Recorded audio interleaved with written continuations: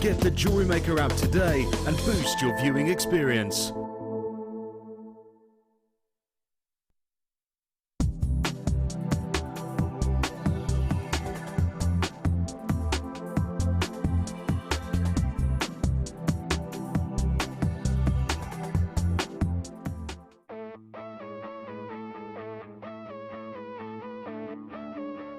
We all know that you need the right tools for the job.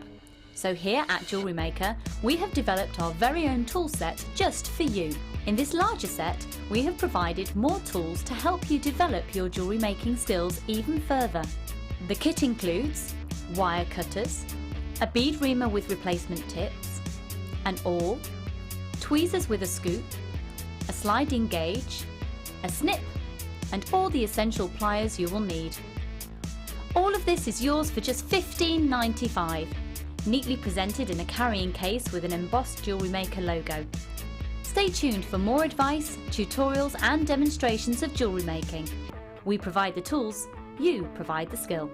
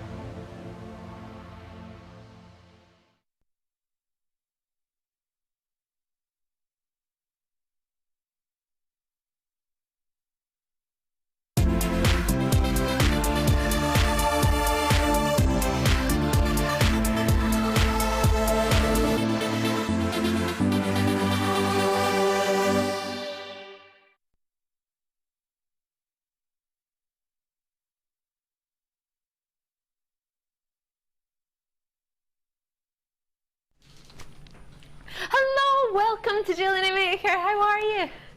Hi. I'm Maille Defoy. It's really good to see you. I hope you're well. I hope you had a really good few days. If you're wondering what all the letters after my name are, so am I actually. No, I do know what they're for. GIA-AJP stands for Gemological Institute of America. Sounds quite fancy. Accredited Jewellery Professional. So I studied with the GIA and became an accredited jewellery professional. I've been working here for 9 years. Although this company has to have other channels, Gems TV, Rocks TV, and we've of course got Gem Collector, where you can collect your gemstones, as well as the Lounge, which is the last sort of ones and twos of finished pieces of jewellery that we have on our auction channels, Gems TV and Rocks TV, which is live to America. JewelleryMaker has been running for about 5 years. Regular viewers, I know you all know this. 4th of May was our 5th birthday, which is a very special birthday. Unfortunately, I missed it because I was on holiday. Bad timing, but yes, I did get involved in it a little bit, and I have some treats for you. Loads of treats coming up for you today. We usually have a guest designer on the Design Inspiration show. A little bit more time we get to spend with them than we do in the morning show, which is superb. Usually what you have is a guest designer who has maybe a kit, and they're allowed to make whatever they want and bring it to you for the show. Now today's show is very, very special. Oh yes, it is. It's not just because we have an exceptional talent known to many of you. In fact, many of you have tuned in just for this very special lady. It's our gorgeous Fleur Hastings. She's our guest designer for the whole day. You enjoyed it? Yes. What was? What you said. I meant every single word. Oh, thank you. And I'll keep going throughout the whole 4 hours. Fleur's going to be with me for 4 hours today, so we're going to be live UK-wise to 5 PM, but if you're joining us anywhere else, It's 4 hours from now on.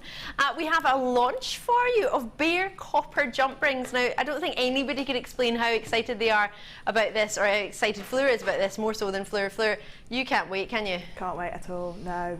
I am just over the moon that we've got bare copper jump rings. And you've been working with them for a couple of days? Yeah, I've had them for about a week. And I have just adored working with them. They are amazing. They're fabulous. They're the best jump rings ever. We love it. Fleur is well, a specialist in many different mediums when it comes to jewellery making, but in particular, we all know Fleur for her love of jump rings and, well, chainmail, if you want to call it chainmail, but it's not just that sort of medium, it expands. We're doing a wee bit of Viking knit as well for you today. We've got some Viking knit tools. If you don't know what it is, don't worry, we'll talk through it for you. We've got a bit of swelling going on today. Don't worry again if you don't know what that is. We'll explain through it as we go. We've got some stamping going on, we've got some hole punching, we've got plenty for everybody, but in particular we've got something for the gents today because it's Father's Day on the 21st of June this year. So you've got time to maybe get something home and work on it. I know, in fact, I want to get involved in one of these kits in particular. We might be... Did you ask, Phil? I didn't ask. You forgot. Phil's going to find out if I'm allowed, because I want to get involved in one of the first kit, actually, in particular. I want to get involved in it, so hopefully I'll be allowed to phone in while I'm on air. I'm not really allowed to, but we'll see. I'm going to get started with some jump rings for you. Lots and lots of fun for you today. Oh, got some brand new treats. One of them for we're going to have for Fleur's challenge. You're going to be in love with them. So much coming up for you. What we're here doing at JewelleryMaker, regular viewers, sorry, I know you know this, so I'll show you what we've got first, and I'll explain to anyone who's maybe never joined us before what we're all about. We're trying to help you make your own jewellery, so whether you do it as a hobby or if you've walked, have you ever looked at a jeweller's or maybe even just sort of a high street store and you've seen some jewellery and thought, I bet I could make that. I bet it's not that difficult. We're here to help you say, actually, yeah, I can do that. And here's everything I need to do it. We're here with guest designers to give you tips. You're stuck on anything, we can help you. If you want to get involved and find out how it all works, we send you a free DVD, a magazine, and lots of treats. So you can join us. It's all free if you want to join us on the website on JewelleryMaker.com. Phone number is free from a UK landline. It's 0800 644 655. If you want to get a hold of these jump rings as well as a jump ring opener. Now, the first time I saw this work, I fell in love with it. I thought it was superb. I'll show it to you in a wee sec, I'll get it out, but YPGC58 is the code that's specific to these two particular things together as a treat. I shouldn't call them things, should I? I didn't mean that, but you know what I mean. So 7mm is the size that we're looking at on your jump rings, and you get 200 of those. So 200 of those coming your way. They are plated for you with gold. 7mm for you in their gauge, and that I imagine will be at their outside diameter. We don't tend to do the inside diameter. If it's only one, it usually tends to be referring to the outside. Yeah. And you've got yourself your jump ring opener, which is superb if you've got a lot of jump rings, and of course here you have 200. So there's a lot of jump rings here. Now they are all open jump rings, so you'll be thinking, well, why do I need an opener if they're already open? They're open, but they're closed. So they're cut open, ready for you to open them and use them, but they're not full rings, so they're already got that cut within them that's perfect, that's flush, so you can use it. So I'll just lift some up for you on the end of my tweezers. If you want some tweezers, we have them on the website as part of a toolkit, actually. Lowest price toolkit comes in at £9.95 if you've not joined us before. You might have some tools at home. And 7mm with gold plated for you.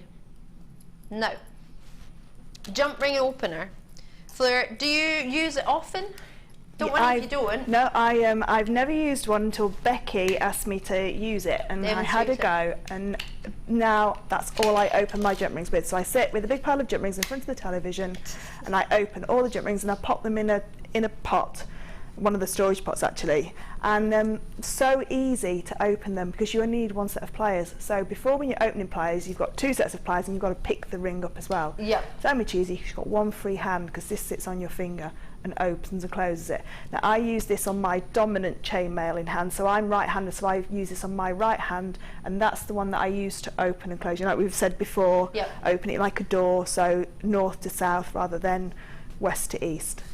So for anyone who's never used it before, do you mind if I give you the ring so you can give a demonstration? Yeah. If you weren't here, I would give it. I would do it for you. But seeing as you're the guest designer, makes absolutely no sense why I would do it. Do you want some jump rings? I've got a whole host here. Yeah, Can I go and give this to Fleur? Oh, is that all for the two? Wow. So you got 200 jump rings, and they're going to $6.95 with the jump ring opener. So with the jump ring opener, you've got two different sides. So this side here has got equal distance gaps in it. So that's perfect for your normal jump rings. But on the other side, you've got a larger gap and a smaller gap. The smaller gap's perfect for the sterling silver jump rings, and the larger gap is perfect for the square profile jump rings. So it opens every single jump ring that we have here. So I'm going to turn it to the normal side. Just get my pliers.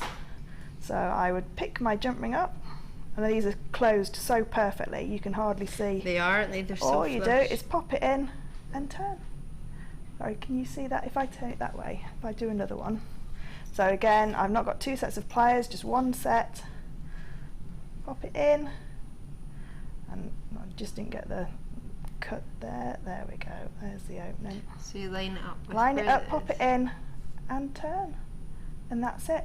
How awesome is that? So you could go through that little dish full of jump rings there very, very quickly. You'd have those open in about 15-20 minutes with this little tool. Now you can close it with these as well. Just sometimes I find it a little bit difficult for the more complex weaves, because you do need two pliers to hold it together when you're weaving them, but for opening them it's absolutely perfect. So whereas before I'd have to have, if I just show you with two pliers, so what I would normally do is hold the jump ring, open it, put the jump ring down. Now I have to put those pliers down to pick my next ring up, so it's long-winded, whereas with this you just open, pick up the next one and open. So easy. Effortless. And I quite like the ring as a ring. Yeah, I mean I've got fat fingers, so it sits quite high up on mine. Come and try it on. It is fabulous. Come on. It's a fabulous tool. And you could even get your other half involved in opening jump rings while you did the weaving. I think they quite enjoy it. It's quite a cool ring. It is, it's fabulous. And Becky said she liked to wear it. I mean, it goes right down on your fingers, it would go right down on as like a normal ring. But it does look cool as a normal ring as well. I think it looks awesome. Just keep it on your on a necklace. Yeah, what I've got with mine is I've got a piece of chain through mine, so things get lost in my toolbox. So I've got so many pliers and tools. Yeah. So I just put a little piece of chain through there, and then I just take it off, just like a little bracelet chain. And I take it off, and then I use it to open all my jump rings, and then it's a fabulous tool. It really is a fabulous tool, and it's great if you've got dexterity problems. With using two pliers, you use your wrist. With this, it's hardly any. So if you've got dexterity problems, you don't even need to move your hand. You could just move your pliers. It's just the wrist. So sometimes when you're doing it, you can see it's the whole hand and wrist. So if you've got problems with your wrists, this is easier, because all you're doing is moving a little bit, rather than it's quite effortless, and once it's in that groove, you don't need to try and get the grip on it properly. Sometimes with pliers I find that I'm kind of constantly trying to get the grip, whereas it just slots in. You don't need to worry about it too much. And the fact that you can use all three different styles of jump rings that we sell here, so the sterling silver, the square profile, and these ones, absolutely perfect. And it doesn't damage the plating at all? It doesn't damage any of the plating. I wish I'd have known we'd have had these on, because I would be getting 2 or 3 of those, especially with the jump rings, because those by themselves, it's like you get this for free, really, because you can pay that for those. Price point wise, when we bundle it together, we can drop the price a wee bit more than what we could do just selling them separately, because we're spending the same amount of time, well, not the same amount of time, we're using less amount of time to do the same 2 treats together than if we did them separately. Each one would be about 3 minutes at a time to offer it to you. But if you squeeze it together, we save a wee bit of airtime, so by saving airtime, we can cut the price down a wee bit. Not a lot, but a wee bit. Just close all these up so that nobody gets a pack with half open ones. Oh, this might even be a studio sample, so don't worry. Okay. Or we could just use them ourselves. Treat yourself as when you can. Thank you so much, Fleur. No problem. There you go. Love it. Yay! It's fabulous. It is fabulous, and I love that you've taken the time to show it to us. Thank you so much. No problem at all. Love it, but I do really like it as a ring. I think it would be a really good gents ring. Yeah. Well, actually, in saying that, it is quite small, but maybe a pinky ring? I better just put it back in there. Lovely to see so many of you in today. It's a busy day today. What day is it? Friday.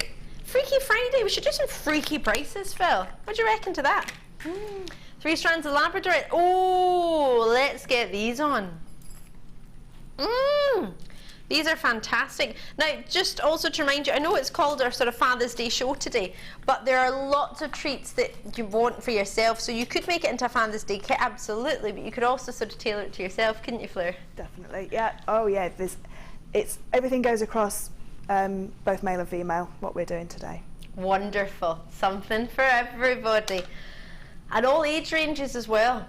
For older dads, young dads, grandpas, there's something I think that would suit everybody. Fleur's done a superb job. I'm using that word a lot today, but I do think it's relevant. Right, let's get these on for you. I've got 3 different strands. Although that looks like 2, it is one whopper. Looking at what we know is the phenomenon effect that you get from here. This is 88 centimetres of phenomenon. When you get, the way the light works with gemstones, in this particular case, it interacts in the most amazing way. It's got this phenomenal way, hence why it's called a phenomenon stone, of naturally playing with the light and quite simply flirting with it. It really does enjoy, it enjoys the light, it flirts back, it flashes back at different colours. Sometimes it's a blue, which is known as labradorescence. Sometimes it's a different colour, which we know as schiller. Inclusions within a gemstone, when it returns back to you, you might call it adventurescence. Adularescence. There's lots of different words you can use. Now, if I'm using words that you don't understand, don't worry. It's totally natural, and it's natural within the stone. We do have a big book, big bad book, which has sold out, but once it's back in stock, I'll let you know. But I'll see if it says, I'm sure at the top of my head, it has adularescence and adventurescence in it.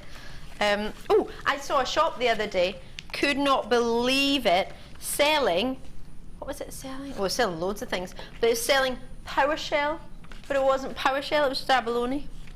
That made me sad. Just thought I'd tell you that. Now, where are we? I'm too busy looking in this book for adularescence. See if it's in here. We're dropping the price, so 200 carats for you in the medium nuggets, which are 2x1 to 9x2. That's the centre one, which is 88 centimetres. Then you've got on either side of that, this is 55 carats of 6x5 to 10x5 millovals, 33 centimetre strand. This, if I hold it out, you'll be able to see how long it is. Wow. And then this one, slightly bigger, they go from 6x5 to 11x8 mil. And that's a 30 centimetre strand and 60 carats on that. So even though the length is a couple of centimetres shorter, there's a bigger carat weight on that one for you. This I absolutely adore. Adularescence, there you go. It's a vibrant natural optical effect similar to the shimmering appearance of the moon on a cloudless evening. Its name is derived from adularia, the mineralogist term for moonstone. It's a gorgeous, gorgeous gemstone. But when adularescence is witnessed in labradorite, it's often referred to as labradorescence. But when it's not blue, sometimes you would know it as adularescence. So inclusions within the gemstone that make it shimmer is probably the easiest way I would describe it. But you can have a look at it in the book. If you've got the book, if you haven't got the book, then it'll be back in stock soon. I'll let you know as when. But if there's anything you want to know, ask me. I can always message you or Facebook you. Yeah. Oh, can I just quickly say, anyone who sent me a message asking for a photo, a signed photo, can you please send me another one on Facebook or Twitter or contact the call centre, purely because we got them delivered and they're massive A4 size, and I don't think you want that big. So they're getting them reordered in an A5 size for you. So either 0800 644 655, talk to the contact centre, they'll drop me an email, or email me ali@tggc.com, just ALI, or of course, or Facebook or Twitter, and I'll get that sorted for you. So summer holiday, ooh, coral colour, love this. Hello, hello, wait till you see these. Together forever. What I would advise you to do when you get these home is give them a wee wash, just with soapy water, not perfume soap, just sort of plain soap, purely because the blue highlight, I imagine, has been dyed to get you that colour. And the coral colour shell, this is a shell pearl for you, 12mm in size, lovely lustre from these. And then you've got that, it's almost like a waxy feel to them. They're really quite luxurious, they're quite fancy, quite like these. And then you've got 300 carats of the howlite. So the howlite we give you a carat weight wise on. On shell and pearls we don't tend to give you a carat weight because they're valued usually by the size. Shell doesn't really weigh much because it's shell. Sometimes it does, but we don't kind of tend to do that. It's just the shell from where a pearl has come, and the shell's been sort of, I guess, quickest way to describe it has been sort of smashed down and put together, forced together, fused together to give you a round. £8.95, and you get both of them. Summer holiday, fancy you put them on a stretchy. Maybe you can have a whole turquoise colour bracelet. It's blue howlite, but it gives you a sort of look of a turquoise. If any of you are on my Facebook page or Twitter, you might have seen a picture of an Iranian temple, mosque that I put on Facebook the other day when I was in Germany. They're all this colour blue, the roof's all blue, and originally in Iran, all the and sort of late Persia, they had all the roofs were actually made of turquoise. Isn't that amazing? Did you know that? No, I've not seen that picture. I must go and have a look. Oh, if you have a look, if you look up Iranian turquoise, you'll see all these beautiful mosques, all just turquoise roofs. It's incredible. And they've got more of a sort of brown matrix than the turquoise you get elsewhere that has more of a black. It's quite lovely. But that's a sort of similar colour. It's blue and it's howlite, but it's giving you a sort of similar colour that you get if you like your turquoise. Then I imagine you probably like that colour too. And then that together, well, it's kind of like the colour of my top today actually, kind of peachy orange, corally orange, hence the coral colour. £8.95. Now you can add to the order that you might have opened already with our gorgeous Vicky and the lovely Sheila this morning, or you can start one this afternoon with myself and Fleur. Maybe you know you're going to be watching tonight and you think, oh actually, I'll add that on because I'm thinking of getting something later. Maybe you know you want to get some Father's Day treats. Maybe you know 100% you're getting the bare copper jump rings no matter what, shadow of a doubt. Or maybe you want to get the swelling in. Either way, we've got lots and lots coming up for you. Kunzite nuggets, did I tell you about that? No. I love your face there, Fleur. That was probably exactly what my face looked like the minute I found that out. Kunzite nuggets. Wait till I show you that. Oh, it is a second chance. I have been seen before, not by myself, admittedly. But it was a star buy. How amazing. Now, these are not £8.95. I'm just showing them to you with the wrong information on the screen. I've just got a little bit quicker. Would you be happy if they went to £8.95 for your kunzite, if I could do that for you? Have to find out later.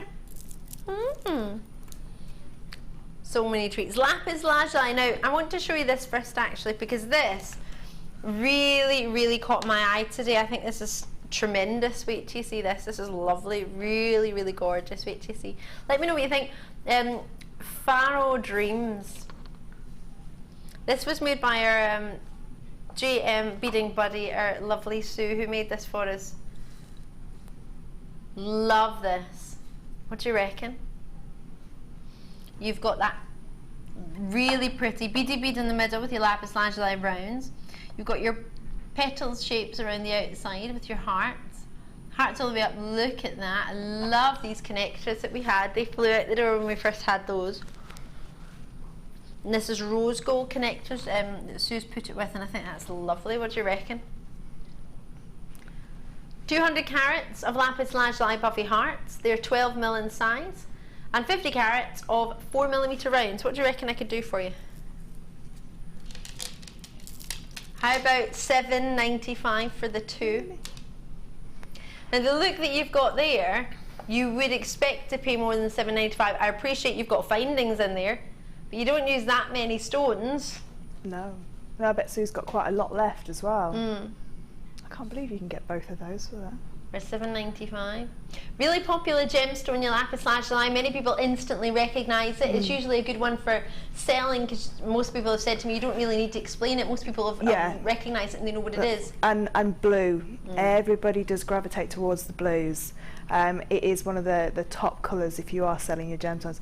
But also, this is such a beautiful blue. It's such a dark blue. It will go with most outfits, so you can make it, if you put it with a coral and the turquoise from before, you can put those two colours with it to sort of like summer it up, or you can put it with a black spinel or a white topaz, say, to really make it glitz. And although it's got gold in it, it does go with every metal tone as well. Definitely. It's quite nice to see it with the rose gold there. I hadn't yet seen it really too much with rose gold. Usually it's either gold or silver that most of us tend to put with it. So I think it's lovely that Sue, our beading buddy's gone for that, and I really do love that design actually. That's something we will put on Facebook. You don't have to be on Facebook to see it, but what you can do is have a wee look. It doesn't cost you anything to look on Facebook if you've already got internet. If you haven't got internet, you can maybe pop down to the local library, or maybe one of your family members or friends have got one of the mobile phones that have a smartphone that allows you access to the internet. You can just look on facebook.com and then do a wee /JewelleryMaker UK, and you'll be able to see our page. You don't have to like it or anything. There are over sort of 50,000 likes on it, goodness gracious me, but you don't have to sort of be on Facebook to look on it. I don't want you to feel excluded if you don't use Facebook. I know many of you do, but if you don't, it's still a way of looking at pictures and still getting involved in seeing them if you want to maybe repeat those designs and make something similar. £7.95 for both of them. Your post and packaging, regular viewers, you know, is £2.95 in the UK per person per day. Now, bearing in mind that's a UK day, so that's 12 p.m. to 12 a.m. to 12 p.m. So that's a full JewelleryMaker day. If you're joining us anywhere else in the world, you've got until 12 p.m. GMT time, not GTM, as I said the other day. I wrote it on Facebook and I was thinking, that's not right, is it? GTM. Do check those out when you can. Lovely to see you on the web. Thank you so much for joining me today. I hope you're having a lovely day. What's the weather like where you are? Are you out joining us in the garden? Are you on a bus on your way out? What are you up to? I'd love to know when you're watching or where you're watching. 60777. You can text us, or alternatively, you can drop us a message on JewelleryMaker.com. If you're texting us, it will cost you whatever your normal network charge is. So you wouldn't add £1.50 on like some places can do. It's just your normal text rate. And if you put JM Studio at the text at the start of it, we'll definitely get it. If you don't put that at the start, we might not receive it, because a few of our channels all share the same text number. So just do make sure you put JM Studio at the start, or alternatively, messages for free on JewelleryMaker.com on our website. I love that. I really do like that collection. That's beautiful. Tiger's Eye Duo, what do you reckon? I think this will look quite lovely with those 7mm jump rings and the jump ring opener you got. Do you know, I don't know about you, but out of all the gemstones in the world, and I love so many gems, my favourites are rose quartz and sphene, but I have more Tiger's Eye in my collection than anything else. How crazy is that? Because it goes with everything. I'll show it to you on. But it does seem to go with everything. And I think because it's got a sort of natural optical phenomenon, I like to just wear it on its own. I don't tend to mix Tiger's Eye. I know many people do. The only gem I really ever mix it with is bronzite or rose quartz. Beautiful with the first kit, because it would go beautifully with the bare copper jump rings, because you'd get that nice darkened effect of the jump rings against that gorgeous. It's like a golden sheen, isn't it? It's like a sheen that comes across them. It is. It's truly amazing, and it's again a gemstone that everybody knows. Yeah. It's a very well recognised gemstone. I've had, no, this is something actually that's quite uncanny. I nearly wore it today, and the reason I didn't is because every time I wear it, we have lots of people messaging asking if they can have it, and we haven't had any faceted 7mm or sort of 6mm of the same size. But there's a necklace I got from our sister channel, Gems TV, before JewelleryMaker existed. And this was part of the reason JewelleryMaker actually came about, because our boss was saying, well, we've simply just knotted those, threaded and knotted them. Surely people might want to do that themselves. So see the top strand here that I've got? These are 8mm faceted. I have a strand of 8mm faceted Tiger's Eye on a long lariat style necklace, and all it simply is knotted with a brown knotted thread. And I've had more comments about that necklace that I literally throw on every couple of days than any other piece of jewellery I've got. And I've got some really nice pieces of jewellery. I mean, I've worked here for 9 years, I should do. But for that strand, that top strand, everybody asks me how to get that necklace that I've had, and we've not had faceted 8mm round once that I presented so that I could say, oh yeah, you can make that necklace with this. It was honestly one of my favourite pieces of jewellery, and still is. Slip it over your head with the faceting in it. You get much more play of light, much more fun with it, much more luster than you would with a plain. I love plain gemstones, don't get me wrong, but when you get a Tiger's Eye, it's a phenomenon. So I mean, looking at it like this, I always think it looks like a chocolate with melted caramel just rolling around in the middle. If you look at this one here in particular, the way it's catching the light at that angle, can you see that that's natural inclusions just roaming around inside the gemstone? That's not drawn on, that's not fixed, that gold isn't fixed in place. It's just rolling around the gemstone inside. It's mystical, it's dreamy. Ladies and gents love it. I think it's one of our most unisex gemstones out there. And to also have the smaller size as well. I don't know about you, but most of my gent friends, family and friends, like the smaller size gemstones, like the 6 mils and the 5 mils for their bracelets, their stacker bracelets that they've all started wearing now. Stacker bracelets are everywhere, aren't they? And they're great for macrame as well, because you can see that beautiful, if you use hemp cord, you can see all that beautiful cord around it as well. And it doesn't make it too chunky. Absolutely. And $7.95 for 2 strands. Well, I paid more for my necklace, which was threaded, and it doesn't have a clasp on it. It's just threaded knots the whole way around, so I don't know how that was done. How would you do that, Fleur? If it's just threaded knotted the whole way through, there's not one clasp on it? There must be, one of the beads must have both ends glued into it. So you must have, one end must have both ends glued into it. But what I would do is I would knot it, if I was going to do it myself, knot it, pop some glue over it, and then pop a crimp cover over the top. Yeah. So that you will have one sort of like, whichever metal tone you use in there, you'll have that metal tone in there. But that for me would be, I'd feel safer. But it's if you've had it that long, it's obviously... Well, I've had it that long, and I've only literally today just thought, how is it held together? Because I've never actually, there's no clasp on it. Also, now you might look at this and think, Ali, that's not going to go. There's a rose gold coloured bead here. Now this isn't a crimp. Oh, it is a crimp cover. You could use this as a crimp cover, couldn't you? They're cut, aren't they? They are cut, yeah. I think you'd struggle to open it as a crimp and then close it back again, but because they're bare copper, they... because I was going to say from your kit, well, maybe not from the kit that's coming up then, but maybe a jump ring you've got, crimp cover you got at home, and maybe some swelligant? Yeah, you do. To make it match the colour? Yeah, you could, because what you'd need to do if it was a coated finding, and we'll go through it a little bit more, you need the metal coating on first, whereas the bare copper we can just go straight to the dyes and the patinas. You do need to prep it first, but we can talk about how to prep non-coated findings anyway. I love that. Thank you so much. Thank you, Fleur. Afternoon, Ali. This is from Louise in Greater Manchester. Looking very fresh and pretty. Is that pretty? And Fleur, well, just sweet and lovely as usual. Happy Friday to you both and all the crew. Oh, thank you, Louise. Thank you. Oh, happy Friday to you too. I love that. I'll take that. We're looking fresh and pretty. I'm having it. I'm going to frame that, put it on my wall. Freeze frame the telly when I go home. Oh, Julie's gone for 4 in North Yorkshire. Love that. Lovely, lovely treat. If you do decide to do that, I'd love to see a wee picture of it. I'd love you to let me know what you do with them. It'd be great. Right.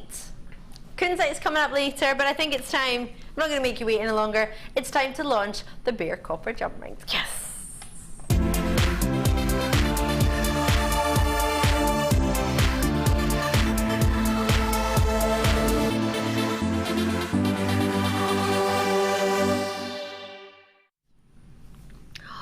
What a treat when you see what Fleur has made. In fact, if you've been on Facebook, you might have had a sneaky wee peek already. What a kit. I'm going to most definitely try and get one of these, as is Fleur. WXGC38. Phil, am I allowed to? It's fun. Join me whenever you wish, whenever you see something you like, but this is a must. I'm in love with it. Wait to see these. Look at your 4 strands. 1, 2, 3, 4, 5. 5 strands. You have got green culture potato pearls, 7 to 8 millimeter, which are these. Now they're not really what I would call green. They're more like a lemony, olivey colour. You've got your green potato pearls. They're called. You've got 150 carats of green magnesite. They're coming in at puffy coins of 10 mil. In size, there's 130 carats of those. Green magnesite, 150 carats, which are your carved leaves. Let's get these in for you now. Carved leaves are 18 by 13 millimeter in size. You then have brown cocoa shell Heshy beads and irregular squares. These are the irregular squares. They're 5 by 2 mil to 7 by 5 mil. I'm in love with these. Then you've also got these, which are the 4 by 2 to 4 by 4 mil. Again, in love with both of these. These are actually part of the main reason I'm getting this kit. It won't let Fleur buy them. It says can't ship to destination. Can't ship to destination. And it's set to UK. Don't know. Scott's changed it.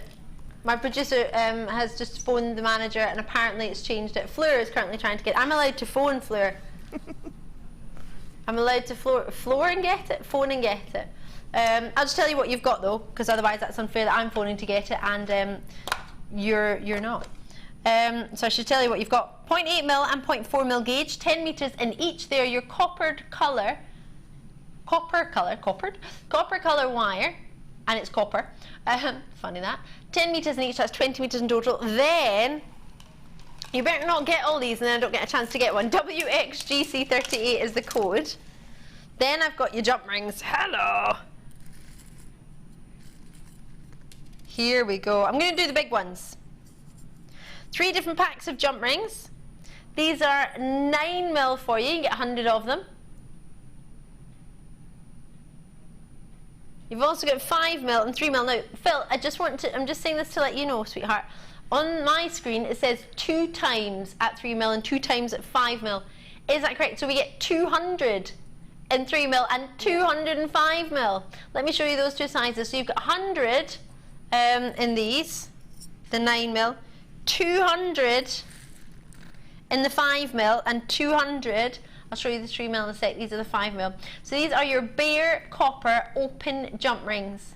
So these are the 5 mil ones, and I'll simply slip on your round, your 3 mil. Now I've not seen round 3 mil jumps before, and I love them. When you see what Fleur's done with them, you're going to love them. Fleur, were they fun to work with? Really nice to work with, because these are just perfect little glints of copper as spacers. There isn't any chainmail weaves that you can do with these, but they are fabulous. I was very tempted just to string them all together and in that stretchy style of famous bracelet, because it would be amazing. Love, love, love that. Then 2 more treats to add to this kit before I get to pick up my phone and join you. Chicka-cha, ha ha. Hello. So you've got here 3mm beads, 200 of them, and again they're bare copper for you. You're getting a theme. Then we have these. Hello. These are like almost like little tags. You could call them. They're called stamping blanks of 30 by 10mm. They are bare copper and they've been brushed. Now it says rectangular, but you can see a rectangle has usually got a square. These have been curved at the end, and it's a really sizable stamp in there. We've got a stamping tool for you later as well if you need that. Plenty. You get 5 of those. So that's everything you're getting in your kit. You get your 5 strands. 2 of them are my favourite new gem now, or favourite new treat, brown cocoa shell. I love that. You get heshy beads and irregular squares. You've also got your 2 magnesites, kind of green turquoisey colour. Your pearls, which are not a green, they're a limey green. You've got like a, not a brownish tinge, but like a goldy. It's exactly the same as one of the patinas. Like an antique tinge. Yeah, it's exactly the same as one of the patinas that we've got coming up. Oh, how perfect. Love these. And at £56.30, I've been told that if you can't currently get the kit, I've just been asked to let you know to refresh your screen. F5, Phil has said will refresh your screen. Have you got me one? Yeah. Thanks, Fleur. Yay! I was allowed to phone all of a sudden. I'm going to put my phone back on airplane mode now, because now now I don't need to phone because Fleur's got me one. Thanks, Fleur. Where's my name? It's Fleur ×2. Yay! Thanks, Fleur. So £56.30. Fleur has got it, but that doesn't mean she's paying £56.30. because producer Phil will be reducing the price. We didn't agree a price, this is very true. Cheshire's in, Alison, Marilyn, you don't need to call back or join us back on the web if the price changes, which it will do. We've added all of them together and now we've reduced the price by a bundling price because we're doing them all as one big deal. And we appreciate £56.30. Individually is great if you buy all the individual treats, but when you put them together you can make a bit of a discount because of course all of them are being allocated at once. So that's what, 1, 2, 3, 4, that's 5, 6, 7, 8, 9, 10, 11, 12, 13, 14 volt locations.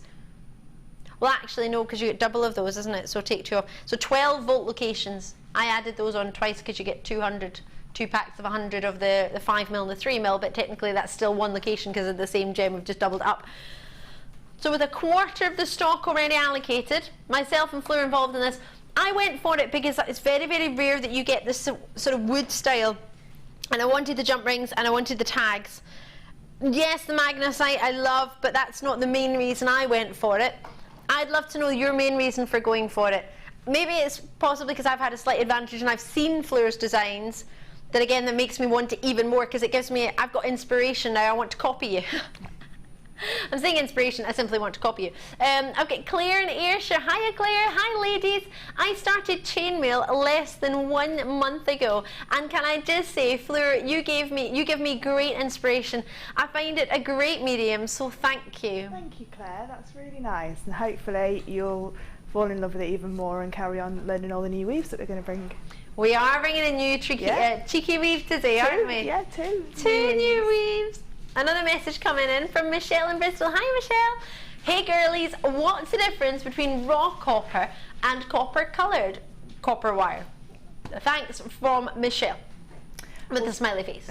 Raw copper has not had any treatments on it at all, so it will age over time. So if anybody's seen the copper bangles that certain people wear for various reasons, it will start to go a green colour, so it starts to age over time, a little bit like tarnish on silver. Yep. Our copper that we have in the kits normally, so the copper wire, has all been e-coated, so it stops that aging process. So this won't, your copper wire and your copper findings and your normal copper jump rings, copper coloured and copper plated, won't patina, so they won't age. They will stay as beautiful and shiny as they are the day you buy them. They'll get a little bit dirty, but a quick clean, and they'll come straight.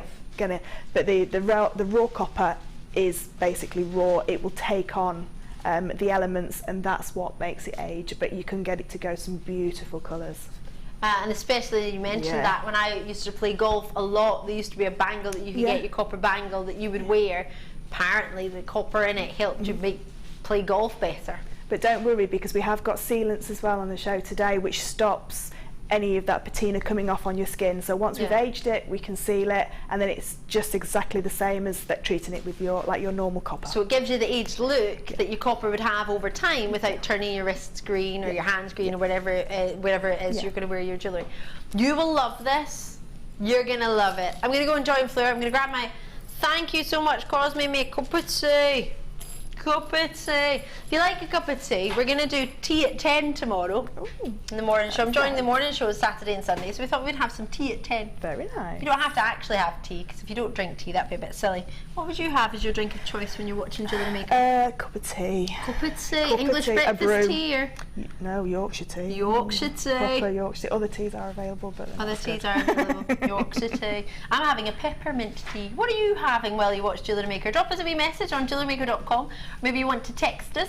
If you can, it's 60777. I'd love to hear from you. What is your drink of choice while you're watching JewelleryMaker? I love that. We would normally say biscuits, but that'll just make us hungry. We haven't got any. Oh, actually, in saying that, every time Fleur comes, there's like a plethora of biscuits. There's a bit of gazillion you've brought in cookie-wise. But I do have a theory. If I can't get thin, I'm going to make them fat. So I feed them to make them bigger, so that I don't look. You are gorgeous. What are you talking about? I do love that you bring biscuits all the time. Biscuits and cakes. And the ones with the Visit Smarties that were in it today. Other chocolates are available that are crunchy, like Galaxy Minstrels and M&M's. M&M's, yeah. Right. Oh my gosh, I'm going to move my cup out the way. When you see these, you're going to want them. Love, love, love. So very much today is, well, it's all about Father's Day, isn't it? Which is on the 21st of June this year. It does tend to change, because I thought it was tomorrow. No, I thought it was on Sunday, because it's usually the same day. Yeah. It's usually the Sunday closest to my father's birthday, which is the 6th of June. So I was all excited thinking it was on Sunday. Oh, no. Then realised I've got a wee bit more time than I thought. I was going to say, it's perfect though. If you can get this kit today, you can make all your gifts and then they're there ready. You don't have to rush. Absolutely, and I appreciate, well, you might be a young mum or an older mum and you might be thinking, oh, I'll make something for the kid to be as the Father's Day gift. You might want to give it to your own father, your grandfather, brother, maybe if your brother's a dad or whatever. It doesn't necessarily mean it has to be, it can be for everyone. I think just for gents in general. So would I. I would wear them all as I well. have them all on earlier. I was taking pictures with them, sending them to my friends. I was like, do you want me to make you this? They are. Both of these kits are just truly amazing, and this is what I've got left. Do you want me to pop it into a bead tray so you can see exactly what I've got left? Because I've made, is it 9 pieces? 4, 5, 6, 7, 8, 9. Yes. 9 pieces. Oh, I love that. Imagine how that would look if you got the wee tiger's eyes of like 5mm. Are they 5mm or 6mm? Could you put them with it? I would love that. I think these woods are just gorgeous. I love them. I love this neck. I love it all. Cufflink. Has anyone got it? Phil, you've got a shirt on today, haven't you? Is it short sleeve? No, it's not. Is it? Aww. I love those cufflinks because they're double-sided, so you can wear them either way. So if you want to wear the chainmail section, or you want to wear the beautiful, is it magnesite or howlite? It's magnesite. You got it right. Yeah. So you can have the plain beautiful turquoise magnesite, or you can have the gorgeous bead with the Mobius rings on there. And the Mobius flower, no disrespect meant in any way, I can do it. Yeah. I learned to do it from Fleur in one day, right? About 10 seconds, wasn't it? We just showed you quickly, and then she's off now making them. So yeah, that's one of my favourite things to do is make a Mobius flower. You'll like this one then as well. Absolutely this gorgeous. One's very, very simple. Is it? Very effective. So if you like your Mobius flower, this is going to be a good one for you. Yeah. Wow. And we've aged them up a little bit as well, so we're going to go through that. So we've got our dad's stamp on here. We're going to bring the stamps for you later on, and hole punches for you as well. Got tons of treats. I want to wear them, layer them up. Yeah. How cool is that? This one is a picture one of the pictures I took for my friends to send them and see if they would fancy that. That shows perfectly what, forgive me, was it Claire that was asking about the raw copper and the, so the crimp cover, difference. So the crimp cover that's on this bracelet here, and the head pins that are on the dad, they're the usual copper, so that's been coated so it won't patina. And I did just literally dip this in the whole patina when it was made, and it didn't touch the crimp cover, but it touched, and all these in between, these are the copper beads in between those beautiful large. So it's okay to dip the wood in as well? Yeah. Does it patina the wood, or it doesn't touch it doesn't. It doesn't touch it. No, it will take on a bit of the colour. But then once you want that though, don't you? Yeah, you can just clean that off. The only things I wouldn't do are your really porous gemstones, so your pearls, your amber, keep away from those kind of ones that are very porous, because that will take on the colour. I love this. Now this is I'll put it next to it actually. I'm going to put it on Fleur's wrist. This one, I know we've got some 2mm copper wire coming up, and I cut these jump rings out of that 2mm, so you can see the difference in the two. And mine's been aged, but I think we're gonna pop this in some in a minute, and we'll age that one up as well. Love it. Weave wise, this is called half Persian 4-in-1. That one. So you know the 4-in-1. Yeah, 4-in-1's the same on both sides, and 3-in-1's different. Love this keyring. Oh, she says as she drops it. Turn it around. So for this stamping block, and this is the first time I've stamped. I've not had a go at stamping before, and this is using the Swelligan dies that we've got coming up in a minute. So I know sometimes when Debbie Kershaw and Laura's done stamping shows, you've had to colour it in with a marker pen, a permanent marker pen, and then take it off. I've used the dies to actually colour these, so you can use them. You can use those dies to really get that colour into the stamp. That's awesome, and you can put any names that you want on there. We'll have the letters for you, the stamps for you, and you can simply choose to get the stamps or not. But if you get them, then bear in mind you can use them forever. Once you get them once, it's not like once you stamp, that's it used and you can't use it again. They're fabulous. They're constant. That's superb. Keyring. This, you're going to love it. I should probably get started actually, because I know it's going to take a wee bit longer on this weave today. Have you seen everything? This is everything that I've got left. If I get it all in shot, I can't even get it all in shot. If I scoot it all up to the top, there's so much. And then there is tons left. There is a necklace, which I don't know if you've seen it yet, but I'm in love with. There's loads of jump rings left. I want to match I want to match that and a bracelet together. Yeah, so they're jump rings and the new beads. Are you loving that, Tom? Director Tom's like, oh my gosh, that's amazing. Are you trying to dibs that one? We played dibs here on JewelleryMaker. Well, on my shows we do. I'm not really supposed to, but it's fine. As long as you don't like management, no, it's not a problem. And we don't have management in this weekend. So we've got them today, but not tomorrow or Sunday, so that's fine. And then the cross, I'll quickly show it to you with a Viking knit, if I'm not mistaken. Yeah, Viking knit. So Viking knitted with the 0.8 and the 0.4. So this is the 0.4 in the necklace, and the bracelet is the 0.8. And for anybody that is worried about Viking knitting with such a dense weave, as long as you do it on the large Lazy Daisy, it's absolutely perfect. So that's the 1.5. Yeah, the half-inch tool. Coming up later. And it's not hard on your hands. It's not hard on your wrists. Quarter coming up. Sorry. But you can do it on the quarter, but you'd only be able to do 3 loops. As opposed to that's 6 loops on a 12 loop daisy. Right. So as long as you just half it, because it's just a little bit too thick. The wire takes up too much room on the daisy. Okay. Perfect. Just to let you know, we have 20 kits left, thanks to Fleur. Both Fleur and I have ours. Which is amazing for me in particular to think that Fleur has had the chance for a week to work with this, and she's enjoyed it that much she wants to do it all over again. Yeah. Do you want to do it to sell? You want to do it to keep, or is that a personal question? Should I not ask that? No. I want to sell. I cut my copper jump rings, and for that price, it's really not worth it. So I've got my jump rings to sell. Right. I want to make my own key ring because that's my children's names on there, but I want to make that. Mark's not watching because he's at work. I want to make one of those for Mark for Father's Day. And why don't you just dibs it? I could do, and I suppose anybody wants it with dibs. Dibs. Done. It's Fleur's. So I'm selling the rest of it. Yeah, I'm making it out.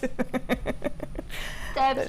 It's a fabulous, fabulous kit. Both kits are, and I couldn't choose between both. So if it's okay with Phil, I'm going to buy the other one. If there's any left of the next one. I won't tell anyone. No. Check it out as when you can. There is space currently. The code on it is WXGC38. It's £27.95. One post and packaging in any one day, or shipping and handling depending on how you join us, where you join us. You can use it together, you can separate it, you might just want to thread, you might just want to do, you might don't have to do the chainmail or the knitting, you can just do some threading, but you've got it all there so that if the option does take you fancy at a later date, you can give it all a go. You could make the necklace, the first necklace next to you, again with the larger wooden beads and the middle-sized jump rings. So you can make, if you're not into chainmail, you could just thread them on like that, and you could do necklace and bracelet. Brilliant. Plenty of options for you. I'm in love with that. Do check us out. The gents are getting quite trendy these days. If you think of it, sort of Topshop and Burton's and all the other gent. Well, there was another gent shop. I don't really go in gent shops. What else do gents? Topman. Topman. There you go.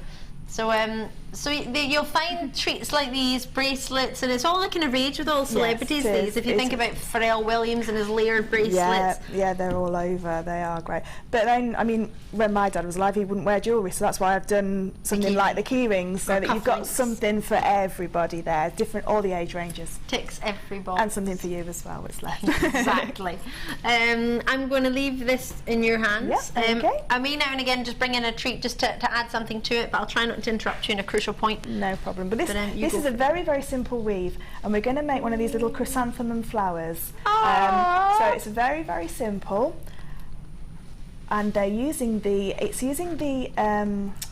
middle-sized jump rings, and the big 9 mil, the 9 mil, and then the middle-sized jump rings. So you've got the two different sizes. I think they're 5 mil. My memory serves me correctly. Is that what they are? They've gone already. So what we need to do is we need to add 20 jump rings onto one of the large jump rings. Now I'm, just for time's sake, because I know we've got a few other things to show in this demo, I'm just going to pop a few on. So all we're going to do is, I've popped on there, I think there's 10 or 11. So you're just going to lie it down and make sort of a flower shape as it sits. Now this is so easy, this weave. What you're going to do is take 2 jump rings with your next small jump ring and close. Now just for anyone who's tuned in, Fleur is superb, and what she does is use coloured jump rings slightly larger, so in the camera wise it comes across really, really well, so you can see. So if you're thinking, hold on, that's a different colour, that's purely the reason why. It's just so that you can see them in the large sizes. It's super, isn't it?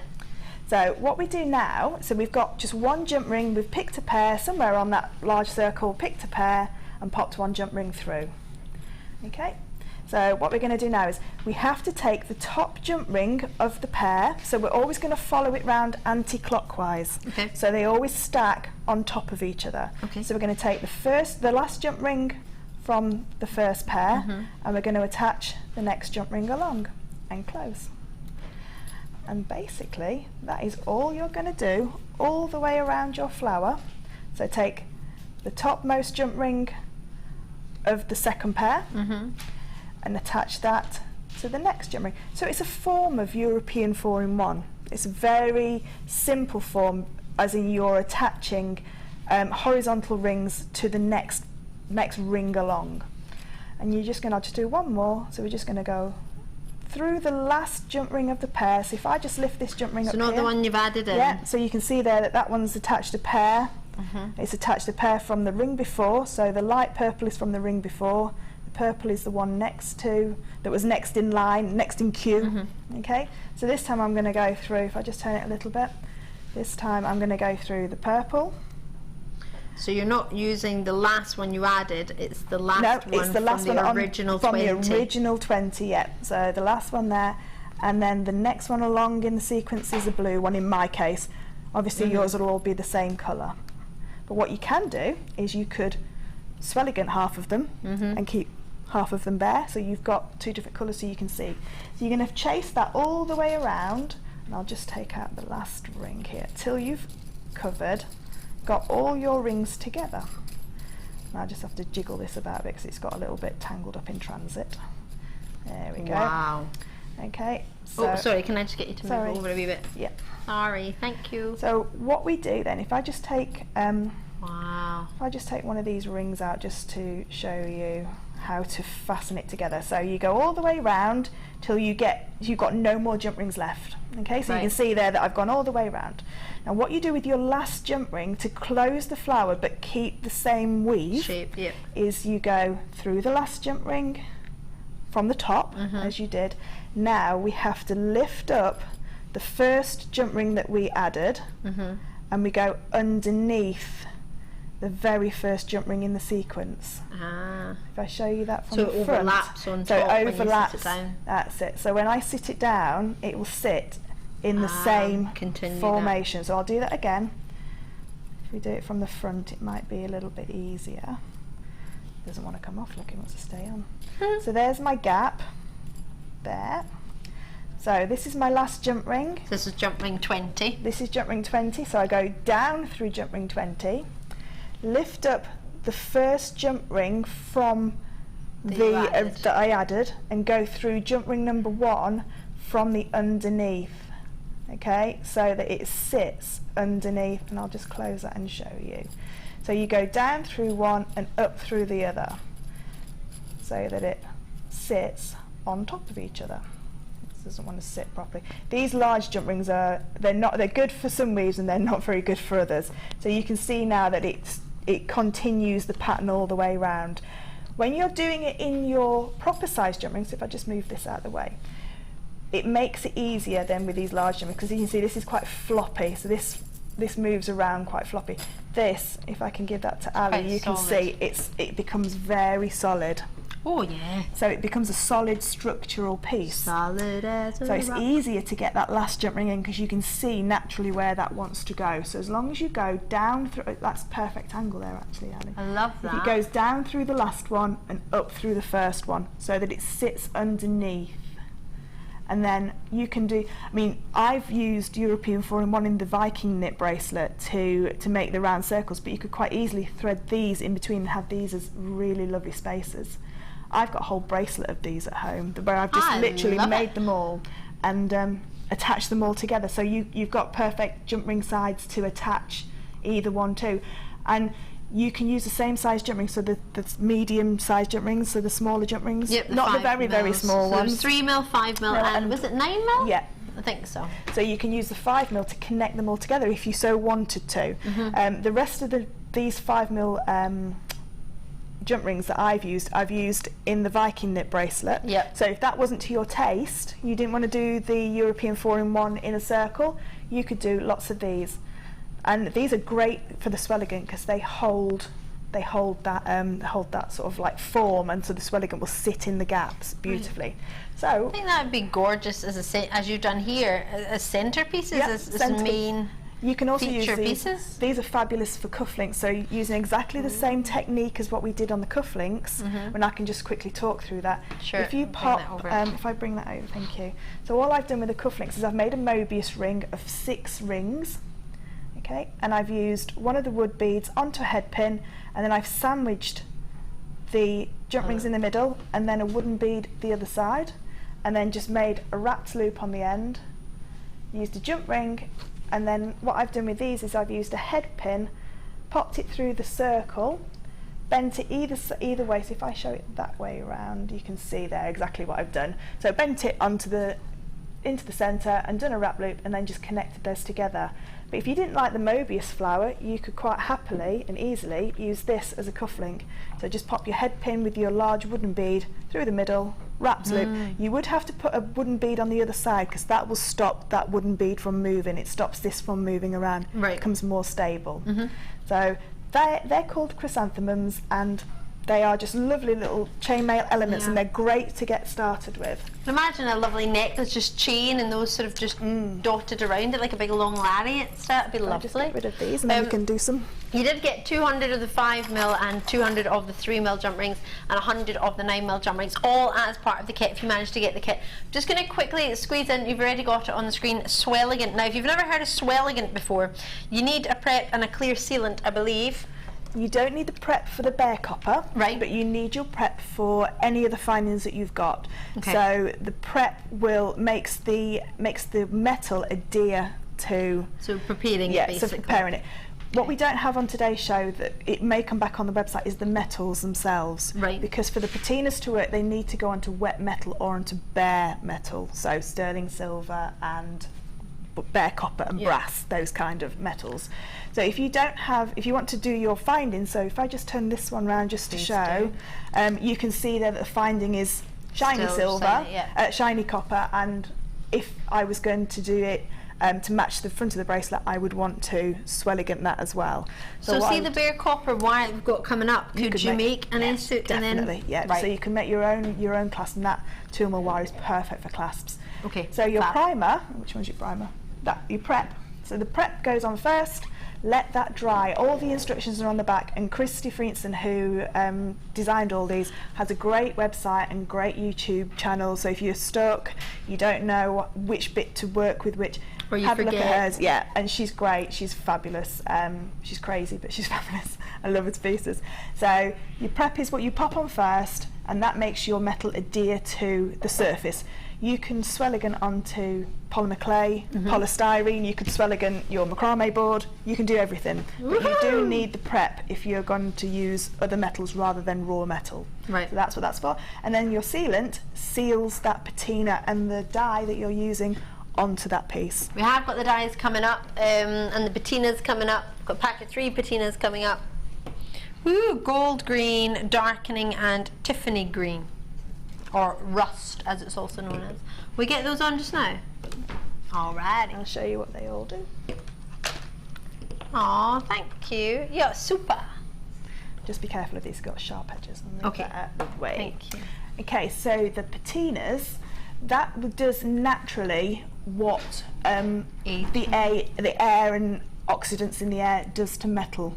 Right. So anybody that's tried to age metal before, this being people that have tried to put live yogurt on metal and pop it outside and leave it for 4 years, and it starts to go to that green. So the darkening one that's there, the one in the middle, darkening only works on all metals. All metal will darken with age, but the only metal that can only be used with the darkening one is silver. Right. Because you can't verdigris silver. Silver won't go green, as in the gold green and the Tiffany green. Right. It will only go dark. So you can only, if you've got sterling silver that you want to patina, change. Yeah. it's a little bit like the liver of sulphur. So that's the kind of look it comes to. And if I just show you these little copper beads, I think they're from the next kit. So that's what happens with the darkening. And what I've done, I could have showed you the bracelet there as well, in the one that you like. Or love. So this is what happens when you darken your bare copper with the darkening patina. What we've done in the bracelet that's on my hand a little bit further up there is we've sanded it back, so we've relieved it a little bit. So we've just sanded some of it off, and we're going to do that in a second. So we're going to show what it looks like. So that's the darkening one. So I'll just pop that down, and I shall show you the next ones. So this one is the gold green. Now, these were done. These were done at 10 o'clock this morning. Now the darkening happens straight away. So darkening happens before your eyes. You can see it going dark, like you can liver of sulphur. Okay, I'm just really sorry. It's all Best way, no, I'll move these out of the way. Best way to do it control-wise, do you do it in like a takeaway tub? I use these takeaway tubs. They are fabulous for this because you have a well around the side and you have a raised section in the middle, so you can pop your patina, and I've just written gold green, so I know which one's which. I'll turn that around because my handwriting's horrendous. No, it's not. So what happens when you put, this is the gold green, this is what happens to copper in the gold green. So that is just literally bathed in the copper, and I've textured that before. If you're going to use your copper sheet, you do need to key the surface first. Right. Okay, so a little bit of wire wool, a wire brush, something just to make it adhere to it. But you don't need any of the prep. You just literally dunk it in. It will still flake off, and you can see it's coming off if I show you the chainmail section. Yeah. So this is what a piece of ancient chainmail would look like if you found it digging it up. Yeah.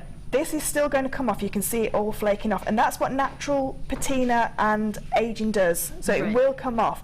But with the sealant, I could seal this. But what I want to do in a second is just sand some of this back so that then the green sits in the relief, and I can see the shine of the copper. Once I seal it, I can get the shiny copper and the green inside. You get the best of both. You get the best of both worlds. If you like it this much algae, if you like, on it, and these are all natural products, so it is naturally how metal would oxidise in everyday life if we were to leave it out in the garden. So that's your gold green, and then your Tiffany green is more of a blue green. Now what I've done with this as well is I've mixed some of the dye with it, and I'll show you on some other little sections in a second how it looks together. So the Tiffany green is more of a blue green, and the gold green is more of a yellow green. It's almost like a turquoisey. It is more turquoise, and I've added some of the blue dye. So if I just flip that over, you can see, and this will still carry on curing. You can see that section there in the middle is really cured that's quite adhered quite a lot there. Yeah. It will carry on for about 24 hours. So what I do is I coat them, and you give them a real good coating, and then I pop the lids on them so that they don't get knocked over, and I leave them, and I don't touch them, because if you're tempted to keep touching them, then they will. So if I just quickly show you those two together. And do you have to use gloves or anything? Yes, Would you put do, like sort of marigolds on? Yeah, marigolds or some. I've just got some like latex gloves there. Yeah, just the ones you can pick up. We've got pack some, like 100 of for a couple of pounds. We'll have a go at doing some in a minute, and we'll see what it comes out as. I've got you a pair as well.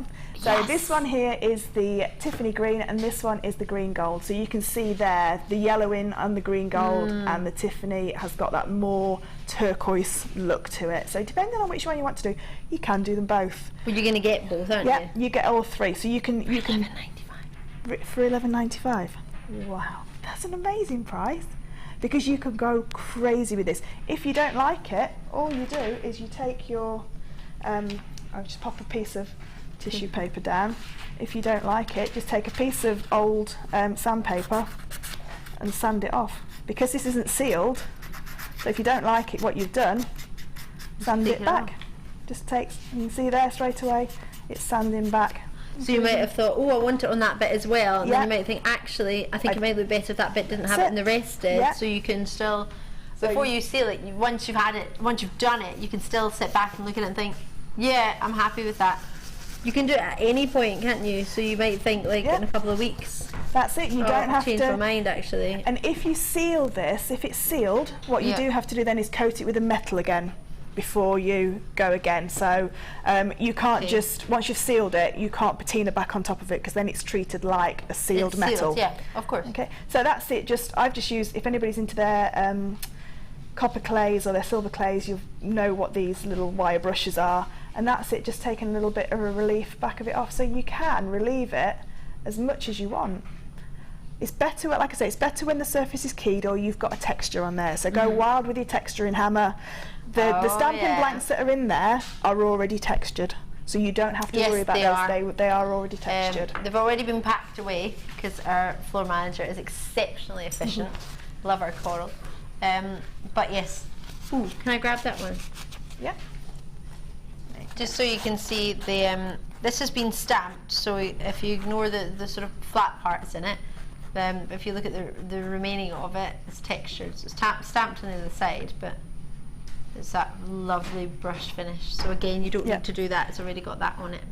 So I've just taken a little bit off the darkening off of these beautiful little beads, and you can see there how you can get a real, and that's how that bracelet came apart. So literally with a piece of just soft sandpaper, it doesn't have to be hard grit, just sand it off, and then you can seal it. Now when you're sealing it, what I do suggest is you use a spritz bottle to seal it. When we put these on in a second, I'll show you how I put them on with paintbrushes, but to paint the sealant on, and the sealant becomes matte, so you don't, if you glob it on, it can sort of like set like that as well. Okay. So it is a longer process to patina and colour and then to set, because you have to let everything dry. I always let everything dry overnight in a warm temperature. But you can go absolutely crazy. Like just a warm just a normal house. Yeah. But if you want this to happen quicker, you can heat it with a heating tool as well. So if you heat the metal first and then put patina on, the patina will react faster because the metal is hotter. Yep. But I just tend to leave it in and just see. If you get to a point where you say, actually I like that, and you want to stop it, what you can do, what I suggest is let it carry on to where it needs to get to, where it will naturally get to, and then sand it back. Yeah. With the darkening, you can plunge it into some water to stop it, and that'll wash the rest of the patina off, and it stops there. But with these, because they actually put an actual crust onto the metal for you to sand back, that's why I would let that go all the way and then sand it back when you finish. And then you can sand it back as much or as little as you like. And then if you've sanded too much off, you can pop it back in your patina and start again. What if you do too much and think, oh no, that's no problem. No problem at all. So we'll have a go at patinaing something, shall we? Yeah, I'll quickly get these dyes on and then we'll go for it. And then that way I don't have to stop mid. Oh, I'm excited. Pop these gloves on, sorry. Only 29 available of these. These will be quite quick. Again, everything has the directions on the back. Fleur is on Facebook, JM Guest Designer Fleur Hastings. I'm on there as well, but of course Fleur knows more about this than I do. She's a specialist in it. So if you wish to get more contact from Fleur when it arrives, because it might be a few days before you get it, you might think, oh, what was it Fleur said? You can always look back on YouTube. We record every show and put them on there. Well, unless there's some kind of crazy circumstance that, I don't know, doesn't record or something. But other than that, it should be on Facebook. YouTube, sorry, under JewelleryMaker UK's YouTube page. Goodness me. But you can't find it through Facebook as well, but that's probably a long-winded way of going about it. These, £18.85. You're swelling in your 3 dyes, your black charcoal black, blood red and indigo. Ooh. So the blue is what we were looking at earlier on the names, right? Yeah, so on the keyring. So here's the blue. That you've dibsed. When it's I've got them all. Oh, you've lined them up. You're a superstar. Here, if I can hold them, that is. So they're the 3 colours. Sorry, the blues. Thank you. There. So you've got the blue, the black, and then the red. Sorry, you've got it on your hands. I did do that. I was like, why did I do that? They are dry. No, they are. These are dry. Fine. No, it's supposed to be bubbly. It's not a problem. They will go on everything, and it is a little bit like children painting when you've got these out. It does go everywhere.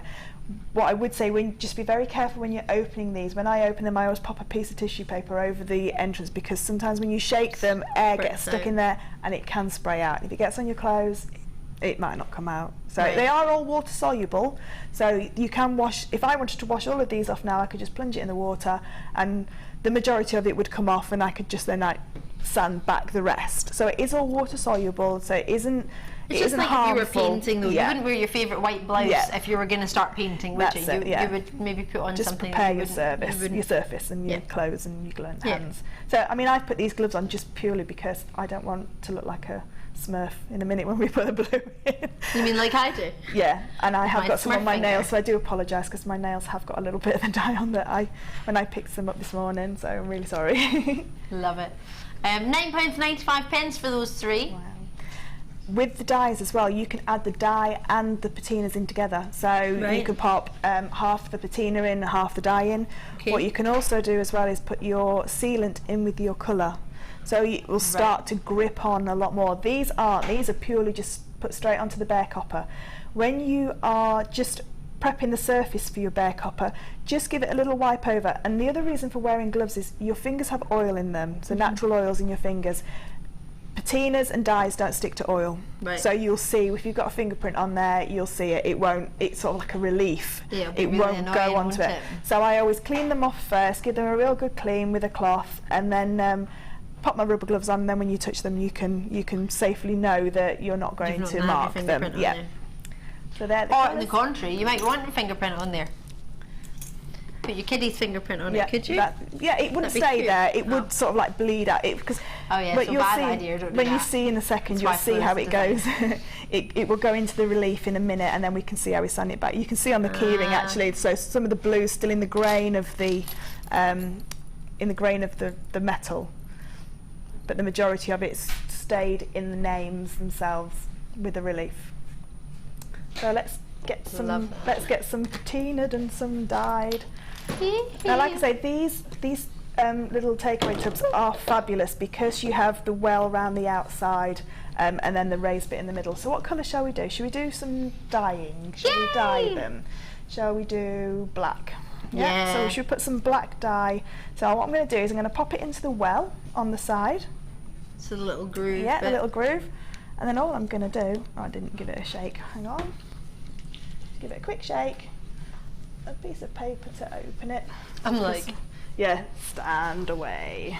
There you go. So look at open it. So you can see there as I opened it, some did come out. So just just be a little bit careful with it. And then and I am the messiest person ever. There we go. Sorry, I covered it completely up. Always put the lids on them straight away after they finish. You don't want them to dry out. Then get in a paintbrush. What we're going to do is just dab it over. So you don't really need a lot, do you? Nope. Dab it over there, and you can see, you can't see it now because it's all blackened. Let me pop it into the middle, and in a second when that starts to dry, and we'll probably come back to this in the second designer inspiration, you can just about see the letters, so it's taken into the letters there. And you see it just very gently. It's easier to see with your naked eye actually than on the TV. If I just wipe a little bit of away, you can there you go, you can see it a little bit, you can see the relief, you can see where the stamps have gone in there. So we'll see that in a second, and I'll just pop a little bit more dye on it. You're better off to cover it more than less. So don't just think, I'll try and get it into the words. Give it a complete covering. Okay, so that's that one done. And then shall we pop some darkening patina on this one? Absolutely. Because the darkening happens faster, so we can show that one, and you'll see straight away how it. So I'll just pop that into the well over there, and give it a good dousing. There you go. And what I did when I did these is I popped them into the well like that, and then I sort of like carried on, left it in the bottom, then just kept dropping other bits in. What we can do, we've got some beads here from the kit, so let's pop a few beads in there as well. And just pop them in. And then give them a little swish round. And that now is starting, you see the copper there starting to darken already? If I lift it up, you can see there how it's starting to go dark straight away. So it happens very, very quickly. Okay, so what we're going to do with that one now, because I don't want it to go too dark, it will go completely black if we want it to. So we can just keep moving it around, take it out, pop it onto our paper towel.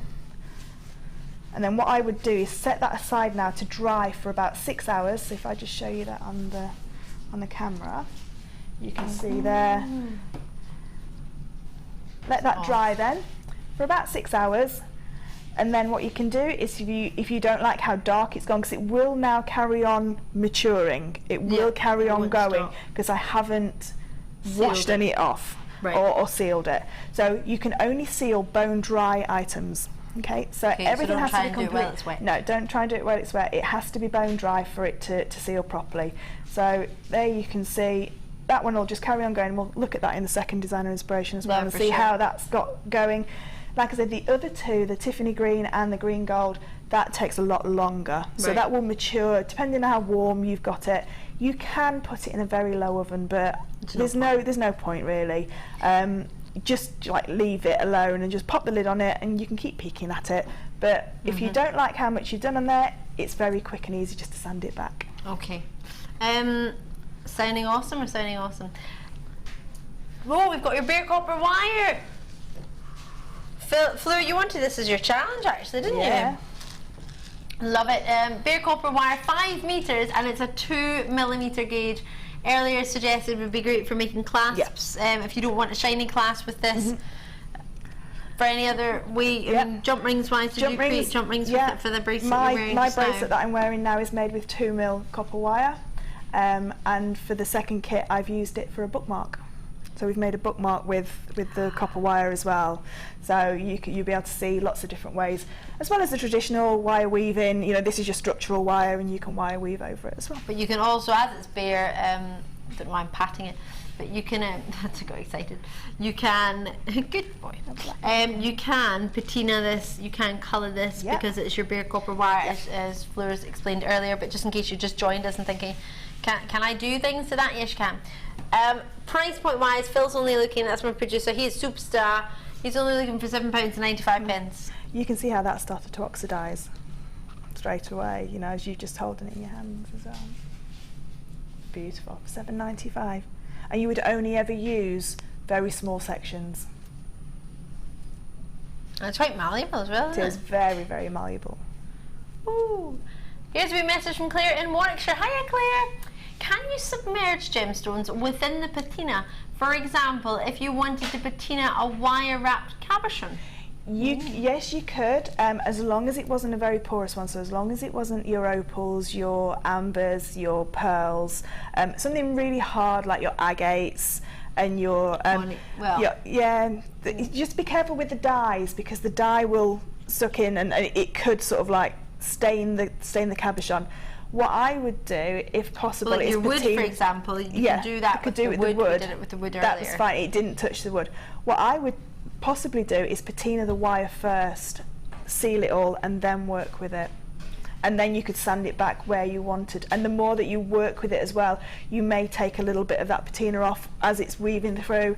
You can then paint it on. So what I tend to do is I tend to use just really cheap paintbrushes, and I paint it on, because with chainmail, as you can see from this section here, it has gone quite thick. If I'd have gently painted that on, it would have been less, like I have done on the circles in the middle and the chrysanthemums on the other bracelet. So I painted that on, and what that one is that is the Tiffany green with black dye. So I've put both of those together. So I've put the dye and the Tiffany green together, and I've painted it on, and I've just left it.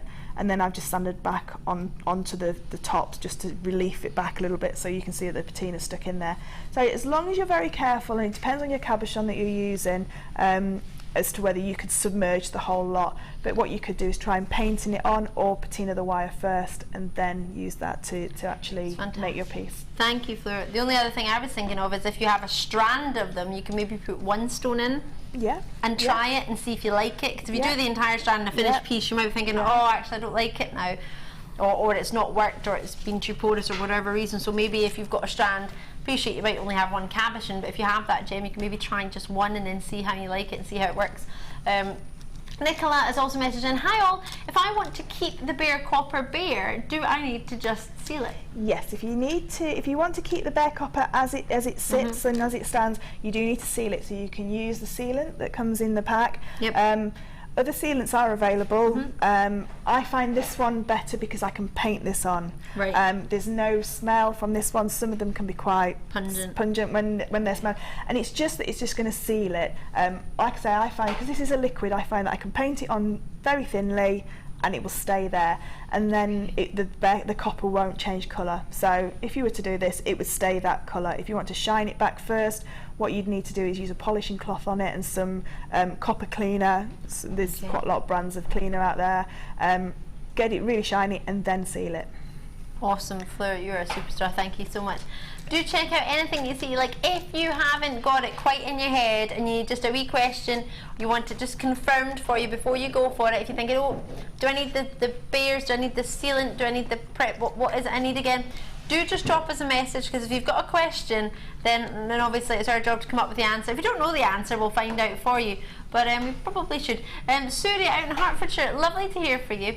You said, hello Ali and Fleur, can you use the sealant with alcohol inks? Thank you from Suri. Yeah, you can. So there's the sealant, it does say on the back exactly what it seals. It seals everything that's there, and it will seal your alcohol inks as well. So onto your bare metal, if you've got the alcohol inks, I think Ali, you've got some there. So you I can go. have a fair few alcohol inks for you now. It's almost producer Phil had that in a plan.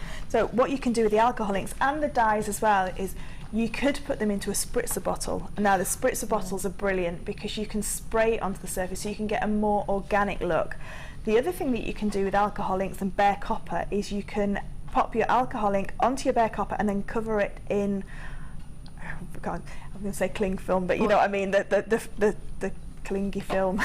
Some sort of film that clings to it. And then leave it. Tesco and Sainsbury's have their own version. I don't know if it's a brand or not, I can't remember. But yeah, you can use that as well to get some shapes, so it will dry as it sits in the shapes, the crinkles. So the alcohol inks are brilliant. So get the spritz. These alcohol inks, so elegant. It's like playtime. It's like grown-up playtime. Have a play with it, because if you don't like it, you can sand it off and start again. Yeah. Phil's getting excited. He keeps going, what's a spritzer? It's a bottle that you just use to spray with. Just like a water spray. Yeah, like a water spray. You can get them from shops, for the pound shop, for like a pound. Or less. I love your top coral. Have I told you that? I love butterflies. Sorry, my Floor Magic Coral has the prettiest top on today. Right, I'll go through your colours. So you are getting sunshine yellow, sunset orange and purple twilight. Cranberry, lettuce and eggplant. I quite like eggplant in the colour. I think it's quite a nice colour. And then honeycomb, botanical and poppy field. We should have some fun and come up with our own names, shouldn't we? That's like the souffle clay, isn't it? They've got some fabulous names. Crazy. You want to call one key lime pie, Phil? Or the souffle clay one, you like that one? £18.95 for the 3, so that's £18.95 for 9 bottles. Not much over £2 each. £2 a bottle. Great, because you can use this with your leather as well. You can dye leather. So if you've got veg tan leather, which is the raw leather, you can colour leather as well with this. Do you need a lot? As in, will this last me a long time, or will this only last me a weekend? No, 2 drops, and you can go to town. You can also water alcohol inks down a little bit as well. So you can. I think also on the website there's the alcohol ink pen, so you can draw with it as well. So you can use this. It's fabulous. I've used alcohol inks as well into resin, so you can use this as well. Yeah. You might be sitting at home thinking, I want to give this a try. I might want to see if there's something else I could do with it. There's a huge selection on the back, giving you instructions, also giving you warning. Just bear in mind, it's flammable, it's alcohol. Telling you how to use them, and also telling you some examples of what to do. But it is said for adult use only. I was going to say supervision, but I'm just not going to bother saying that. Adult use only. It's for only us, for playtime. Yeah. Sorry kids, you need to play with super clay. What's the one that I love? Cloud clay. Oh yeah, I love that. Are we getting any of that coming in? I haven't seen that for ages. I've still got the little rose that Coral made in my car, my cloud clay. I love it. I've been waiting for the 2mm wire. I've got mine. I just want to say thanks to Fleur for all her fantastic inspiration. Can't wait for your DVD, and that's Tracy in County Londonderry. Thank you, Tracy. It comes out next Saturday. Fortunately, I'm not here, but the good news is I'm at home, so it means I can get involved. Yay. So alcohol ink Zero Trio. It's ZSGC78. If you want to get involved on that, that's £18.95 for the 9. That's an amazing price, isn't it? It is fabulous. What I am thinking though is you might be at home thinking, Ali, I don't need 9, I just want particular colours. You might want to, with a friend, because I know lots of guest designers and lots of presenters here, buy together. One person will buy it, we can separate it amongst you also. If you know there's a couple of colours you want, a couple of your friends want it, or you can message on Facebook and say, anybody after the alcohol inks, I'm quite fancy these colours, do you fancy any? You can maybe split it if you want. There is 9 there, so you might not be looking for all 9 colours, you might just want a few in particular, your favourites or whatever. Then you could maybe do that. It depends obviously what you've got to spend and what you were thinking of spending. If you weren't going for alcohol inks today, then £18.95 might be a bit pricey, but if you were going for it, you probably think, I've just made myself a saving and get something else. So just depends what you were after today and what you were looking for and what your budget is. And if you have no budget, I'm slightly envious, massively envious. Can I be your friend? £18.95. Check them out as when you can if you fancy. That's 9 alcohol inks there for you. A selection of colours. If you need a repeating of the colours, do just speak to the contact centre or on the web. They're all there for you. Alrighty ho. And the brand is Adirondack. Adirondack. It's that what Fleur said. Ranger, so it's the same people that Tim Holtz, like, kind of, it's the same thing. Right, this one's now dried because the studio is quite warm. So this is dried now beautifully, so I'm now going to have a quick sand off of this one. You can just see the letters there as I turn it. So I'm just going to quickly sand it down just so you can see. You know a name? It is, yeah. I love that. Have you dibs that one yeah, then? this is mine. Love yeah, but I love that, yeah, it's mine. So there, I've just sanded off so it's still darkened the metal. Sorry, easier if I hold it like that. Oh wow. I'm not very good at holding things, sorry. Ali, can you hold it? Sure. Thank you. That sounded really rubbish. I'm not very good at holding, for the camera, I'm not very good at holding things. My friends laughed at me when I first told them what I did as a job. They were like, oh, so you're a hand model. And I was like, I don't think my hands are good enough for a hand model, but I'll take that. So you can see there that the black dye has gone into the stamps and it's brought out the letter, but it's also coloured the graining on the copper as well. So it doesn't look shiny and gold, and then you've got this big black bit in the middle. It does sort of give that contrast to all of it. But so what I would probably do with this now is, the black dye is in there. What I would do now is put either the green gold or the Tiffany green on top of it, and I would age the rest of the piece, and then as I sanded that back, the black would still be in the letters. So you can do both. And you can see here with the little beads that we popped in, that's how they've come out. So you can see there that what you can do then to sand them back and to seal them, pop them on a piece of wire.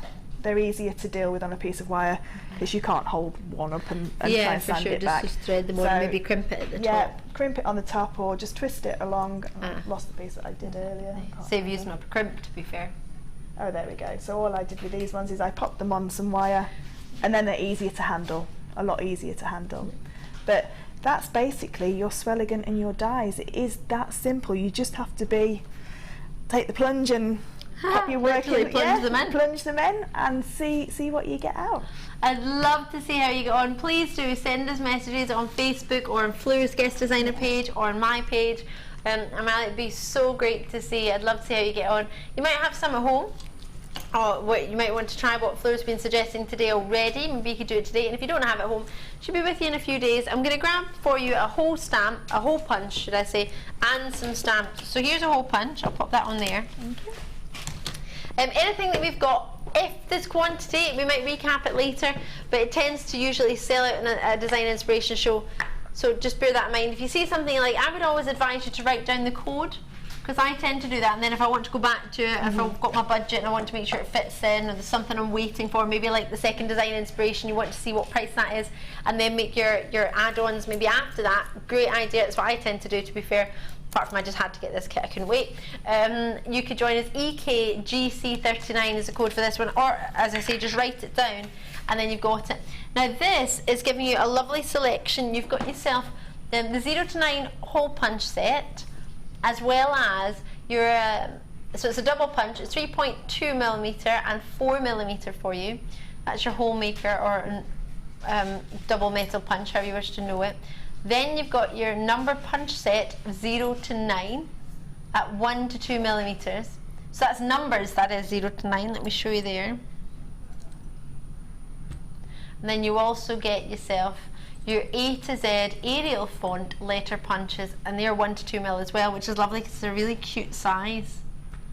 Well, you can't really see too much there, but if I tilt that up, you might see your letters. And I've got it upside down, so I'll just turn it around, every now and then. There you go. So now, because we appreciate you might have spent a fair wee bit treating yourself to this, we're going to take this to half price on the stamps. Wow. So we're going to take it down to £10. That's fabulous. Like it? Yeah. Love it? Love it. Get it, got it, good. £9.95. If you see something you fancy, go for it. If you get these home and you have them for what, just shy of 30 days, and you don't use them, and you think, I had fun, I got it, but you know what, I haven't used them, I more prefer, I don't know, something else that you do, then that's fine, just post them back. Obviously they're weighty, so you will need to think about the post and packaging for that, if you do wish to post them back. I can't imagine you would. Something that I always think about these is, this really is an investment for future. Yeah. As in, you could charge 5p, 10p, 15 pennies a stamp, and you've got this, you pay once for it, you get £10 off it, and you could constantly use this forever and a day. You don't use one stamp and then that's it used. It's not like, and I love everything we've got, but it's not like a tag where once you've stamped on it and you sell it, you haven't got the tag anymore. People like to commission for certain pieces with their names on it. You can't really go wrong with it. And for this price, if you had some copper sheet or some copper blanks at home, that's less than a Father's Day present that you could buy from the high street, isn't it? You know, if you went into one of those stores and bought a book, but you could personalise something for not much more money. You know, you would buy your stamping blank if you haven't got this kit, or you know, if you've got some raw copper at home, some copper sheets at home, you can stamp on those. Or even silver. We've got some earrings, or we've had some earring posts that we've said, oh, you might want to stamp a letter on or a number on. Anything you might already have at home you might want to stamp.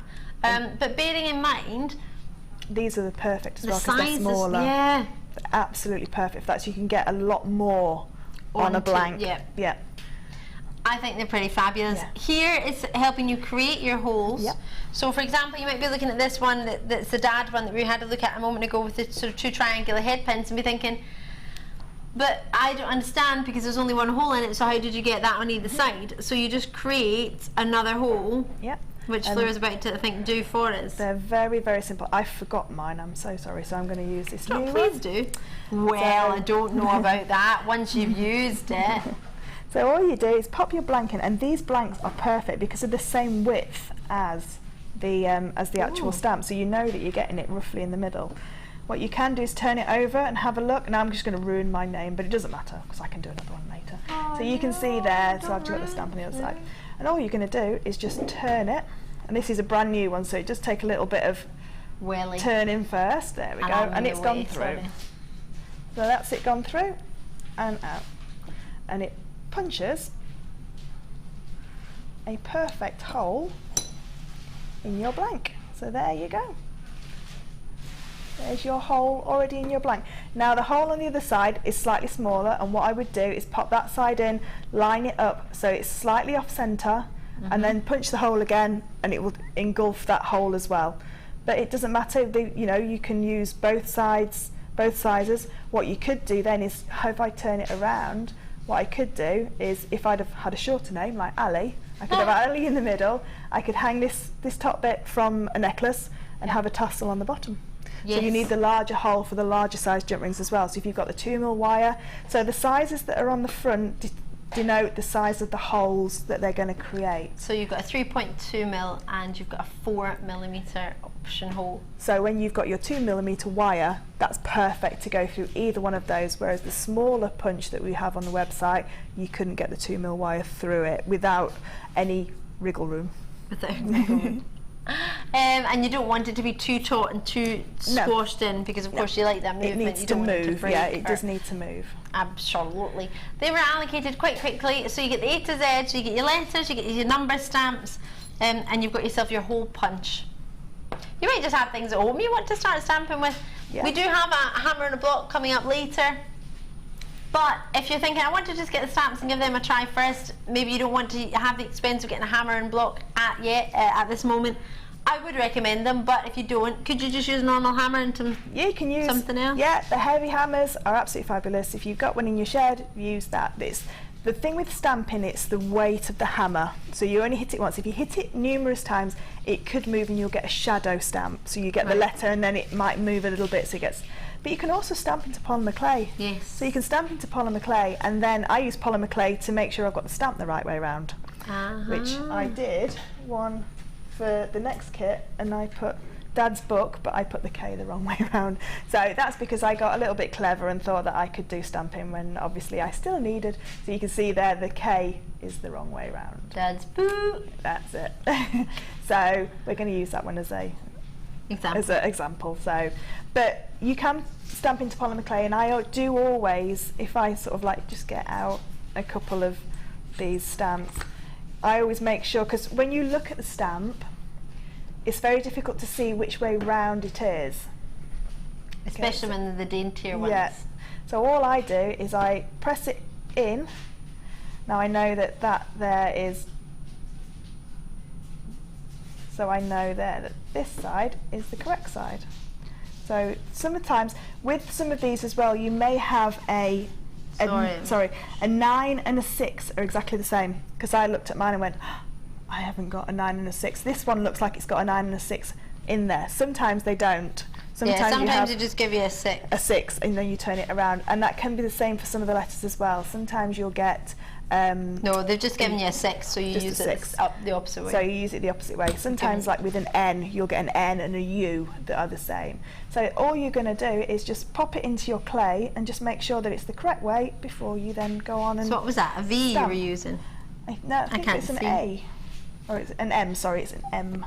A, B, C, D, E. It should be an E. No, it's not an alphabetical order. No, it's not an alphabetical order. Mine's an M or a W, whichever way you want to use it round. It's an N, I think. Should we stamp it and have a look? Yeah, I think it's meant to be.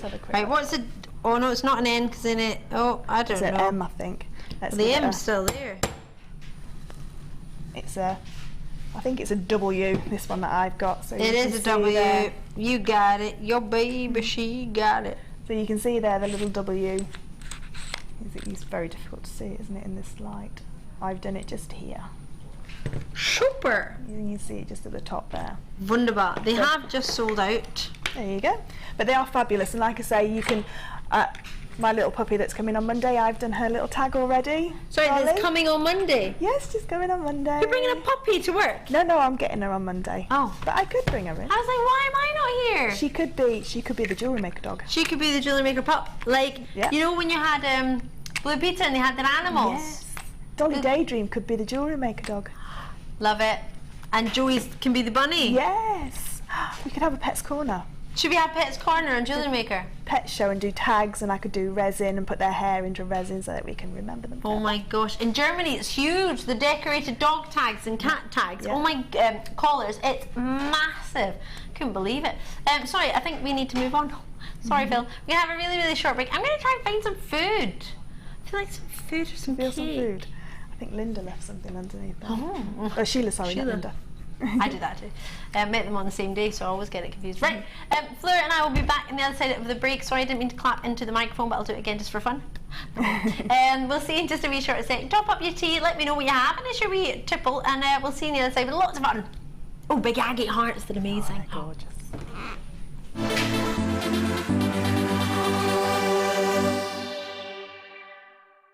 The fastest way to shop with JewelleryMaker is by going to our website. Just click on the sign up button. Once you've filled in the required details, you can start shopping. You can watch the show by clicking the Watch Live button on the front page. You can also use our Refine tool and narrow down your search. Once you've found an item that you like, just simply click on the Buy Now button and the item will be added to your basket. Don't forget you can add as many items to your basket per day and still only pay 1 P&P. Enjoy shopping with JewelleryMaker. Download the JewelleryMaker app today. You can watch our JewelleryMaker shows live, view all the details of the item that is currently on air, as well as browsing all the items from today's show. You can also minimize the video or switch to use as a companion app. Get the JewelleryMaker app today and boost your viewing experience. If you miss a JewelleryMaker show, then simply go to our YouTube page where you'll be able to find hours of JewelleryMaker footage. Search by show, date or type. Alternatively, search by guest designer by using our playlist page. You can also find hours of tutorials with handy hints and tips to give you inspiration. Our YouTube page is updated on a daily basis, so you can access any show at any time. Stay in touch with JewelleryMaker.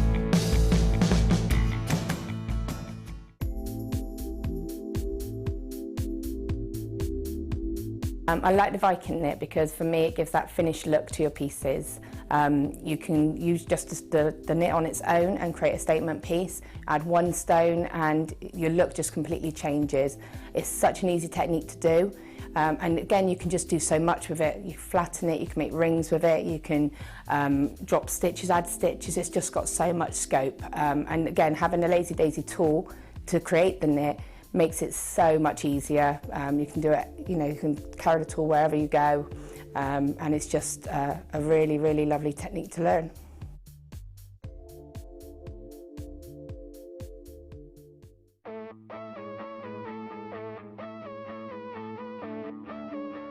We all know that you need the right tools for the job. So here at JewelleryMaker, we have developed our very own tool set just for you. In this larger set, we have provided more tools to help you develop your jewellery making skills even further. The kit includes wire cutters, a bead reamer with replacement tips, an awl, tweezers with a scoop, a sliding gauge, a snip, and all the essential pliers you will need. All of this is yours for just $15.95, neatly presented in a carrying case with an embossed JewelleryMaker logo. Stay tuned for more advice, tutorials and demonstrations of jewellery making. We provide the tools, you provide the skill.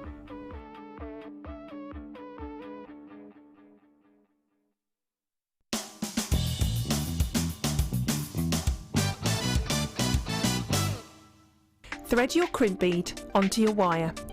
Then take your clasp and thread the wire through the loop which is attached to the base of the clasp. Next, take the end of the wire back through the crimp bead. Pull the end of the wire all the way through the crimp until it meets with the clasp. Make sure you leave a small amount of room between the crimp and the clasp to give you some flexibility. Using your flat nose or crimping pliers, press down firmly on the crimp bead. Using wire cutters, snip off any excess wire and then your clasp will be ready for you to start beading. Once you have finished your beading, you will need to repeat the process at the other end of the wire, but this time add a crimp bead and a jump ring onto the wire. Take the thread back through the crimp bead and press down with your flat nose pliers. Then you will have a complete clasp.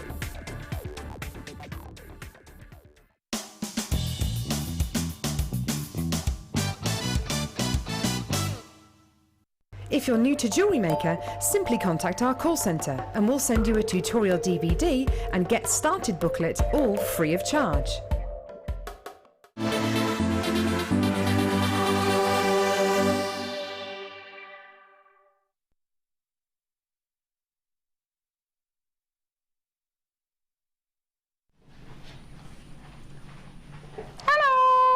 You just tuned in. I'm Ali. It's great to see you. How are you? I hope you're well. I hope you've had a lovely couple of days. I've got so many treats for you now. This first treat, I'm going to do it straight away because it's going to be part of our guest designer, lovely Fleur Hastings challenge. Fleur, you did kind of choose these a little bit, didn't you? I did. I love them.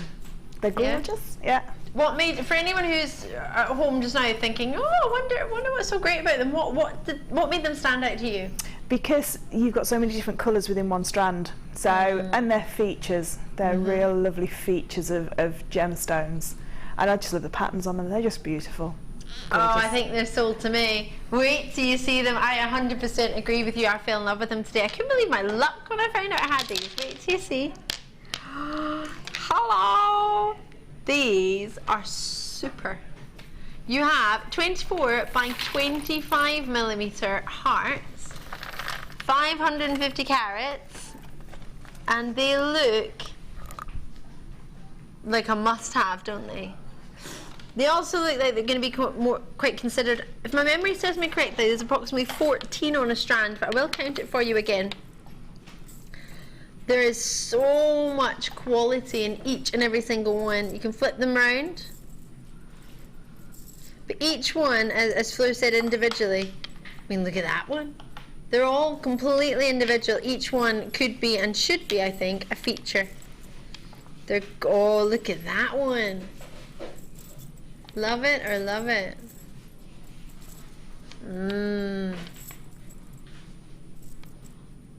So this is a sort of favorite. Ooh, I like that one. You can't really see it, but this sort of lovely sort of almost sort of ghost-like in the middle of that one. It's pretty awesome. So with 550 carats, I think we should do which one's your favorite? Do you have a wee look and find your favorite? There's plenty on there. Oh, this is a tough one.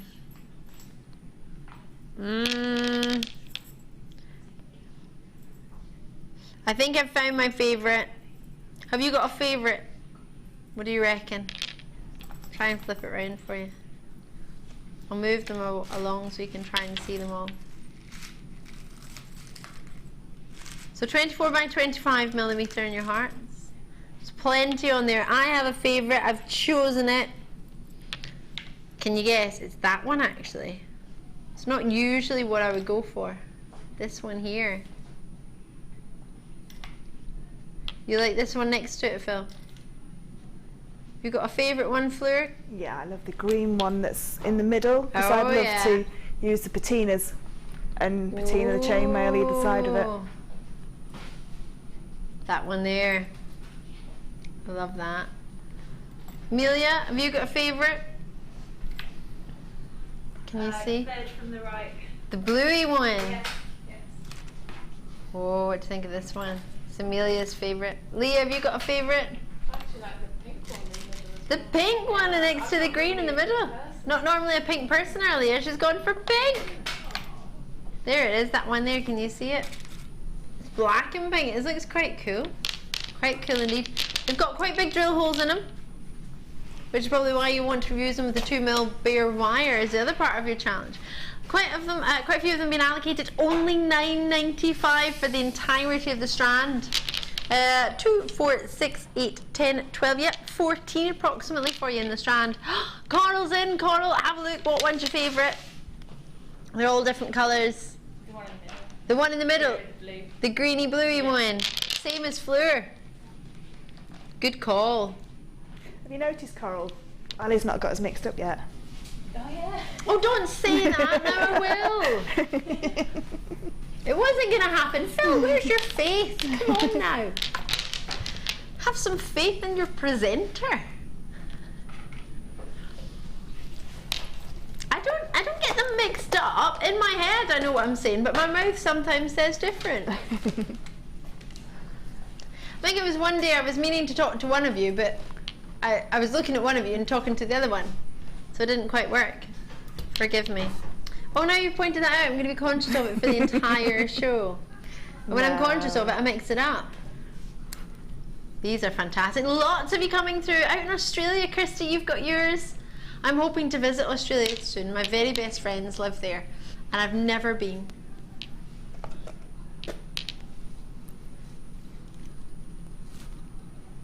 Elaine, Mary, Vivian, Rosemary, Evelyn, Jacqueline. No, not producer Danny. He's, well, I don't know where he'll be by the time I get round to going. Our previous producer Danny, who's left to go travelling around Australia. How much fun is that going to be? Have you been travelling? Oh, that's a good text topic, isn't it? Yeah. Have you ever been travelling? It's going to make everyone here jealous.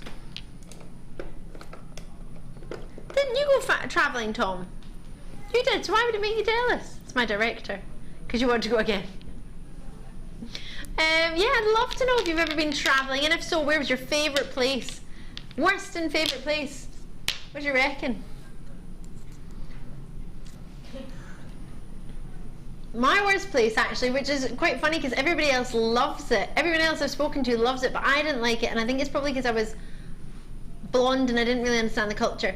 But I went to Marrakesh, and it was a big bunch of girls, and we all went to a market because we were all dancers and we were on a tour, and we'd all gone as a group of girls there, and people were putting snakes on us and things, and we were like, and somebody wanted to take a picture, and they were like, this much money, and we were like, we don't have money, we just came to the market to look, we didn't want to buy anything, and then they were like, you got to pay us this, and we were like, and we just kind of ran away. So that wasn't our favourite.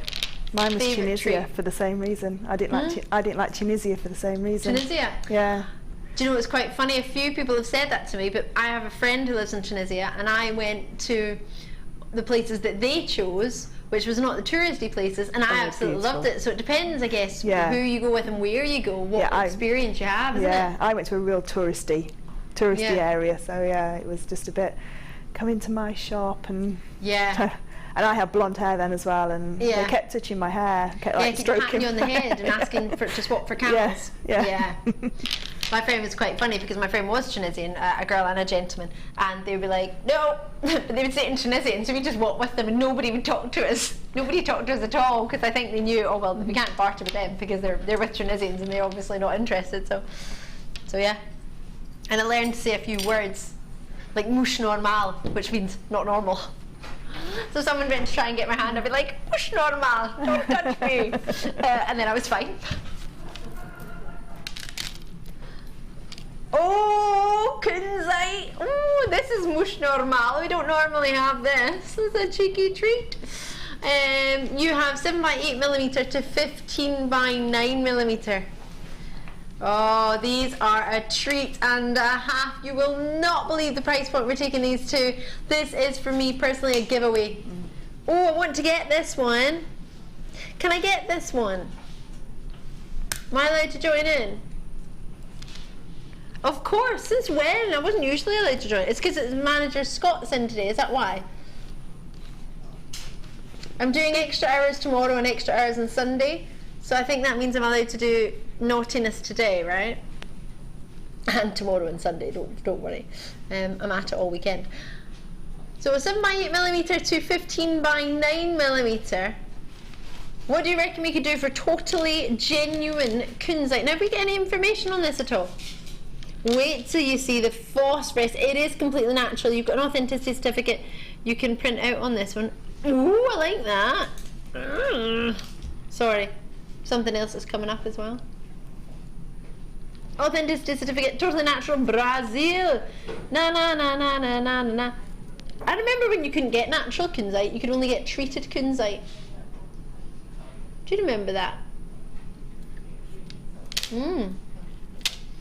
How about, ooh, I want it even more than I wanted it now. $6.95. Wow. What do you reckon? I thought that would be double that. Yeah, well, it should be. Kunzite. What we don't try to do here is to imply a value or worth. So I don't want your sort of perceived value of this to change purely because we're at £6.95.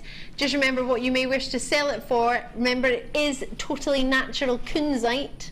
Very few people in the world have ever even seen a natural kunzite, and I don't mean that with any disrespect, purely because it's very, very rare to get it.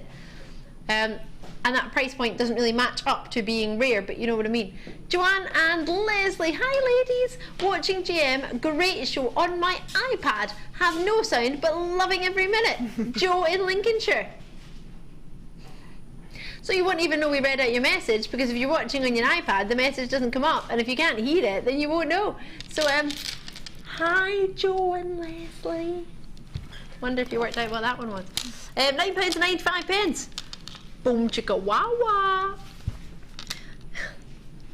Cardiff's there, Sylvia's there, I don't know where that came from. Cambridge or Cheshire, I just got a little bit excited. Rita, Diane, Angela, multi-bids in Essex, 3 strands of kunzite. That's 600 carats of kunzite for less than £21, isn't it? Boom! No lean, no lean. It's gone for 2. Lovely to see you. Sorry I sang that. I know it's Jolene, but I still got excited. Cambridgeshire, Cheshire, Tynymere, Nottinghamshire, Marilyn's there, Kalisha's there, Jennifer's there. More messages, I love messages. Hi all, great show. Just a quick question. I've bought loads of nugget strands. Which is the best thread to use to restrand? Thanks for your help. Oh, good question. I would use the S-long cords, the thin S-long cords, because it still keeps the movement. Beading thread's fabulous, but it makes it more of a structured piece. Yes. So with if you think of pearl knotting, it moves beautifully, it moves with you. Especially for necklaces, I love the S-long cord, and then you can knot in between them as well, so that you can spread those beautiful gemstones out, and then you'll have enough for a pair of earrings and maybe a few for a bracelet as well. So the knots in between on the S-long make them, and it gives them each a showcase. So S-long for me. I agree. 0.3 S-long, millimetre. But if you get the thicker one, you can split it. Yes, you can split it into yeah. You can split down. Yeah. Love it. Thank you, Fleur. Thank you for your question. If you have any questions, if you genuinely want to know the answer to something, then it's a good question. I have many people say, oh, I don't message in because I don't know if my question's good enough. If it's a question you want to know the answer, then it's a good question. We might not know the answer, and if it's not jewellery related, again, I might not know it, but I can always find out. Lots of multi-bid. The majority of people who've gone for this have gone for a multi-bid, and I expect most people who are going to buy kunzite would probably expect to spend about £14, £12, £14. So if you get 2 of them for that same price, isn't that a whopper of a treat? Catherine out in Fife. Lovely to see you've gone for a multi-bid. It has us Caroline in Berkshire, Caroline, sorry, forgive me, and Carol in Berkshire as well. Great to see you. Merseyside, Worcestershire. Oh, I want some Worcestershire sauce crisps. Do you know what I love? Those vegetable crisps you can get. I really like those. Do you like them? No. No, but your children do. Yeah. Yeah, I'm not into vegetables that much. I don't like them, so if they're in crisp form, I want potatoes covered in salt and vinegar. But they're vegetable. Yeah, no. Not just not the original. Yeah. Amelia apparently had fruit crisps today. Raspberry and peaches. Raspberry and peach crisps, were they nice? Taste like cereal. Don't know if that's a selling point. Crisps that taste like cereal. Silver jump rings, let's get it on. Oh, 9mm. And you've got 100.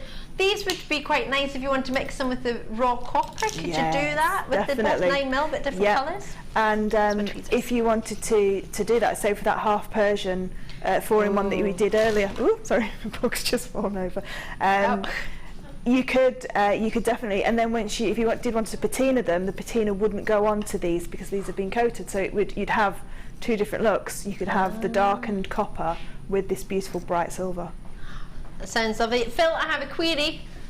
I've got 2 sizes yet because I was going to say this. You do get 200 in the 7mm, and then you also get 100 in the 9mm. You can see I've got both here because some of them are bigger. So there's some 9mm in between. And you've got your 7mm. So you get 200 in the 7mm, which are these ones here, and 100 of them in your 9mm. And they're all open jump rings. Oh, you got your jump ring opener earlier. If not, you could use that and grab the gold. We had some gold ones this morning. I say this morning, it felt like this morning. It was only a wee while ago. Sorry, Amelia and Leah, I just pulled that away. £6.95 for 300 jump rings, and they are silver plated as well. Not just coloured, but plated. So, Fleur, are you getting upset? I am getting upset, yeah. I am. You could do with the 9mm in outer diameter, you can do all the half Persian weaves. With the 7mm, you can do the full Persian. So in the next kit, I've made a full Persian cross. So if you didn't want to do it in the raw copper, you could do it in this as well. Both of them are great sizes. The 9mm are fabulous if you're learning chainmail because it's an open weave, so you can see where each ring goes. The smaller the jump ring, the more difficult to get the jump ring through into the gap. So if you're using the larger jump rings when you're learning, brilliant, absolutely fabulous. So if you are wanting to start chainmail, have a go with these, because you'll be able to see that weave so beautifully, and then you can move down your sizes as well. And then if you've got any left over, you can make the towel flower that we did. I did it on the late show last night and on last Saturday morning show. There's lots of weaves, but if people want to get in contact with me and just say what weaves can they do with this size, that's no problem. Can you do the half Persian weave with the 7mm? Yeah, half Persian with 7mm. Yeah, definitely. I want them. They're $6.95. Everybody's getting involved. I want to get involved, Phil. I've got an open order, please. Well, I say I've got an open order. Fleur has an open order, but she's added me in on the kit. What do you mean 50 have gone and there's only 150 available? How am I going to get them? Fleur. Do you want them? Yeah. Can I add them on the order? Yeah. And you don't get 7mm ones, do and plated. Nobody can see me ordering them. It doesn't matter, you're allowed to. We're allowed to, right, okay, Phil? then. And we're allowed to order on today. Just as a one-off, special. Love it. Thank you, Fleur. We message from Andrew in Hertfordshire. Hi girls, lovely to see you two together. Oh, it's lovely to be together, to be fair. Happy anniversary for the other day, Fleur, and see you on the 19th for lovely chainmail. Oh, hi Andrew. Hello Andrew. Thank you, Andrew. Andrew Saunders. He came on my Japanese and Persian chainmail workshop, and he's coming on the next one as well. Oh, I want to come to your Japanese and Persian one. When's your next one? The next one's in July for Japanese and Persian. So I want to come to that one. Yeah. Oh, you've got to come to that one, because you'll learn full Persian and half Persian, and you'll learn Japanese flower as well. I want to come. Am I working that day, Phil? I don't know when. It's sometime in. I think it's the 8th of July. It's a Wednesday. Ooh. I can't really remember. Phil's away on holiday, so he doesn't know. They should be coming up on the screen in a minute. Are we going to come up on the screen, Phil? Can you put the names in? And it'll say Fleur. Eek! Thanks so much. That's okay. Oh yeah, we're right at the bottom, look. So we're at the bottom? We're at the bottom. It's going that fast. Oh, you're at the bottom. I know, and I've just done that. Literally just done it. Can we show it? Whoa, you're at the bottom. I can't even see you now. Can we have a look with Leah's camera? Because we did get it, but it's not coming up on the telly. It's a second. Oh, can we cut to that big one? Oh yeah, if we cut to that, then it'll save Leah. We're second from bottom on the left-hand side. You can see it, Fleur in the West Midlands. I say Fleur's very kindly added it to her open order for me. Thank you, Fleur. No problem. Calliope. Have I said that right? I don't think I have in Northumberland. It's a beautiful name, isn't it? It's gorgeous. I wish I'd done it justice. I don't think I did. Calliope's she's a Greek heroine, isn't she, in Greek mythology? Calliope. Love that. Lavinia's in. I love that name. Lavinia. Doesn't sound so pretty in my Scottish accent, but it does. Lavinia. Lavinia. You say it, Leah. Lavinia. Oh, I like the way Leah says it. Lavinia. Sounds ever so pretty. Evelyn's in, Stephanie's in, Lorraine's in, lots of you out in the Isle of Wight, Middlesex. They're going to sell out. Oh, it's okay because I got one. Yay! That's made me so happy. And I'm going to collect my wires at my thread zapper today. Oh, brilliant. You got one. Phil told me, oh, they were on the other night. I said, why didn't you tell me? I've been waiting for a year for a thread zapper. I went, oh, sorry. And then they found the code and there was literally one left. I don't know whether somebody changed their mind or whatever, but oh my gosh. What's the matter? I thought you were drinking the oh no, that one's there. No, I'm not drinking the patina daughter. It's okay. She would literally show the one you were drinking though. Literally like the exact same, and I was like the exact same level in it, and I was like, Fleur, no! No, I am a bit daft, but yeah, that's... Do you know my father did that? Probably would do, actually. God love him. He thought, I don't know why he thought, because I don't cook, but when I was living at home years and years and years ago when I was still at school, I dyed the roots of my hair. And when you leave the hair dye, it went black, like a dark, dark brown chocolatey black. In a bowl. He thought I'd melted chocolate for a cake and had just left it there, so he ate the dye. Oh no! I know somebody that ate raw chicken like that had been coated in a marinade and did look cooked, and they ate a full chicken leg of raw chicken. It was absolutely fine as well. Nothing happened to him. I thought he was going to be very poorly. But yeah. Wow. Oh, that gave me such a fright. Alright, it's alright. Fleur was drinking fizzy pop. Fine. Are you ready for this? Design inspiration. It's number 2. I love that Leah's dancing. Design inspiration time.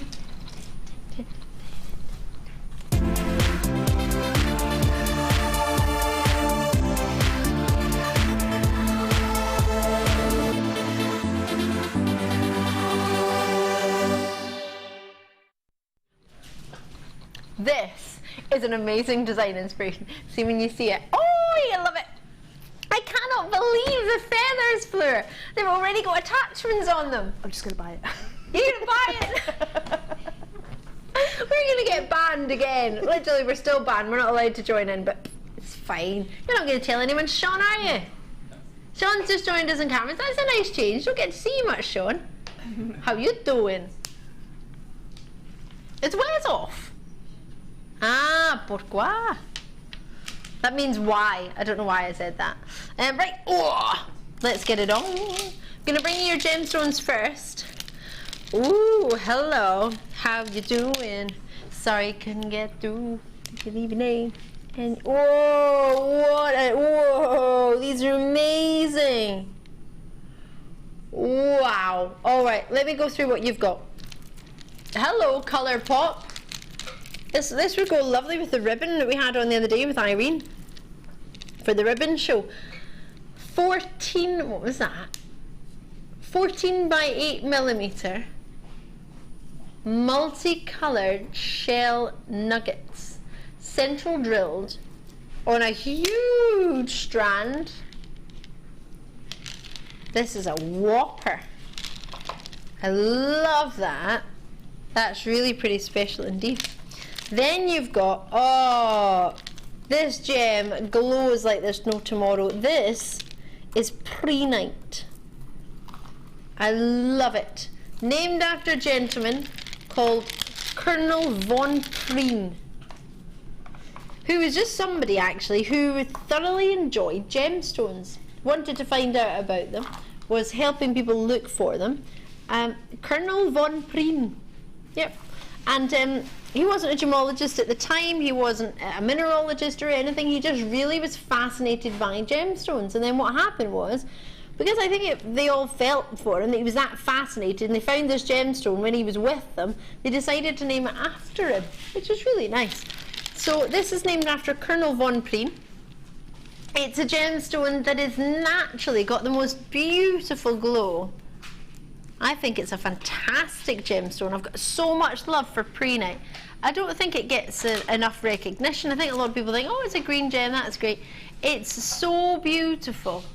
It's transparent, but sometimes the colour you get can be green, it can be yellow.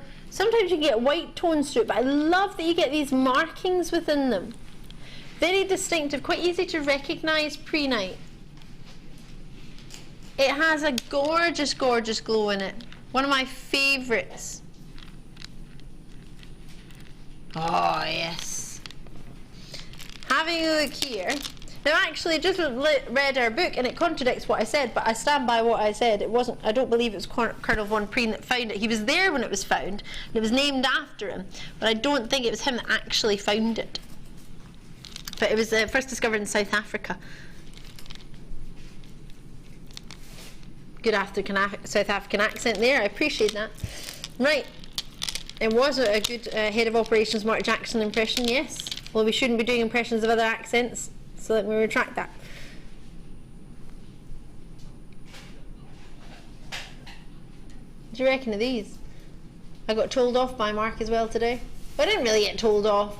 He just said, thanks for manipulating and getting me into getting you a new chair. Because he was in the office, he was in the studio the other day taking a whiteboard that we apparently stole. Right. And I said, oh, by the way, see, since we've been talking about a new chair, is there any chance I could get a new chair? Overly put him on the spot. I have been asking for a wee while, like a year. And he totally said, Ali, which chair was it you want? We'll get you your chair. Yay! Purely just because this one wobbles so much, you don't feel secure and you feel like you're going to fall off. And I've already fallen off TV off a chair. You don't need to do that again. Yeah, so I had already 10,000 people laugh at me. Majority of them were ex-director Tom, who showed everybody on their first day, really. But yeah, the phenomenon that you've got in these is beautiful. But let me finish this off. Let me show you this. What a quality of Norwegian moonstone. When does it ever look this good? Look at that. I think white moonstone doesn't get enough recognition, and this is a great strand. Probably change your mind on it. 9 by 7 mil to 13 by 10 millimeter. So much glow coming from these. They're almost a mixture of sort of white and silver moonstone. Really lovely. So all of those gemstones, I haven't even begun to show you your findings. Memory wire for us, 3 gauges of that, small, medium and large, you might want to call them, or ring, bracelet and earrings, ring, bracelet and necklace, but that might sort of, well, might stop your creativity if you think you have to make a bracelet with it or you have to make a ring with it. But 3 sizes for you. You've got 10 coils in the necklace and 14 coils in both, well, the large, 14 coils in both the small and the medium. So that's all your memory wire in a lovely colour, actually.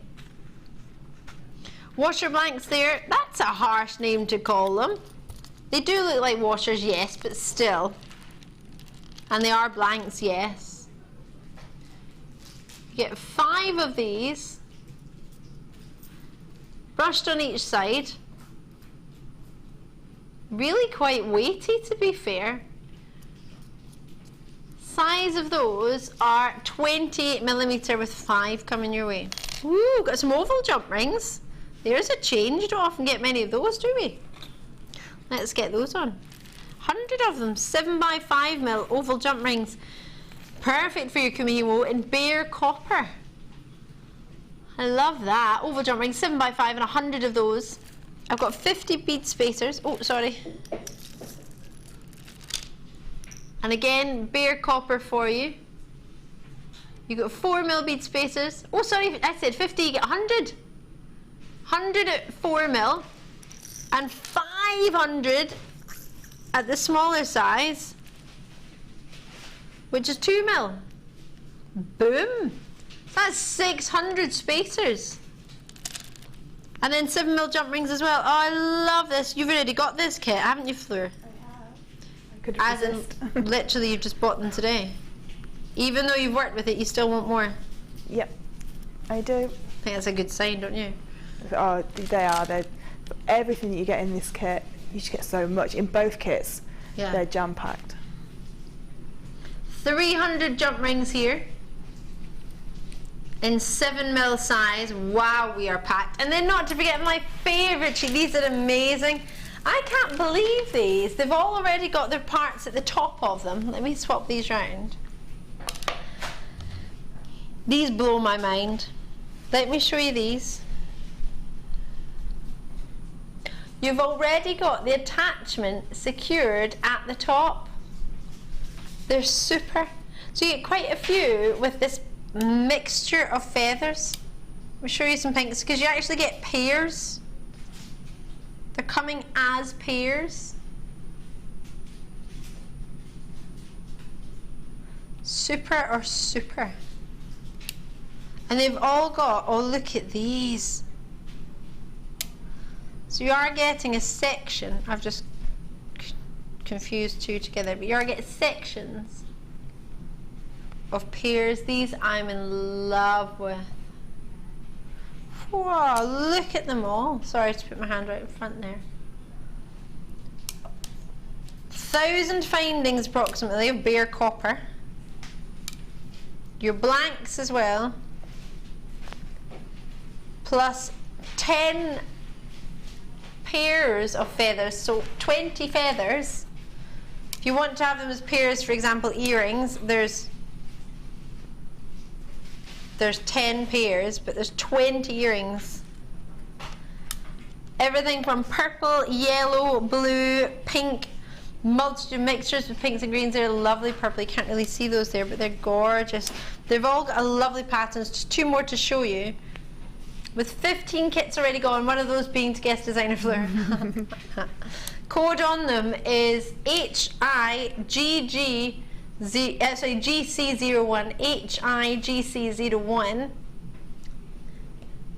They're going to be down, reduced in price, from $55.35. We're going to take over £20 off. Wow. $31.95. Super or super? That's an amazing price. What were you hoping for? What did you think? I was hoping it would be just over £40 because I know what I can sell each one for, so I have to, because I do it as a business, I have to work out how much each section costs and how much each bracelet costs, and if it warrants the price. Whether you get your money back. Yeah. So I was hoping for £40. I would happily pay £40 for it.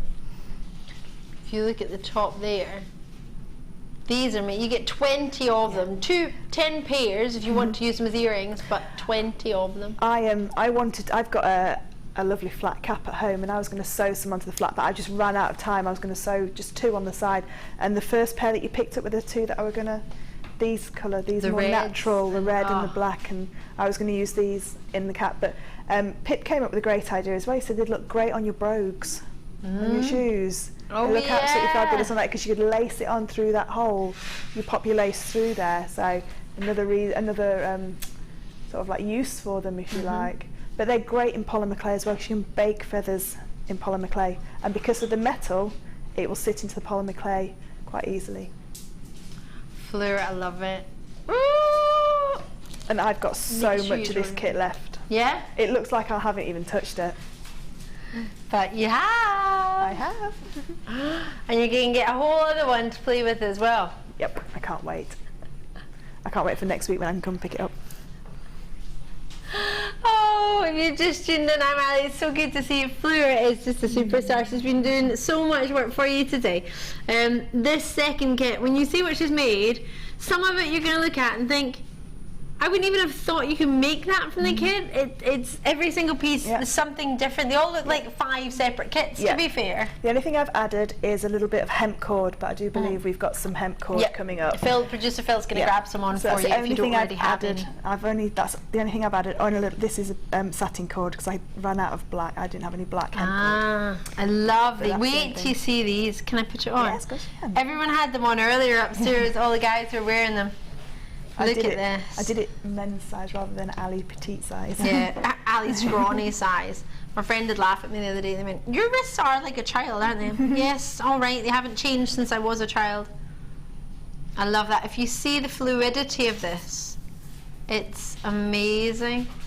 And that comes from the amazing size of jump rings that we're getting. So I was over the moon with the bare copper jump rings, but then when I saw the amount of sizes that we could get in them, and it's the sizes in this kit that can help me do this and the full Persian weaves. So this, for anyone who's just tuned in, this isn't a Persian. No, this that's is the dragon back. Dragon back. back. It's a beaded dragon back, and that will age beautifully because it is bare copper and the beads are bare copper, so it will age beautifully as you wear it. But we could seal it if we wanted to and keep it that gorgeous colour. Do you remember a girl band called All Saints? Yep. This bracelet makes me think of those guys, gents pieces, and All Saints. That sort of army kind of. Yeah. Wait to see this. This is fab. Superb. It's my word for today, actually. Love it. And that's no stamping on there, that's just a little bit of the patinas from the first, when we do the first designer inspiration. That's you can all get that those, is. the patinas separately, you don't have to buy big patina kits either. No, you just they buy were the all patinas. reduced price as well. And you don't need anything else because it's bare copper, you just need the sealant to seal it so that it doesn't come off on your skin. With over 30 of the kits already allocated and one of those to our very own Fleur, I think it's time, if you have got your eye on this one, to maybe give us a wee call. If you're not worried about whether you get it or not, no bother at all. Code on it is HIGC01. I never try to rush you. It's just to let you know that we don't, I mean, how many did we have? We had 100. So got a good quantity, so I don't say it to rush you, just to make you aware that if it's in your basket, Ricky viewers, sorry, I know you all know this, it's not secured. It's just like when you go to the shops, if you put something in your shopping basket, technically you're showing the store that you're interested in it, but unless you proceed to the checkout, it's not actually yours and you haven't decided to make your mind up or not. And that's all it is. It's great that you've got it in your basket, it's great that you're interested in it and you're thinking about it. Just to remind you, if you do want to guarantee it, just to check it out as and when you're ready. And it doesn't matter if you join me now or in 10 minutes. Price point wise, that'll still stay the same. You all pay the same final low price. The shell strand is fabulous because I took out all the pinks and purples, and that would be something that I would make for me. So I'd make the same bracelet again in a different colourway. So I had so many of those left. And that's with a beautiful Labrador. You've got so many feathers that you've just touched used one feather. Yeah, I've taken a pair of feathers and I've taken 3 coils of memory wire, and I've got, it looks like a kit's worth left, and I've got oval jump rings in there and copper beads in there. I've got lots. It still goes. Look, it's under there as well. It is an amazing kit. They both are. Pip's done an amazing job with these 2 kits. And if you're not sure who Pip is part of our design team who puts together and orders in and finds treats for all our guest designers to work with. They're superb. This I love, the cross that you've got. When you see that, oh, blows your way. Something for our gents, but also something for ourselves as well. Yeah, I have a chainmail cross that I wear all the time, and every time I go out, people always comment about it. Always comment. Well, you would do, wouldn't you? It is. It's a beautiful weave, the full Persian, but it's even more beautiful when you can turn it into a cross like that. Got a bookmark that you've made as well. Love that, because we appreciate not all gents like to wear jewellery, or they might just want to wear it now and again. But they might love to read books. So like I said before, my dad would never have wore jewellery, but he loved books, and so this would have been absolutely perfect, a real personalised gift for somebody. So you could buy them a book as well, but then make them that beautiful bookmark, and they are so simple to make. If we've got time at the end, we'll just quickly show how to form it into a shape. That would be super. And then finishing off with the final piece, Pip had this on earlier too, one of the gents was wearing this upstairs already, deciding his outfit to wear with it. Love it. Just simply knotted in between, like what we were saying when the lady messaged in how to with the kunzite nuggets. Absolutely. Straighten that up for us. Wow. Oh, there's a hemp cord there. Should we do that quickly and then we'll get started? Okay. 2 packets the same. All right, this one's just been opened. So, sorry. You know I've got to get into it. I'm just going to, not that I don't want to look at Fleur's designs, but I'm just going to use that there to balance. Oh, I have this pack. Is this the new? Yeah. This is the one that I used, yeah. This is the one you used? Yeah, for the green. That's perfect then. With the greeny brown. It's almost like an olivey tone, isn't it? Right, so here's all your colours. You get your red. Can we look at them? Sorry, Claire. Thank you. So you got your red. Quite a bright sunshine yellow. Almost looks so luminous there, but it doesn't to the naked eye. Gorgeous burnt orange. Actually, it doesn't look burnt orange in here, does it? No, it's just a nice orange. Nice orange, that. Lovely blue. It's like where you want to dive into the middle of the sea. Like that this deep is a lagoon blue, isn't it? A lagoon. Oh, I like that. A lagoon blue. Wonderful purple. It makes me think of purple grape. I think it's because I had a teddy bear when I was a wee girl, and his tummy had a t-shirt on. It had grapes on it. So he was Grapes, the teddy bear. Tell a young man called Fraser, I'm not going to mention his second name, Gray, pulled the arm off of Grapes on the teddy bear picnic. Oh no. Grapes was never the same. My mother tried to sew his arm back on, but it just wasn't Grapes. Didn't scar me at all. 5 years old on the teddy bear picnic. There's your lovely olives. You got your black that you were suggesting earlier. You did use the satin, but the black would be just as great, if not greater. You've got the white, and then you have this lovely beige. I love beige. A lot of people don't like beige because they don't class it as a colour, because they just think it's like beige. I think but it's I love it. It's a great backdrop. I've used it in the end necklace for the. So it shows the 2 colours. I could have used the red or the orange, but I think it would have sort of like detracted from those brightness beautiful of the shells. gem, yep. Shells. So that's why I chose that one. You can't do $6.95 for all of them. You get 2 packs. Fill it. They're 1mm hemp cords. You get, it's about £3.50 a pack. That's not right.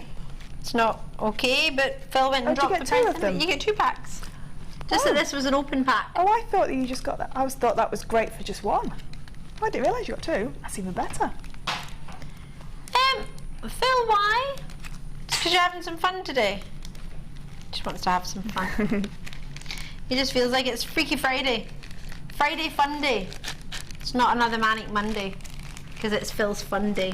I love it. Right, I'll let you get on with the demonstration now, because I want to do... How is it 3 already? Wow. Let's crack on. Sorry. So we're going to learn to do the dragon back here. So it's 2 chainmail weaves into one, and it's both chainmail weaves we've done before, but we've never attached the 2 of them together. Now, if that's okay with you, I'm just going to turn it over. Yep. So this is European 4-in-1 with half Persian either side, and without the beads on there, that's what they call the dragon back, beaded dragon back. But you could use it both sides. So the other side's got a beautiful side as well. So that's the 2 sides of what we class as half Persian 3-in-1. Okay. And then the opposite side, the back side of 3-in-1, creates the dragon back for the beads to sit in. So that's what we're going to learn. So I'll just pop it back to take it out of shot. Love that. So what we're so to start with, these large beads fit onto the jump rings absolutely perfectly. So even if you just wanted to do the first part of the weave, which is the European 4-in-1, and just add beads to the outside, you can do. If you don't want to do the dragon back, these beads are perfect. But I just think that make a nice pair of earrings as well. Just close that up. Yeah, pop it really on. cute. Yeah, really nice. So let's get started with the European 4-in-1. Now we have shown this before, but we'll just quickly go through it for anybody that hasn't done it before, because it is the basis of this weave. So we're going to take, and these are 7mm jump rings, and you get 300 of them, don't you? Yes. So you get. Is that how many you get, Phil? Is it 300? You get 3 packs of it. Can't remember. 307 mil. Yeah. So there's plenty in here to do the necklace and the dragon back. You could do this dragon back all the way around. I just chose to save some to do my full Persian as well. Okay. So we've got 4 of the jump rings onto a closed jump ring. Onto 4 closed jump rings onto an open jump ring. Now we're going to sit them down so that I chainmail to my right, because I'm right-handed. So we're going to pop the top ones on top of the bottom ones, so you can see you've got 3 sections of rings. Now to start this weave, we're going to just slide the 2 top jump rings forward. So now we've got this sort of shape, which is like the 5 rings all linked together. Yep. So these jump rings here, it's difficult to see from the overhead, but these are sitting on top of the very first pair. Now to start the weave, we have a top and a bottom of the weave. Okay, so we're going to take one of our jump rings and we're going to come down through the top jump ring.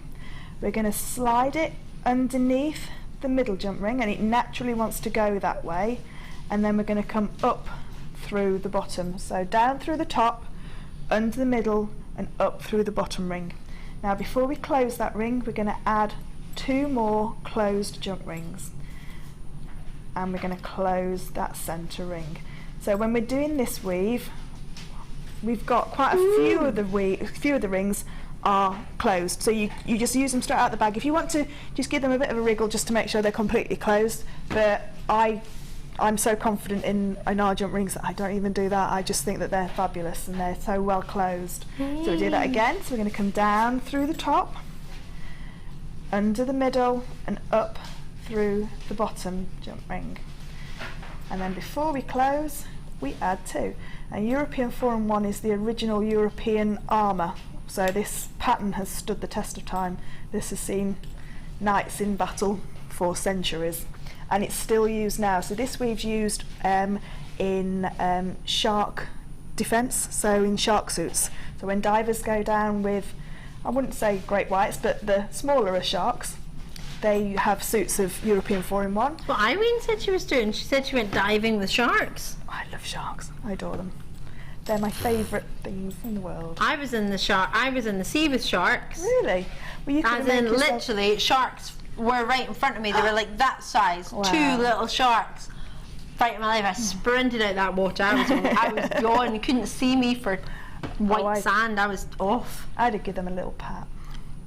No. But the other thing this is used for is butcher's gloves.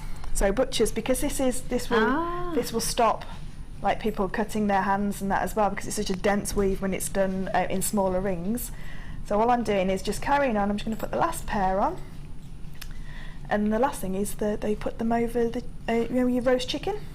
Oh yeah. This keeps the moisture in, apparently. I can't remember what they're called, but they sell them now in the kitcheny shops, and that's all chainmail. So chainmail still has its uses, other than jewellery, Other than fashion. Yeah. Quite a lot of the fashion houses are using chainmail now as well. Yeah. I've noticed quite a few. So there we have a section of our European 4-in-1. So all you're doing is coming down through the top ring, underneath the centre ring, up through the bottom ring, add 2 closed jump rings and then close. Now you're going to do that for longer than the piece that you need, because when we put the half Persian 3-in-1 on the sides, it shrinks it together. Okay. So you'll see in a second that this will start to shrink together.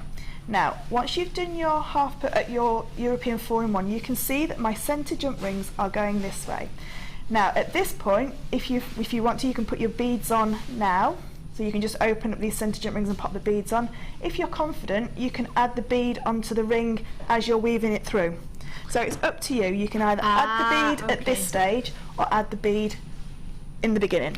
So the reason for adding it after is so that it stays on the top of those rings. Is that the reason why you do it after, or would it? It's entirely up to you. You may decide that you don't want to put the beads on at all. You want to use the beads for something else. So that's no problem at all.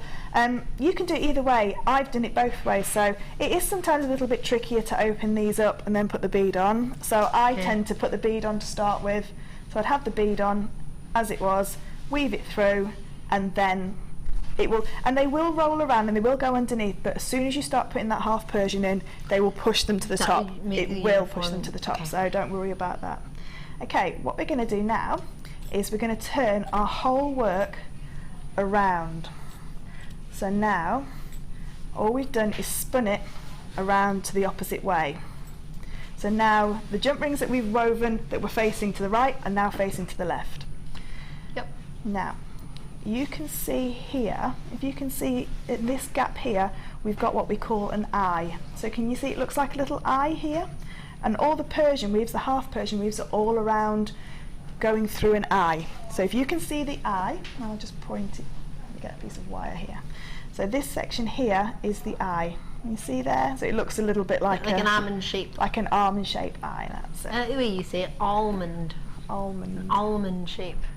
Okay, so what we're going to do is take one of our open jump rings, exactly the same size. We're going to come up through the eye shape, and then we're going to go along to the next ring along, so the third ring, and come down through that ring, okay? And close. Okay, so that's one side in. We're then going to take our next ring, and our next eye is sitting in the middle now of that ring. Can you see there? I've just moved it. So it's jump ring number 2 and number 3 that's created the eye. So we're going to come up through jump ring 2 and 3 and over to jump ring 4 and close. So you ignore that previous one that you added in the purple one. So they just sit on top. Yeah, that's it. They just sit on top. So you can see now it's starting to shrink. Can you see how it's starting? Let me just push it up a little bit. You can see now how it's starting to shrink in size compared to the top. Okay, so we're going to go up through the eye of 3 and 4, and we're only collecting those 2 jump rings. We're not collecting the purple coloured jump rings that we've added before. And down and over to number 5 and close. I love this. Okay, let's just sort you out there. Where have you gone? My director Claire is like, how do you even do this on a smaller scale? Oh, it's very easy on the smaller ones. It's harder on these ones than it is. Is it? Yeah, it's so much easier on the smaller ones. It really is. So we're going to come up through the eye and down and over. And we'll just put the last one in. And then we'll show you that it's got the two sides as a normal half Persian 3-in-1. Can I guess? Oh, you don't. Up through the eye and down and over. So that's one side completed. So you can see now how that's, how that's sitting. Sorry, I moved it into the graphics there. So now, we've woven these rings that are going to the way that we're going. So now we have to weave these rings exactly the same. So the best way of doing that, I find, is to turn it over, turn it round again. So we're now, and then flip it. Okay? Yep. And now can you see that they're sitting those rings up? So this is the side that we're going to see. Okay, so this is where we're going to see the side. And like I said before, those little beads are going to spin around. Don't worry, because it's this one that's going to go and push it together. Okay, so with this side now, what we're going to do, where we came up and over, we're now going to go down through the eye and under. So up and over on the first side and down and under on the second side. And you can see there how that's sitting now. It's starting to sit exactly the same as this ring. If we went down, up, down and up, it would sit, sorry, the other way around, so go up through the, down through the eye. If you repeated what you did the first time, then what you would get is the opposite side. So you get two opposite sides of the weave. So one side would be the right side and one side would be the wrong side. So this is just if you're like me and you get it confuzzled when you're doing it. If you do the wrong way first, as long as you do the opposite way the other time, that's all right, no problem. isn't it? Yeah, that's no problem at all. So again, with the smaller rings, it's so much easier. But I'm going to have to just move that out of the way because it's got to sit underneath this ring here. So we're going to come down. So you ignore the one you've just added. Yeah. And go through the eye, the previous one. Eye and over. Now I've gone that the wrong way because I need to go down, down and through. And usually I would lift this up and weave it on my hand. Yeah. So you get the general gist there. So you can see now how it's starting to raise up this centre section. You raise me up. Sorry. That's okay. And so again, down through, and these ones will move out the way absolutely perfectly, down and then up through the next one. So it's exactly the same technique. You're going through the eye, but instead of going down through the eye and up through the next one, you're going up and over, and then over and, down and up, and then up and over. Okay? So it's just the opposite way round. So you can start to see now how, if I just put these last few in, so go down. And obviously when you're using the smaller ones, I'm guessing, and Director Claire suggested as well, that it's going to have a stronger structure, so it won't move about as much. It won't move about at all. It will become quite, it's not solid, it doesn't go hard and rigid, but it will go fluid enough for you to bend it. So what I would normally do when I'm weaving this is I would put it over my finger like this and weave down and up and over, so that you've got it in your hand, you can manoeuvre where it's going. So it is easier with it on your hand. It's just that for demonstration purposes, it's easier for you to see it on the overhead. It is, especially with the bright colours and the big rings. I'm just going to put this last one in. So we go down through the eye. If I just pick it up so I can just see that eye a little bit better. So you can see there, as soon as I've picked it up, that eye's become more apparent for me to see. So down through the eye and up through the last ring and close. And now we've got our full dragon back. So as you can see on this side, and it doesn't want to play ball in the large rings because they're the wrong size rings. You know, they're completely the wrong diameter. It's all about inner diameter and outer diameter aspect ratio. In fact, funnily enough, we just had a message. We didn't mention this earlier, but thank you for raising it again, just in case you weren't there or you missed it. Afternoon, ladies, is the 7mm the inner or the outer diameter? So usually when we only offer one diameter, it tends to be the outer. Is that what you found as well? Yeah, it's always the outer diameter. These are made on 1mm wire, so you can take 2mm off of that outside diameter to create the inside diameter. So these are 7mm diameter, so the outside diameter, so the inside will be 5mm? 5, yeah. Okay, so that's how you create your dragon back. So that's from one side, and you can see from the side view, you can see your V's, if you like, here. You can see them there. And it's mirror imaged on the other side, so you can see how they sit. And if I just spin this around, this side is a complete mirror image. Okay. Yep. And then if I flip this over, it creates this look. So if I just push them together, because so if you didn't put any beads on this, you've got two different sides to this bracelet. It's only the beads that make it one-sided. So if you wanted to do this bracelet without the beads, you could have this side where it's more dense and just looks like two sections of half Persian 3-in-1 together, or you can have it so that the European 4-in-1 is sticking up into your dragon back. Now what you can do as well, there's lots of other weaves you can go from here, so we can make this even more. But you can see how much that shrunk down. Yeah. It shrunk by a good inch or so, so always weave more. And what I suggest when you're making your dragon back is make a section of European 4-in-1, add the sections either side, but don't go right to the very end. Just add halfway along in your half Persian 3-in-1, see how much you've got there. If you like that, stick to that. If you want to add more, but always wait to, don't half Persian right up to the very end, because it's very difficult then to come off of here and start your European 4-in-1 again. Okay. So just wait, leave the last few sections of rings, say to about there, see how much it's shrunk by, see how you like it, and then you can carry on. But it looks a very complex weave, and it's only using two of the weaves that we've shown before, and it's just the way of remembering whichever way they need to go. So if you just watch it back, it's very simple. It's just orientating it in the way that you can then make that half Persian sit either side. Fleur, it's amazing. Thank you so much. Love it or love it. We have some oval jump ring makers. Do you want to do these now, Phil? Do we do it? Have you used these at all? Yeah, it's Would you like them? fabulous. Yeah, they're great. Can I get them out? They're going to be a bit I was greasy. going to say, let me just get you a wipe, because they're going to be a bit greasy on your hands. They've not been seen since the start of April, where they sold out. Do you like these ones? Leah's dancing for this one. I don't know what she's been an oval jump ring dancer, I think. There you go. Let's just get them out and give them a bit of a wipe down. Thank you. And they do come oiled for a reason. It's just in transit, so don't worry. Don't think there's anything wrong with them. And your stamps will come. They might have a little bit of oil if you got the stamps from earlier. Yep. They're fine now. So don't panic. These, I love them.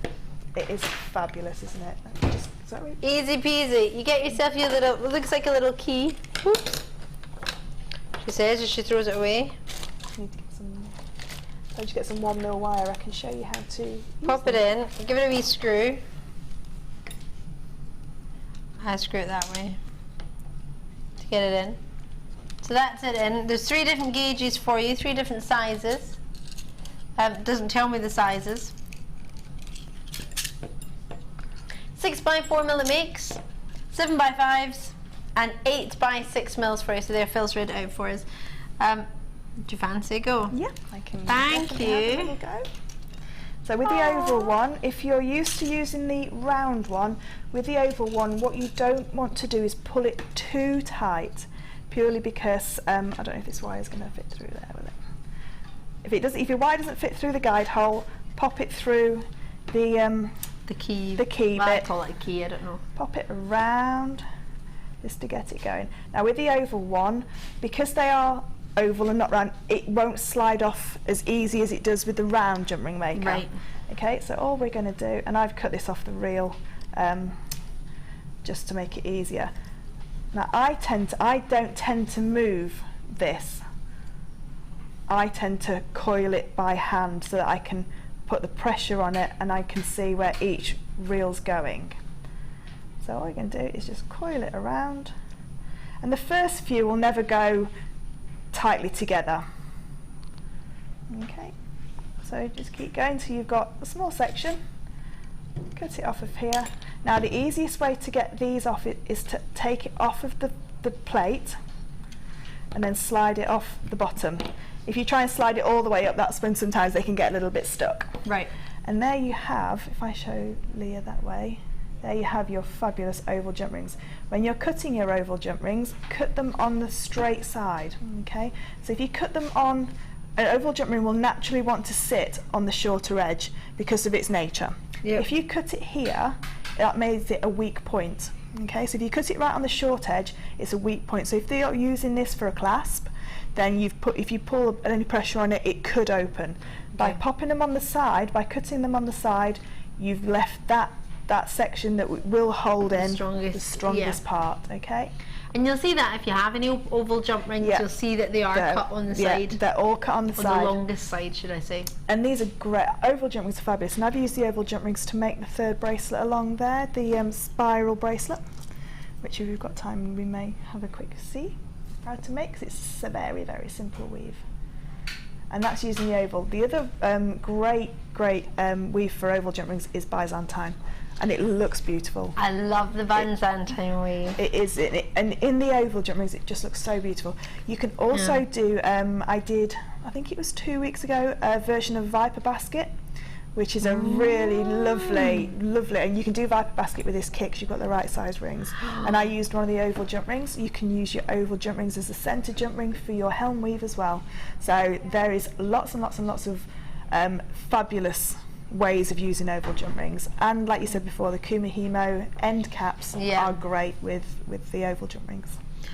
Fleur, you're superb. Should we do £10 for a tool that you've got always? Wow. And you get 3 different gauges of jump ring sizes that you can make, or you could just make it to use, I don't know, shapes, coils. You could do oval coils if you prefer. That's it, and they twist and they spiral as they come off. You know, like the spiral end caps that we did on the Viking knit show. Yeah. So you can do that with these as well. Yeah. They will be fab. Got a wee message coming through. Thank you very much. From Sharon in Essex. Hiya. Can you wish my mum, Sharon, a happy birthday? For her birthday, me and my brother bought her an Alexandrite ring from Jimboria. Love from Olivia and Elliot. Oh, happy birthday. Happy birthday to Olivia and Elliot's mum. It's Sharon. Happy birthday. I love that you've used your mum's account. That's brilliant. Hiya, Sharon. Happy birthday from not just me and Fleur, but from everyone here at JewelleryMaker. I hope you're having a lovely day. I cannot believe you get an Alexandrite. That's a brilliant present. I think you've just... and June's birthstone, of course, is an Alexandrite. Is it? Oh. Pearl's moonstone, an Alexandrite. So you've, well, exceptionally thoughtful, whether you knew it or not, but brilliant, brilliant gift. Well done. You, what a lucky mum. Lovely. Well done. From Karen in Worcestershire. James Studio. Fleur, amazing as always. I will beat my 3-in-1 Persian nemesis. Oh. For 7 months, I struggled with half Persian 3-in-1. 7 months, I threw countless amounts of jump rings across the floor and swore I'd never touch it again. And then all of a sudden, it clicked. And keep at it, because it will click. And once you've got it, once you've done a couple of inches of it, always keep your starter chain. So have a little section that you always keep, because it's easy. Starting a weave's harder than anything. Yeah. You can't do that with this weave, obviously, because you have to add that in to the second. Yep. But once you've got the hang of half Persian 3-in-1, you can see where those rings are going. These kind of weaves become very, very easy to do, because you can see the pattern that's evolving. Yeah, you can continue. But again, you can always watch back the show, you can always rewind it, you can always have a look on YouTube. There's always something for you to reference back to. From Polly, sorry, what size rings did Fleur use for the dragon weave, or does it work with any? You can use either a 5mm inner diameter or a 6mm inner diameter. So in the matrix box there's some 6mm inner diameter, which are 8mm outer diameters, but these, the 7mm outer diameter that are in the kit, are absolutely perfect. You can't go any smaller than 5mm because there's not enough room to add your 3-in-1 either side. Okay. So the 5mm is the inside diameter of a 7mm jump ring that we've got here, because these were 1mm jump rings, so you take off 2mm as Fleur has suggested to get your inside diameter. Eleanor in Essex. Fleur, can you tell me the best weave for a beginner? It all looks so lovely but complicated to me. From Eleanor. Eleanor, there's a really simple weave, which is the twisted weave here, the third one here. And if you've got just 2 seconds, I can quickly show how We can do it, absolutely. Yeah, Go is for that it. okay? Yeah, we'll do this for Eleanor. Also, Eleanor, the Mobius flower is really good. It's not technically really a weave because it doesn't make an entire bracelet, but it's a lovely section you can do. Once you do the Fleur Mobius, showed me, so. Once you've got the Mobius, you can link them all together and that creates a beautiful bracelet.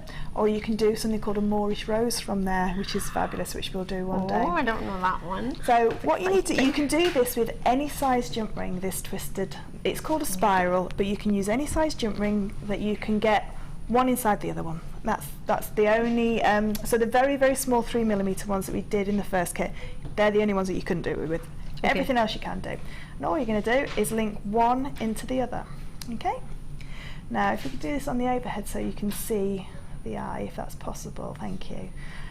You can see now we've got that eye shape. So all I've done is I've slid the right ring over the top of the left ring and I've created this space in the middle where both of them are.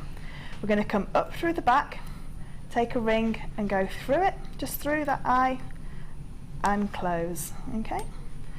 And then all we're going to do is carry on doing that. So the second and third jump ring is there, so it's the pink one and the dark gold one. So we've got the nice gap here. We're going to come again just up through that jump ring, okay? And all you do is you just go through the last jump ring and the jump ring previous, so the gap in the middle of those 2 jump rings. You go up and through, and as long as you always go either up from the back and over or down from the front and over, it will twist beautifully. And again, so we can see the gap here between the red and the pink in the middle. So we're going to come up through the middle and close, and I'll just do a few more and then you can see how it's starting to twist. Now this weave, it will untwist, it doesn't hold its twist unless you wire wrap the ends of them, but it's just very simple just to turn it and twist it to, and you can see in my hand it's starting to curl over. So I'll just pop a few more in so we've got a bit of a length, and all I'm doing is going through the very last one and the one previous, so where they cross over and make that little gap, through and turn. And as you can see there now, it's starting, you can see there, it starts to twist. And that is as simple as that weave is. So you just go through the very last one and the one previous, keep going from the front or from the back as long as you keep the same pattern going through, and that creates your twist. And as you pop it on, just give it a little twist and it sits flat and it just carries on twisting. And it's the most simplest, beautifulest weave, and it makes fabulous chains. So if all you ever want to do is just start, if you start just linking one ring into another, this is your next progression on, is to just make a little crossover in the eye. So where those 2 sit there, you can see here there's a gap in the middle.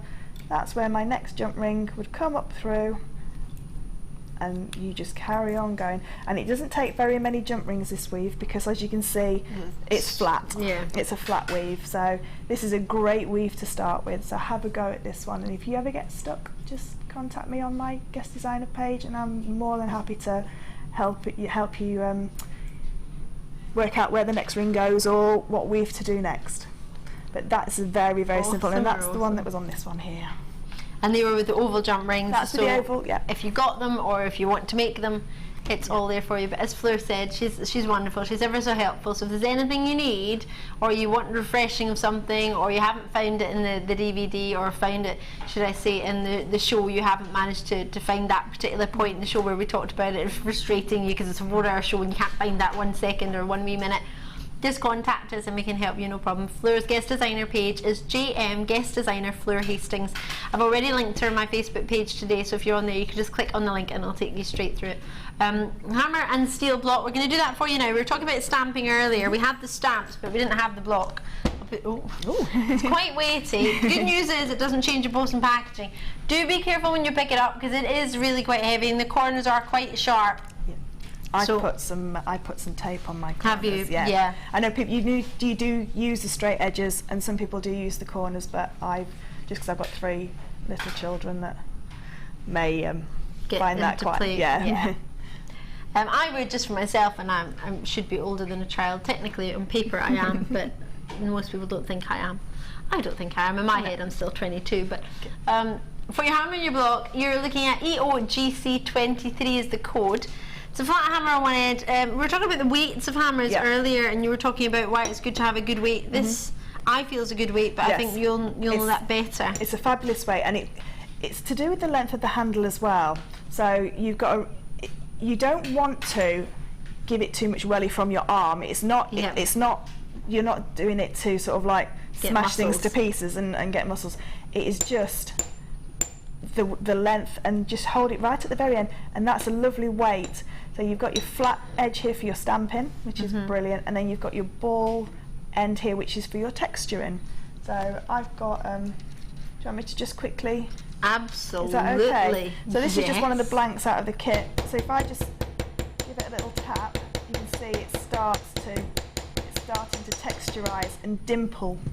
If I just pull it back into, you can see there that it's just dimpling and texturizing. If I hold it up, it's just the lights catching it. And you see little sections there. You see as it's very difficult to see. Just see some little tiny dents. Reminds me of, you know, those really fancy fireplaces that you get with like all the dimpled copper. I think they're gorgeous. That for me is the kind of effect that you get when you use it with that colour copper. But you can also hammer your raw copper wire, or any wire basically. This is the 2mm wire that I've got for my challenge, and I'm going to make a little bookmark with one of those hearts. So in the break, I'm going to hammer this to give it a little bit more strength and to flatten this. 2mm wire will flatten out beautifully. So you'll make you'll splay it out. And when you're hammering wire to splay it out, I won't hammer, but if you put it on and slide off, and that's how you hammer when you're trying to spread the metal, okay? And that will help to encourage to spread the metal. So don't just hammer up and down on the same spot. A little tip that I got from my farrier is to hammer on the metal, then hammer the block, hammer the metal. So it's like a rhythm. So every other one hits the metal, and that's how they do the horseshoes. So my farrier said if you hold it right at the very end, because I asked him how's the best way, because obviously they use their hammer every day, lots and lots and lots, and he said hold it right at the very end, let the hammer do the work. So let the length of the handle and the weight of the hammer do the work, and if you want to spread the metal out, slide it across and hit every other one on the metal, so that you don't just keep hammering on to the same part. Superb, isn't she? And we'll quickly bring you a saw. Now these are saw blades, so do again keep them out of the reach of children. Do look after them, as in put them somewhere where you know that they're blades. You're not going to just pick them up and be like, oh yeah, oh ow. Yeah. My producers just said we've got a great saving on this one for you. I like it already. So you've got yourself a 60mm adjustable saw blade, plus 1/6 and 24 pieces. So you're getting yourself a selection in each one. So you get more than one. Oh, you get. I think they say that there's 12, but I know that you get quite a few more than. Oh, well, you've got 6 sizes, and you've got 24. So it should be about 4 in each, if my maths is right. There's about 10 in each. Should we take one out? Yeah. Just be careful. They are wrapped in a little bit of wire. You know you're going to get greasy hands. I'll do it because I've ruined my nail with patinas already. Are you sure? I don't mind. No, it's okay. I got it. Phil just went like that. You're going to ruin your nails. I can ruin. Mine are ruined from the patina, so. Mine aren't. Mine are rotten, to be fair. I don't know. I keep breaking them. Every time I close the boot, the middle one always snaps. So if we take it from this end, you get 2. So I've just opened these are the one. The first one. The first one, and you get 2 packs in the number 1, and there is. We count them. Be careful, because they are blades. Please be careful. This is the end of them. Yeah. 1, 2, 3, 4, 5, 6, 7, 8. So if you got the same in that one, that's 16 in there. What I would say with these is I've had a few messages from people wanting to know how to cut their jump rings, and it's not cutting. You have to make sure that the serrated edge is pointing down, which it does sound silly, but just popping the blade into the saw is a little bit potluck if you get it the right way or not. So just make sure that the serrated edge is pointing down so that it will cut. If not, all it will do is just squash your jump rings up into mangle them. To make sure, I mean, this is going to sound silly now, but after that comment, I think it's a valid point. how do you work out, without cutting yourself, which is the right way up? As in, because they are so dainty. Yeah, but they're not, although they're saw blades, you can see I'm rubbing my hand all the way over them, and they're not sharp. It's not gonna, they're not gonna chop your finger off. You can feel just serrated. So again, like the hammer, let the saw do the work. When you're cutting bread, you know, when you say, they always say, oh, if you cut your bread, if you try and put pressure down on the knife, it sort of like jaggers all the bread. Yeah. Just let the saw do the work. So just very, very light. A little bit like when you touch a saw, a wood saw. It's not that sharp. It's not as sharp as what you think it would be. It's not like a knife edge. So they aren't sharp. It's just the action of going forwards and backwards in the same place, which will cut your jump rings or your copper sheet. So number 1 and number 2 for your jump rings, number 4 and number 5 for your copper sheet, and number 6, and then you can use number 6 for your perspex as well. So number 3, it denotes how much of a gap it will take out. So if you, so this is like 0.1 of a millimetre that it will take out. So not much of a gap. Depending on what you want. $6.95 for both the saw blades and the saw. Which, in all fairness, you need both. Oh, and also, what's great about this saw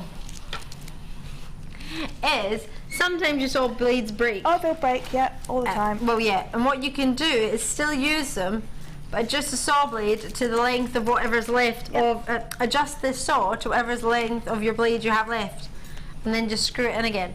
So it does mean your saw blades last longer. A lot longer.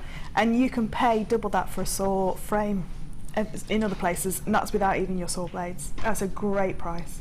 So it's adjustable. Again, all you need to do is twist them. Just twist as I did on the top. If you try to twist it one way and it doesn't work, that's because you're twisting it the wrong way, as I just did, and then just keep going. Alter. If you do find that you snap your blades quite a lot, it's because the tension on your blade is too tight. So if it shouldn't be really, really taut. It should have a bit of give in it. Think of a saw that you saw wood with. There's a little bit of give. People play the saw, don't they? You know, you can bend it forwards and backwards. So you need a little bit of give in there. What's his name? Rolf Harris? Yeah, he used to wobble the sword and things like that. Yeah. That was a really accurate, I think, impression of Rolf Harris. Wow. A didgeridoo? No, that wasn't a didgeridoo, was it? It was a wobble board. Yeah, but you can do the same with the do the same with the saw. People can play the saw, apparently. Fleur, thank you so much. If you have any more questions for Fleur, please don't hesitate. JewelleryMaker.com. Drop us a message on there for free on the website. Alternatively, text us. The number is 60777, and normal text charges apply. Whatever many pennies it is to send a text, it'll be the same. And put JM Studio at the start of the message so we actually get it, because otherwise it just floats around the building because we all share the same number. If you haven't already got yourself a cup of tea, go for it now. Grab yourself a wee bicky, maybe a cake. I had a scone with cream and jam today. Was it plain or did it have fruit? Oh no, it was a fruit scone. Oh, it was a good one. The wee shop down the pedestrianised street near me, they have cakes and they're all like £4, £5, whopping cakes. But at the end of the day, they sell them all off for £1. So if you walk past and get one for £1, it was huge. I put a picture of it on Facebook. It was a whopper, so I had it for my breakfast. Lovely. Totally didn't, Mum. See you on the other side of the break.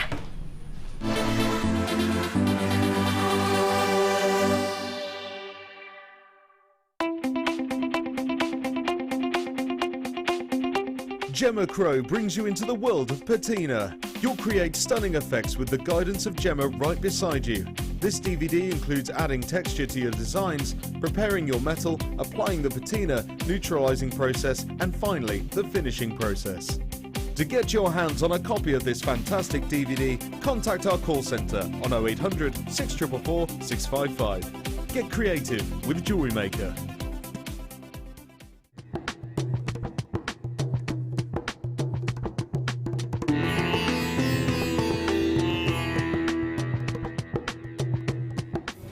Before any of the gemstones that arrive here in Jaipur can leave Jaipur for the UK, they need to be tested. So all the genuine gemstone strands go from the vendor to an independent laboratory. They're then tested to prove that they are what they say they are. Now, as you can see here, this shipment of emerald arrived this morning, and it comes with this. This is really important. This shows that the emerald has been tested in random strands and can be proven to be genuine emerald. If this authenticity card doesn't arrive with a genuine gemstone, then the shipment won't go to the UK.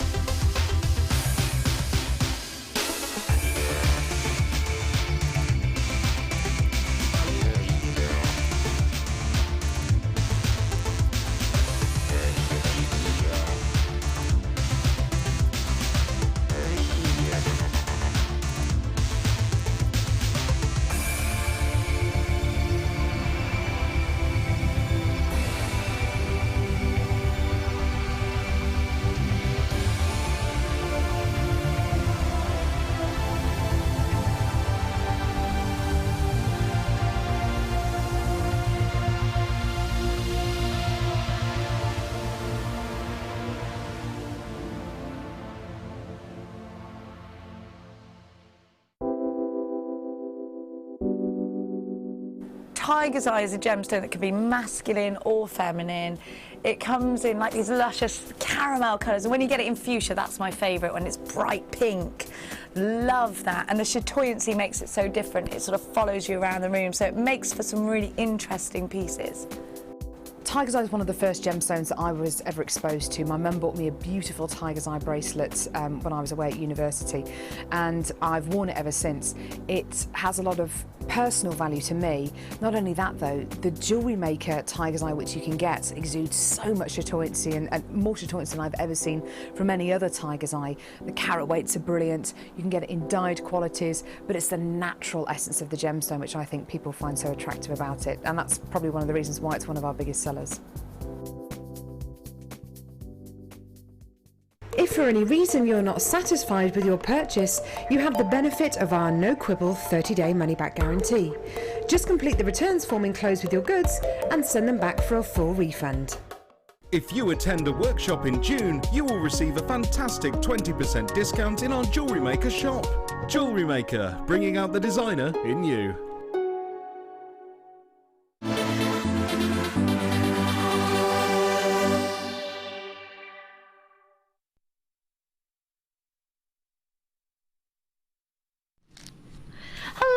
It's really good to see you. I'm Maille Defoy. I didn't tell you I had my 4 o'clock challenge, did I? Gosh, I love this. This is so much fun. It is a wee bit of a surprise, maybe, if you weren't aware. What we try and do in the 4 o'clock hour is I try and bring you as many treats as possible, so you have as much of a selection as possible. And I try and cater for everybody. If I show you less treats, then there might be less that you see that you fancy. If I show you more, you've got more of an option. If the quantity is low, it'll be quite quick. Just because I'm moving through them quickly doesn't mean you have to rush in any way, and please don't. Always take your time. You get 30 days from the day you get it home anyway, and that doesn't count until the day you get it. Then you get 30 days from them.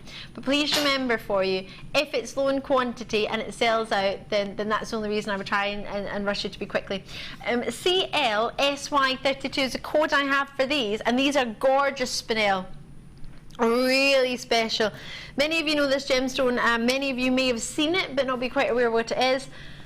Many of you will never ever have seen it before in your puff if you're new to JewelleryMaker. It's a totally natural gemstone. It's called black spinel. It's very, very rare indeed, far, far rarer than a diamond. It's one of my favorite gemstones. It's got the same crystal structure as a diamond. And what you have is one of the most vitreous lusters any gemstone can possess, and it's because of the hardness scale. It comes in really, really hard in the hardness scale, comes at quite high indeed, comes in at an 8, which is only surpassed by corundum family, which is your sapphires and your rubies and your diamonds. They come in at 10. So this is a really, really hard gemstone in the grand scheme of things, in the most hardness scale, which is the scale for measuring the hardness of a gemstone.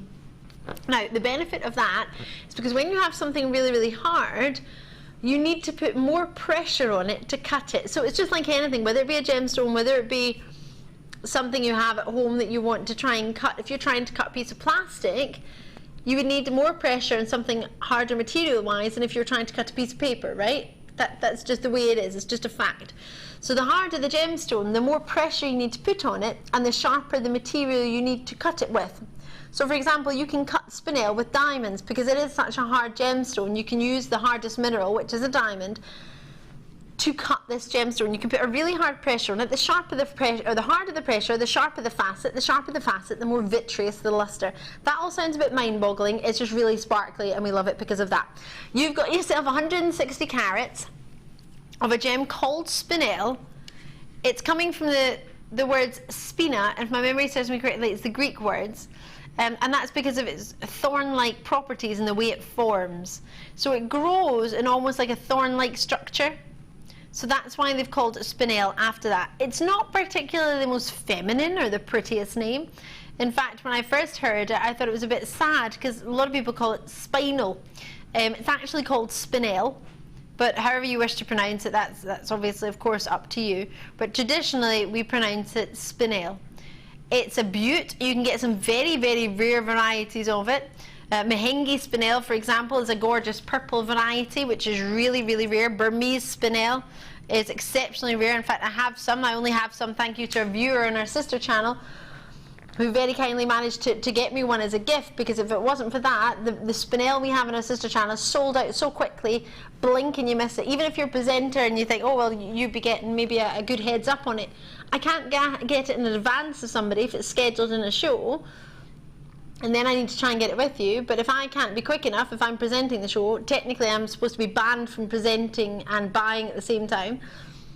But if Fleur is buying, that's fine. I'm not going to tell anyone if you don't.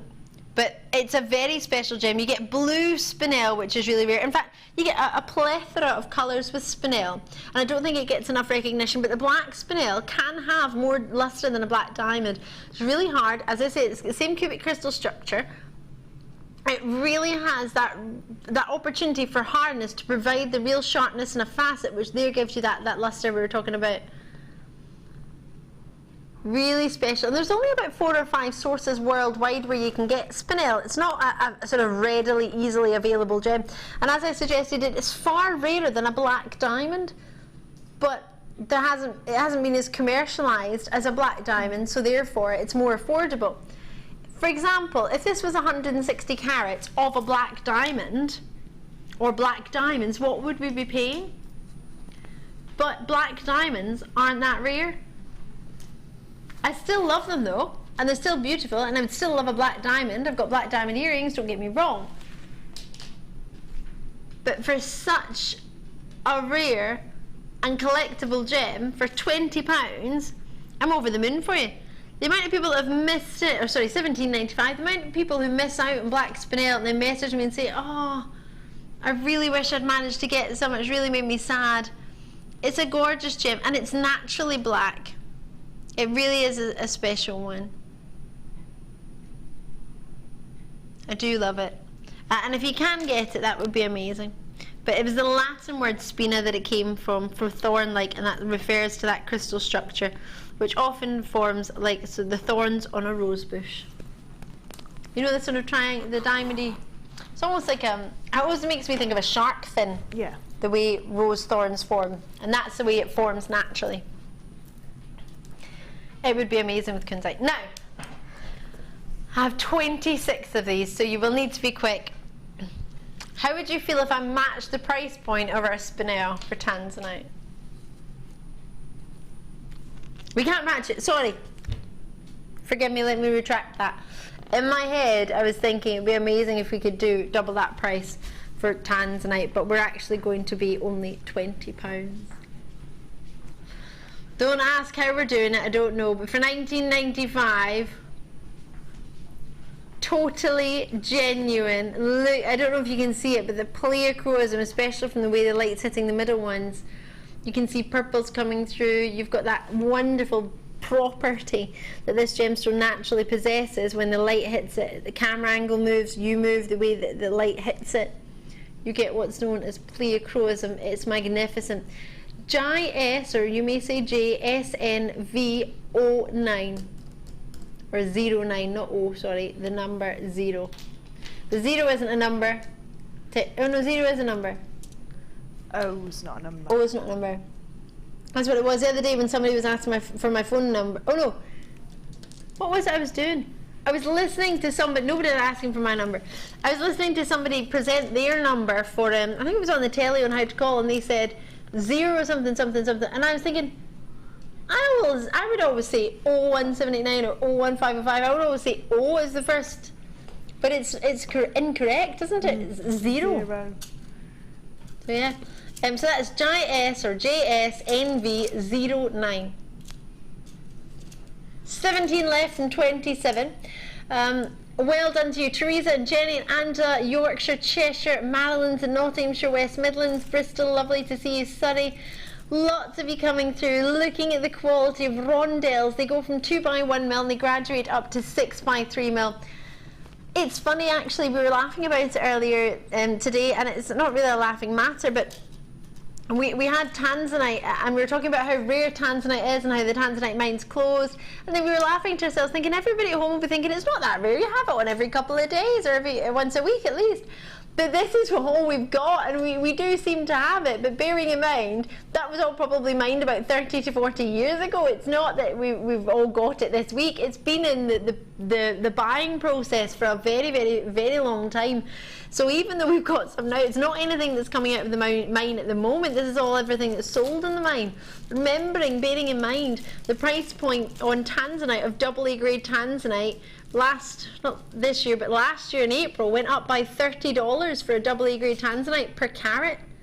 Went up $30 per carat. These aren't AA grade. We haven't graded these for you. We wouldn't ever grade a tanzanite that wasn't eye clean. That's the only time we would ever grade it. But colour wise, it is of a AA, absolutely verging on AAA, the depth as well, the richness. But as I say, we wouldn't grade them because they have to be eye clean for that grading. If these were eye clean AA or AAA graded tanzanites, they wouldn't be at $19.95. So it's up to you what you want to spend your money on. And in a sister channel, we probably would have, well, we do have AA's and AAA tanzanites on there, which you can have a look, and quadruple A's as well. Gosh, goodness me, if you managed to get one of those. I took a picture the other day of a quadruple A tanzanite on my finger. I could show it to you if you want. In fact, I might do that in a minute. 11, so you can see what I'm talking about. 11mm by 10mm white culture pearls. Let me show you this. Oh, are they? Oh, these are going to a superb price. Wait till you see this, you'll be fancying these. 11mm to 10mm, or sorry, not to 10mm, by 10mm. They're a baroque shape, which means they've got a flat bottom. We don't usually go for flat bottoms, but in this case we will do. We like a flat bottom when it's a baroque pearl, and it means it's shaped in the other side. Price point wise, I think it's far too low, but I'm going to enjoy it. These are genuine pearls. I'm just going to see, am I allowed to show that picture of the tanzanite? I'll look for that while you're looking at this. Oh, I'm going to show you an amazing opal as well. That was my little hand. There's a picture. Let's make it bigger. There's a picture of a quadruple A tanzanite. It's a whopper. You can see the purples and the hints of pinks there. I know across the camera it doesn't come quite so well because I think these particular phones have a bit of a blue light to them, but my hand looks a bit blue. I wasn't frozen in that picture. I was very much alive. I love that. Oh, and can I show you some opals? Just because it was fun. Wee video. Oh, there's sound on that. I don't know what I was saying. Probably this is amazing. It's playing with some Ethiopian opals. I'm gonna play it again. It's got nothing to do with this, but I was in the gallery. Somebody was presenting. That's what was going on in the background. Yeah, I really fancied that, so I thought I'd show it to you. $9.95. Well, there you go. Yes, we'll look at the pearls. Sorry, Phil. But they would go lovely if you got some opals, Ethiopian opals, or some, gosh, if you had some tanzanite. Could you imagine those together? Imagine the price you could charge for a couple of tanzanites and a pearl. Or the other way around, a couple of pearls and a tanzanite. Would you charge more than £30? Oh, a lot more. I did a christening bracelet for somebody, and I did tanzanite and pearl. Ooh. And what I did is I made it for the size of like a 6-year-old, because I think 6-year-olds would be able to wear a bracelet for a special occasion. And then what I did, in a separate little box, I put an inch of tanzanite and an inch of pearls, so that when they're older they can have it made into a full-size bracelet. So I had 2 little boxes, so a little presentation box with a bracelet in, and it had a little silver charm on the front of a heart, and then just in a little box by the side it had the tanzanite and the pearls, enough to make it into a larger bracelet when they're older. And in all fairness, for these you wouldn't need many of these pearls because they're quite big. To make an inch you would actually only need maybe 2 or 3. That's it, you don't need a few. Woo! Right, some low stock treats, so they'll be a wee bit quicker than these. I don't know, I can't remember where I got the pearls from. Oh, perfect. Oh, I love these.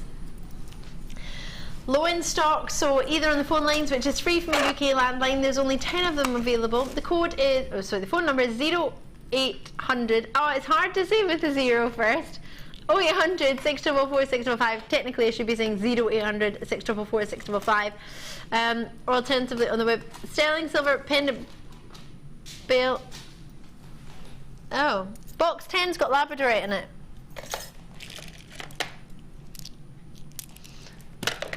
Box 6. Oh yes, the heart ones. There we go. Those ones are really cool as well, though. They're both cool. Totally different. We will do them, just not right now because Phil's got the graphics in for these. Here we go. Sorry. I'm going to use these round nose pliers. These are coming up. Oh, I like these. Oh, these are quite handy handles. 925 sterling silver stamp on the top. I don't know if you can see that. I think the pliers in the way, but it's at the top for you there. Lovely heart, and sideways you have the little posts where you would insert your gemstones. So $9.95 and you get how many? 3, 4, 5? 5! What's that all about? Well, there we go. There's 5 for you. You can open one of these jump rings from earlier. If only I had a jump ring ring, I could open that a wee bit quicker. Oops. Is that sold out? Probably. Oh, you can maybe just get it. Maybe just. I've just put a wee jump ring on the top of this so you can see how easy it is. I've got those jump rings, haven't I, Fleur? You have. Yay! You've got those jump rings. Put a quite big one on, actually. But there's an example of what you could do if you wanted a jump ring, because you can make some earrings with them. Or not, you don't need it. It's got a bail on it, so you don't need to do anything. It's just because I wanted to play, really, and they were sitting there, so I wanted to give it a wee go. So they come in, hopefully you've got them before they've sold out. Fingers crossed. Now, some star-stud earrings. Ooh. My friend was looking yesterday, actually, and it was really last minute because I said to her, oh, you should have let me know and I could have got something for her. But her friend's having a little baby and she wanted to get a little something for the mum because she believes that the mum should get a gift when they have a baby because they've done all the work, as well as the baby. But she wanted to try and find a pair of plain silver studs that were just quite cute, and had suggested that we had some, but it was so last minute. She needed it on the day, but she didn't find anything, which is such a shame.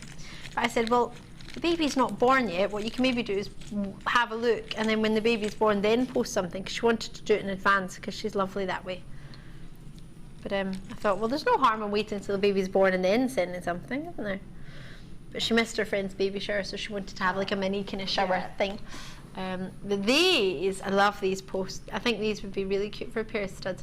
In fact, wasn't it, sorry Fleur to bring this up, but wasn't it yourself who ended up having to pay a wee bit for some earrings for your daughter? £27. Yeah, for just some silver studs. Yep, 27. I could have bought a lot. And these would have been beautiful because I could stamp on the front of these. You could have got 2 packs of these and still had a £7 saving, and you could have had yourself 6 pairs. I could have stamped them all for us all. We could have all had a pair of earrings. We could have all had, everyone in the gallery in the studio could have all had a pair of earrings. Maybe a pair for your daughter. Yeah. Oh, you've got for yourself 3 pairs at £9.95. Just turn it so sideways so you can see the post on there. The post has a 925 sterling silver stamp on it. It might be quite dainty to see it on the television, but it is there. You've also got that, whoop, there it is. 3 pairs with a 925 sterling silver butterfly backing as well. The reason it's called butterfly backing is because we like butterflies. Not really. I love them, but that's not the point. It's because it looks like a butterfly in its shape. Now, these will be allocated quite quickly. If not sold out, they've gone. Well done. Can I just tell you, you've got some hoops in sterling silver that are gorgeous. Can I show everybody quickly? Well, just quickly. This hoop I found in box 17. Really nice. These are gorgeous. Should we do them now? Now I've got them. Thanks, Phil. You're a superstar. Again, butterfly backings. There's 40 pairs. I've never seen them on JewelleryMaker because I would have bought them because I love them. I think they're fantastic. You got the you've got that nice detail going around your earlobe, but you've got the security of your post and butterfly back as well. Absolutely. Again, 11 pairs of 11 mil in size, but then again 3 pairs of these. They're solid butterfly backings, as of course. So with 3 pairs, you can't be less in price. Even though they're bigger, we're looking for only $6.95 for 3 pairs. They look beautiful, don't they? So like With the gemstone chain, you know, the beautiful gemstone chains, you could have those, and you could have interchange. We've got some very small little bolt ring clasps or lobster claw clasps. The little sterling silver ones that come in the findings kit, you could interchange them then. I love the sound of that. Do you fancy them? Yeah. We have 40 pairs, 40 packs, and you get 3 in a pair. Helen has gone for a wee multi-bid in Sussex, lovely to see it. Christine and James have done a wee triple bid in Buckinghamshire, great to see you all. Sandra's in the West Midlands, Yorkshire. Pat in Menorca, how you doing? How's your pool boy? Is he well? Is he good? How's the pool looking? Is it nice and clean? Pat in Menorca, God love her, our presenter Jenny, love that lady. She suggested one day that Pat in Menorca might be watching from a jacuzzi. Yes, yeah. And one day Pat did message back and said, no, I've not got a jacuzzi, I'm in a pool. She's got a pool and she has a pool boy, who's apparently quite attractive. I can deliver these for you, Pat, quite easily. I'll be on a plane next week. Yep. Bring them to you. Why wait till next week? Do it tomorrow. Do it today. Cancel the show. Let's do it. Yeah. What do you mean you want to see a late show? You've got the brilliant Jan coming up with her gorgeous Zena tonight in the late show, in all fairness, so you would want to see that. Don't see why we couldn't do it from Spain though. Or Menorca. I used to go there a lot on holiday as a child. I thought it was wonderful. I loved it. You've never been to Menorca?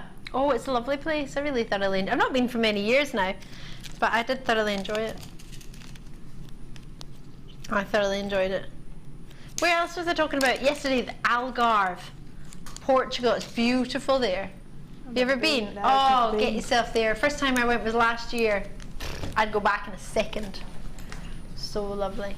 Next we're going to go for some blue oh, these are fantastic. These, the nuggets we're going to do. We've got other blue Charleston as well. Oh, these make me think of the perfect sky when you're on an airplane and you 9 left.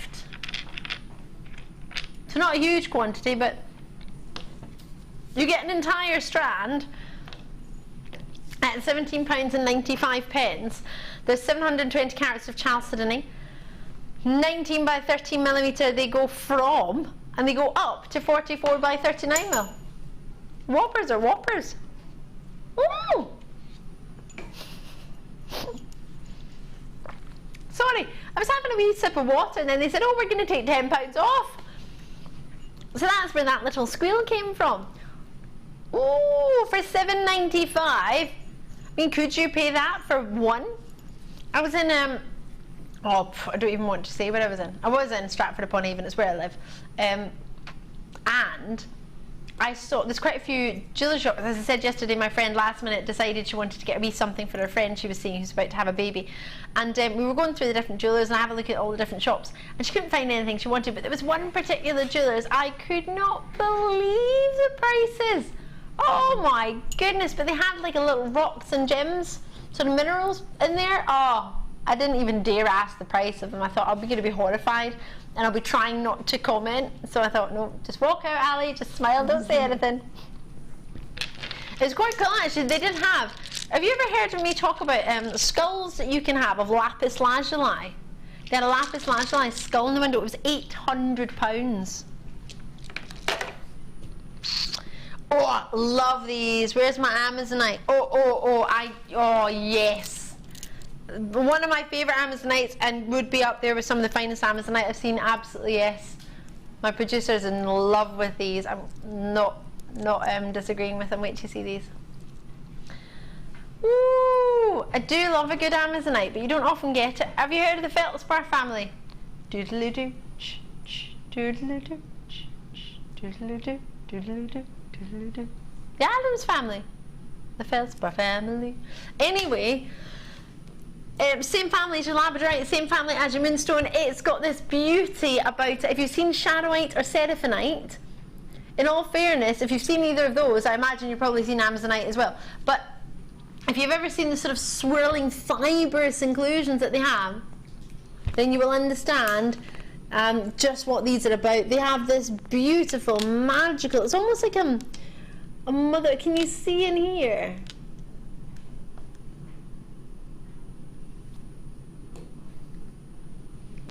Can you see that beautiful shimmer? Have you got any info on these at all, Phil? I'm presuming they're totally natural, but I always like to check. Does my info not come up anymore? Oh, there it is. So you've got yourself a gemstone, for many years actually, it's been confused with jadeite. It's a stunner. The gem, it's not been found near the Amazon River, funnily to its name, but the tropical tones, the greens that you're getting, it's a delicious gem. It's one, in fact, of the most exotic gemstones, colour-wise, like an exotic colour that we've got, and I love it. Natural sort of fibrous inclusions within it give it this amazing, almost like mother of pearl, sort of just shimmying around in there, the same as your seraphinite, the same as your shadowite. Not the same minerals, I'm not saying that the exact same in their makeup, but it's the look that they possess, that phenomenon look that they offer is really quite fabulous. I've got 4 left, and they're only $9.95. XERU 15, and that's the lowest price they've ever been. So do enjoy those. I think they're superb. I like that word. I like these. 2, 4, 6, 8, 10, 12, 14 approximately on your strand. Now these are the labradorites I nearly brought you a minute ago. Woo! Yeah! Oh yeah! Great for gents jewellery for Father's Day, 21st of June this year. I thought them was Sunday. Last time, that's not true. That is really creepy. My producer Phil has just said to me, Ali, the last time these were seen was the 21st of June 2014. Joking. That's hilarious. And this was the price they were, $11.95. A year ago, over a year ago, 21st of June. That's uncanny, isn't it? Can we reduce the price since they've been in the vault for a year? Yay! Ooh! I'm going to be this cheeky tomorrow. In fact, I'm going to be more cheeky tomorrow. Technically, that's terrible English. I'm going to be cheekier tomorrow. Well, you could say more cheeky. I don't like it though. £7.95. Whoop, there it is. Can you see the shimmer, shimmer? Do, do, do, do. Sorry, that sounded a bit unlovely, didn't it? Wasn't very nice. I was trying to be Michael Jackson, but no one can really be Michael Jackson other than Michael Jackson. Although I did hear, who was it? Oh, there was a singer on, what's it called? The Letterman Show, where they sing as other artists. Oh, right. They had Christina Aguilera sing as Britney Spears. She was really good. They had Ariana Grande sing as Celine Dion. She was fabulous. But they had a singer, and I can't remember who it was. And he did Michael Jackson, but they make you sing in the voice of another celebrity, but sing a song to the wrong tune. Oh. It's really. Have you ever heard it? What's that program? My dad listens to it, and I really love it. Sing a song to the tune of another. What's that from? They do it on the radio. Oh, is it Round the Horn? No. Something they do, and you sing the song to the tune of another, and they were doing it, the celebrities were copying, doing other people. Oh, I want to find out who it was. I'm going to do an amber cabbage, and I've only got 3 though. I'll warn you now, so it's going to be quite quick. Oh, I want to know who that was. I'll try and find it and put it on the Book of the Face tonight. But I do have lots of studying to do. Got another exam to do. Yay! 15 by 25 millimeter.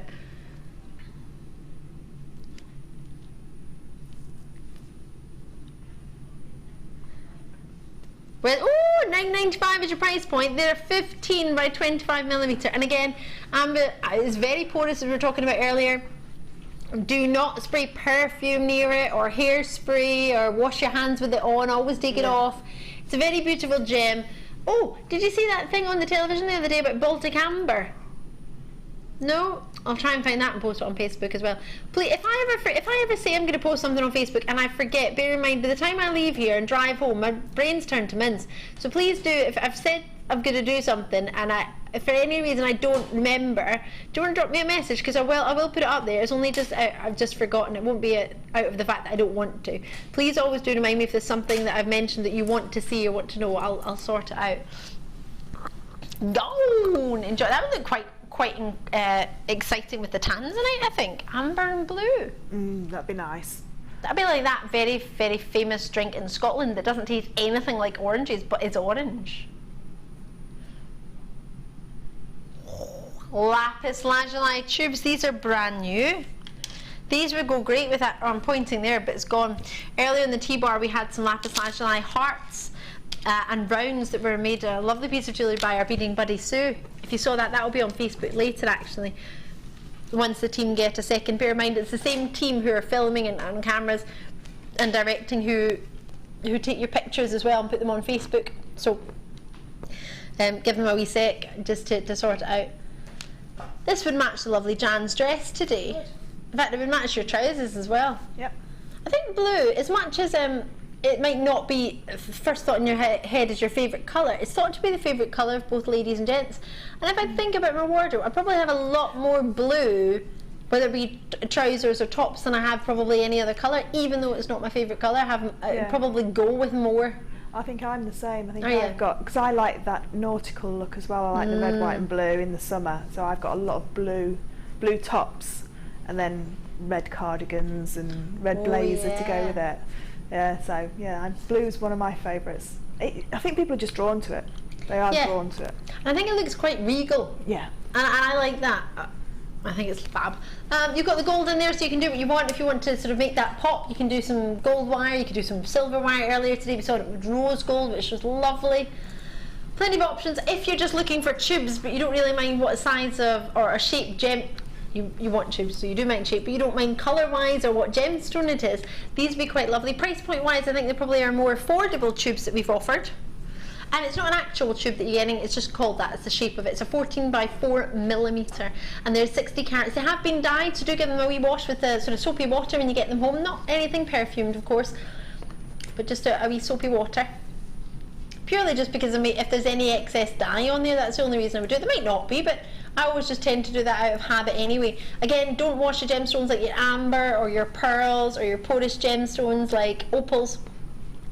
If you're not sure, if you get a gem home and think, oh Ali, I don't know if I can wash that or not, just ask me. Drop me a wee message on Facebook or call the contact centre for free. Bearing in mind, contrary to what you might believe, I'm not the only accredited jewellery professional here. No, there's many of us, and in the contact centre there's always going to be, or should always be, unless there's a terrible sickness bug, everybody should have at least one lady or gentleman in the contact centre who's an accredited jewellery professional as well.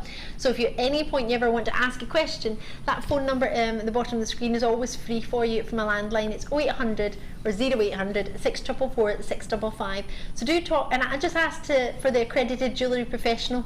Or AJP, if that's easier to remember. Just ask to speak to them if you're not sure, or you can always message in the show for free, whichever is easiest. But if you have a question, please do ask it. I don't want you to not get something because you're not sure about the answer, or if you're just wondering out of curiosity, please do ask, because we did train to be able to tell you that there was sort of method in that madness. So yeah, £6.95. Treat yourself to those if you fancy. Oh, they would look quite nice with the green. Can I put these together? These are amazing. Whoa, when did we ever get... Did you even know garnets came in a green? Only since I've been watching here. Me too. Never knew before. Whew, it's one of my favourite garnets. This gem was found, and God bless him, it was by the late Campbell R. Bridges, who was a Scottish geologist. Is what? Oh, no, it's been seen once. This is just wrong. Right, this gemstone was found by the late Campbell R. Bridges, who, as I say, was a Scottish geologist. He was out in many different places, but when he discovered this one, and it's from the grossular variety of the garnets, doesn't matter if you know or don't know what that means, but it's for those of you who are interested in that, it's just to kind of give you a wee heads up. Discovered in 1968 by Campbell. We very, very fortunately got to speak with Campbell before he very sadly and tragically passed away, but this gemstone was first discovered by him in Tanzania. Now, there wasn't much coming out of the ground, and then adjacent to that he then found it in the Tsavo National Park in Kenya. Now, when he first found it in sort of late 70s, there were around 40 mines to mine this gemstone next to the Tsavo National Park. Now there are roughly 4 commercial mines from 70. In the 1970s there were 40 mines. So that's exceptionally rare. This gemstone is thought to be 1,000 times rarer than an emerald. Emeralds are beautiful. I don't want to take anything away from them, but on the rarity scale, this variety of your garnets from the Grosschiller variety is so special. It's more vibrant than most green gemstones that you can get, and the colour is due to sort of vanadium that you get within this gemstone. It's a gem that if you want to find more about it, I would advise you to go to www.tsavorite.com, spelled Tsavorite.com, Tsavorite. The reason it's called Tsavorite garnet is because it was found very close to, the second time it was discovered, the Tsavo National Park in Kenya. So when Campbell R. Bridges went to Tiffany's & Co. with the other gemstones that he found, he took this along with him. His wife said to him, oh, just remember that garnet that you found in Tanzania, why don't you take that with you? So when he went to to have a meeting with those at Tiffany's, he took it with him, and Tiffany's and Campbell R. Bridges named it together because they thought, what could we call it? And they couldn't work out what to call it, and then they thought, well, it's found next to Tsavo National Park.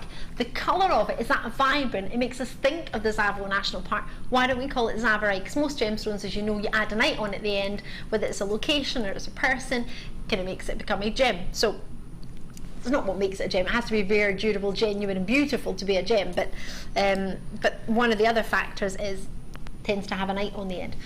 So it's a very, very collectible gem. Not much of it comes out of the ground. This is actually quite sizable for Tsavorite. Usually get them in about 1 mil rounds.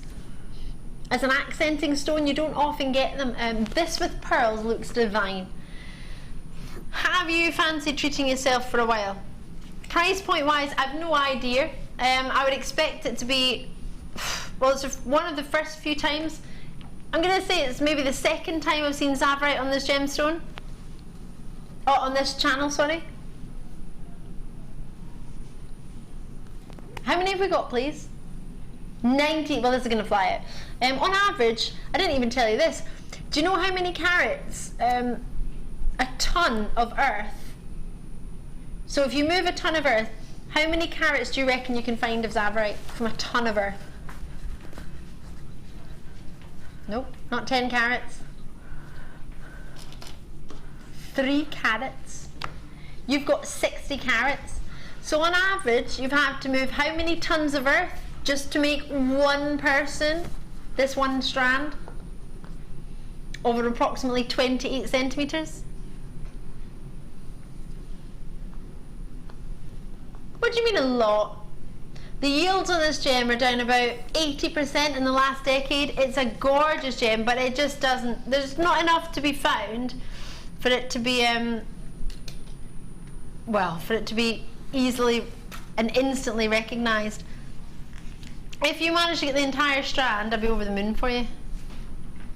How gorgeous is this? I'm so pleased for you. Only 10!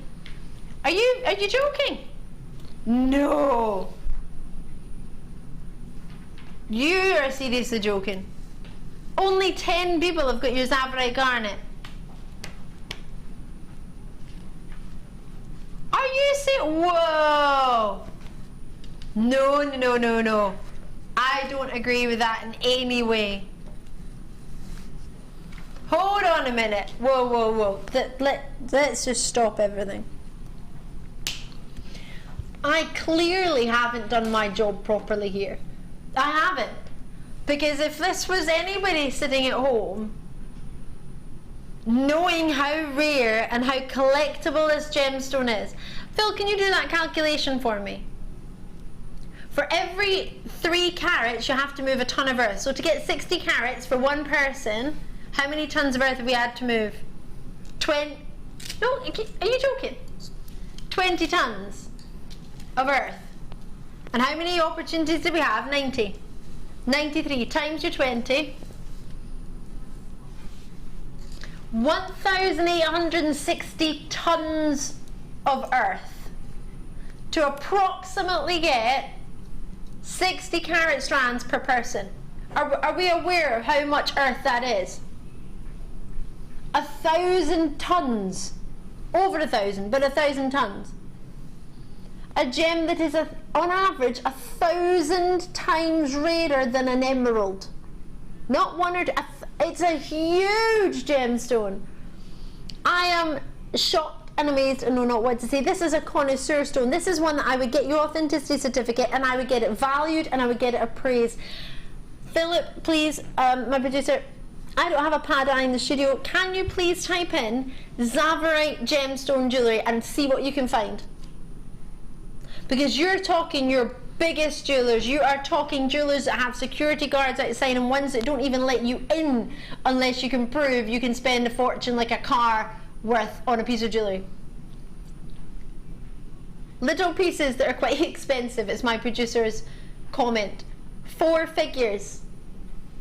Please write down the code of this, DISF18, so DISF18, please, please, please, for yourself, not for me, doesn't make a difference to me, but for yourself, have a look online at the prices of Zavarite gemstone jewellery. Please do. This is totally natural. We've not treated it in any way. It looks this good naturally. Once you see the prices of those pieces of jewellery, you're going to be getting multiples of this. For £12.95, enjoy one of the rarest garnets in the world. You have just got, by default I imagine, because my producer Phil knows, no disrespect Phil, absolutely nothing about garnets, and has just given it to you for £13. How amazing. If you're a January baby and you don't like the red of the normal garnet that we all know, you can have this amazing green gemstone as your birth gemstone because it is a garnet. I think that's beautiful, and I'd put that with a tanzanite. I'd have such a high-end tanzanite and Zavarite garnet. It's a dream.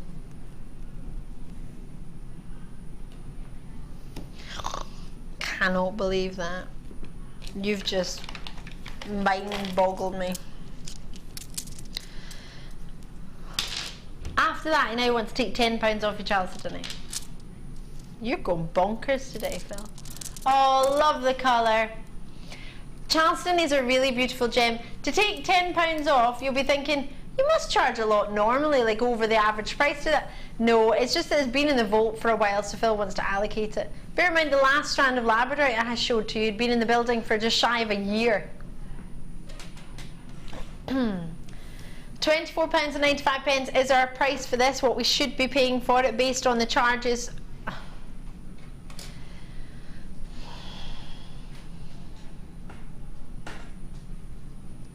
Did I even comment?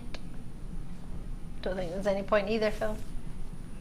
Yeah, so many, to have that as a necklace, just like that. What we're saying about blue, everybody gravitates to blue jewellery, and that's so beautiful on your skin tone.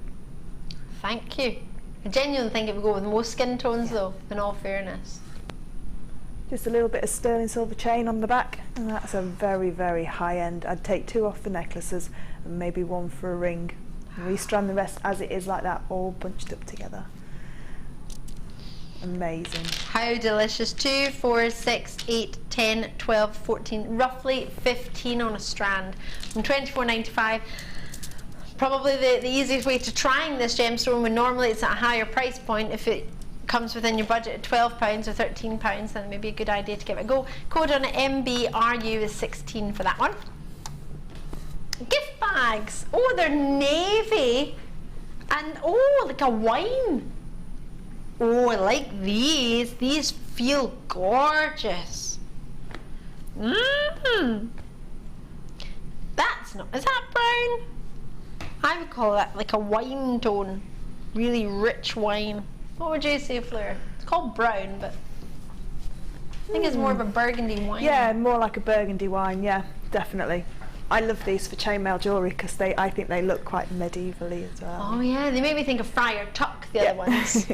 Oh, I love the inside of them. Remember the first time I got these? And we're showing them to some ladies on the workshops. They were saying, oh, turn them inside out, and they love the feel of them inside. They feel really expensive. And it's a quality finish that you get. Even the inside is gorgeous, but you can wipe it down. So if you're like me and you have it in your bag and you have oat cakes in your bag, or all of them, well, bits and bobs in there, coins in there, can wipe them down. They feel fabulous. They are fabulous. A variety of sizes, 5 sizes in each. So we've got for you 16 by 12 mil to 19 by 15, oh sorry, centimetres, not mil.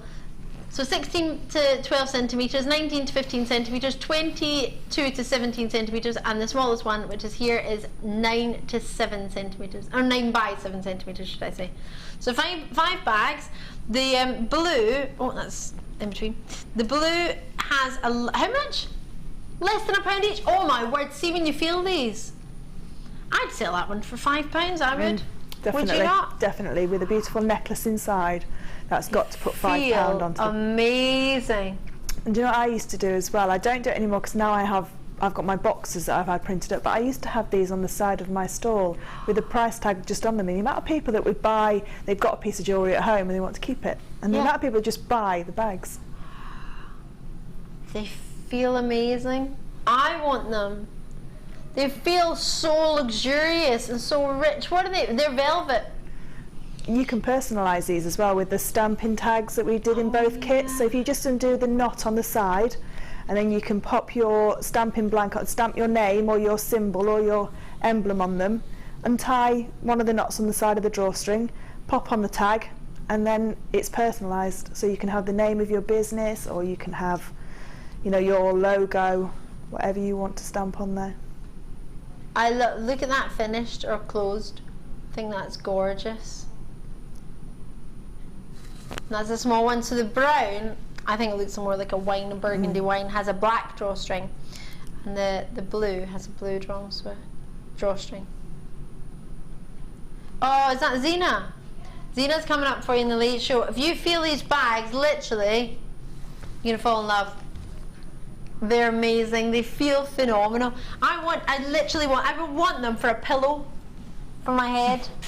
They feel amazing. Actual velvet. They're gorgeous. Oh, love them. Zena, if you get a chance, get your hands on those. They're less than £1 each. You can stroke. They feel amazing. It's like less than £1 each. Get off. Serious? They're lovely blue and brown as well. They are. See, I'm calling that a burgundy. Would you say it's brown? It says on the graphics this brown. One? Oh, right, yeah. This I thought it was like a winey burgundy. Actually, yes, it is got like a Barolo. It's a Barolo I don't know anything about alcohol, but yeah, I'm going to go with Zena. It's a Barolo bag. Well, there you go. Hope that's not a brand. Right, one more treat before we shimmy over. What one's next? These ones. Wait to see these. I've never seen these before. What do you reckon of these? That looks like a little handbag to me. Been on a limited time. These are the copper, silver plated they are. They're copper textured bend sheets, they're called. This is a bend sheet of a 24 by 20 mil. It's a sheet that's been bent. And then you get your textured J-hook, which is a 27 by 10 mil. What do you reckon to these? They're great if you want the clasp in the front and you want to add a lot of texture, so a lot of the sari threads, you could multi-strand sari threads off of them, and because that clasp's so big, it can take a lot of that t-shirt material. Oh, t-shirt yarn, I love that. That kind of medium you can go off of these. But I think that they're great, and there's a huge craze for scarf bails at the minute. So I think if you took the J hook off, you could use the bit that the clasp goes into, the J hook goes into, as a scarf bail. I like and just that thread idea. your scarf through, pop your gemstones and your wire work on the end, and then you've got your J hook as well. That's for a pendant, to interchange pendant. These flew out the door in the launch. Was it over 100 that went? Over 100 that went in the launch. See the little J hook? I think it would be great. Now I don't have that much money in notes, but if I did, I think it would be like a nice money clip. You can have like a little gemstone to drop down from it. That'd be nice. Do you think that would work? Yeah, that'd be lovely. You'd have to have a fair wee bit of money to squeeze in there. Yeah, you'd have to be quite wealthy. A wad of money. Yeah. Or just go to Thailand, you get like millions of baht. The wee boy, what was it, the wee boy when I was in the supermarket getting my money, they were like, oh, I think it was about £400, £500 I got for 2 weeks. Didn't think I was going to need it. I had like 22,000 baht, and this wee boy behind me was going, she's so rich, look at that, 22,000 baht. I was like, it's only a couple £100. Well, it's a lot of money, don't get me wrong. But it looked more in the notes. That yeah, because I got so many notes. I felt like a billionaire. It was awesome. Clearly wasn't, but it felt good. So they're $7.95. Oh, are they? How many did you get? 5. Oh, it says on the telly, sorry. Love those. Oh, did you have fun? Yeah, I only had an hour, so I've not... Yeah, I don't even think you had an hour, to be fair. Yeah, so I've just done some... I made a ring with one, and I took some of the feathers, out of the kit, 'cause I think that's just a gorgeous stone.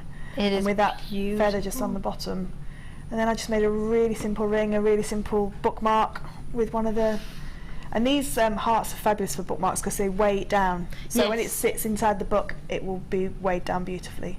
And my mistake of a stamping blank, but I've used it the other way around. I love it. Nobody saw it. You shouldn't have said that. It's brilliant. Fleur, do you know when you're next back with us quickly? Next Saturday morning. Next Saturday morning. Make sure you tune in for that. Oh, the DVD launch. Yay! Yay! You don't want to miss that. It's going to be super. Fleur, thank you so much. It's been so good to have you. Fleur will be back on Saturday morning. You can't be going anywhere today because you get the lovely Jan and equally lovely Zena taking you through the next 4 hours for the late show. You can add to the same order. Oh yeah, we got some treats today as well. I'm so excited. I got the kit. Oh, did you? Fleur got it. I got it. Shh, don't tell you both. Don't tell your cousin. It's fine. No. So don't go anywhere. I'll be back with you tomorrow morning, actually, the earlier time with Fiona Potter. But don't go anywhere because Zena and Jan are up next. Bye. Bye.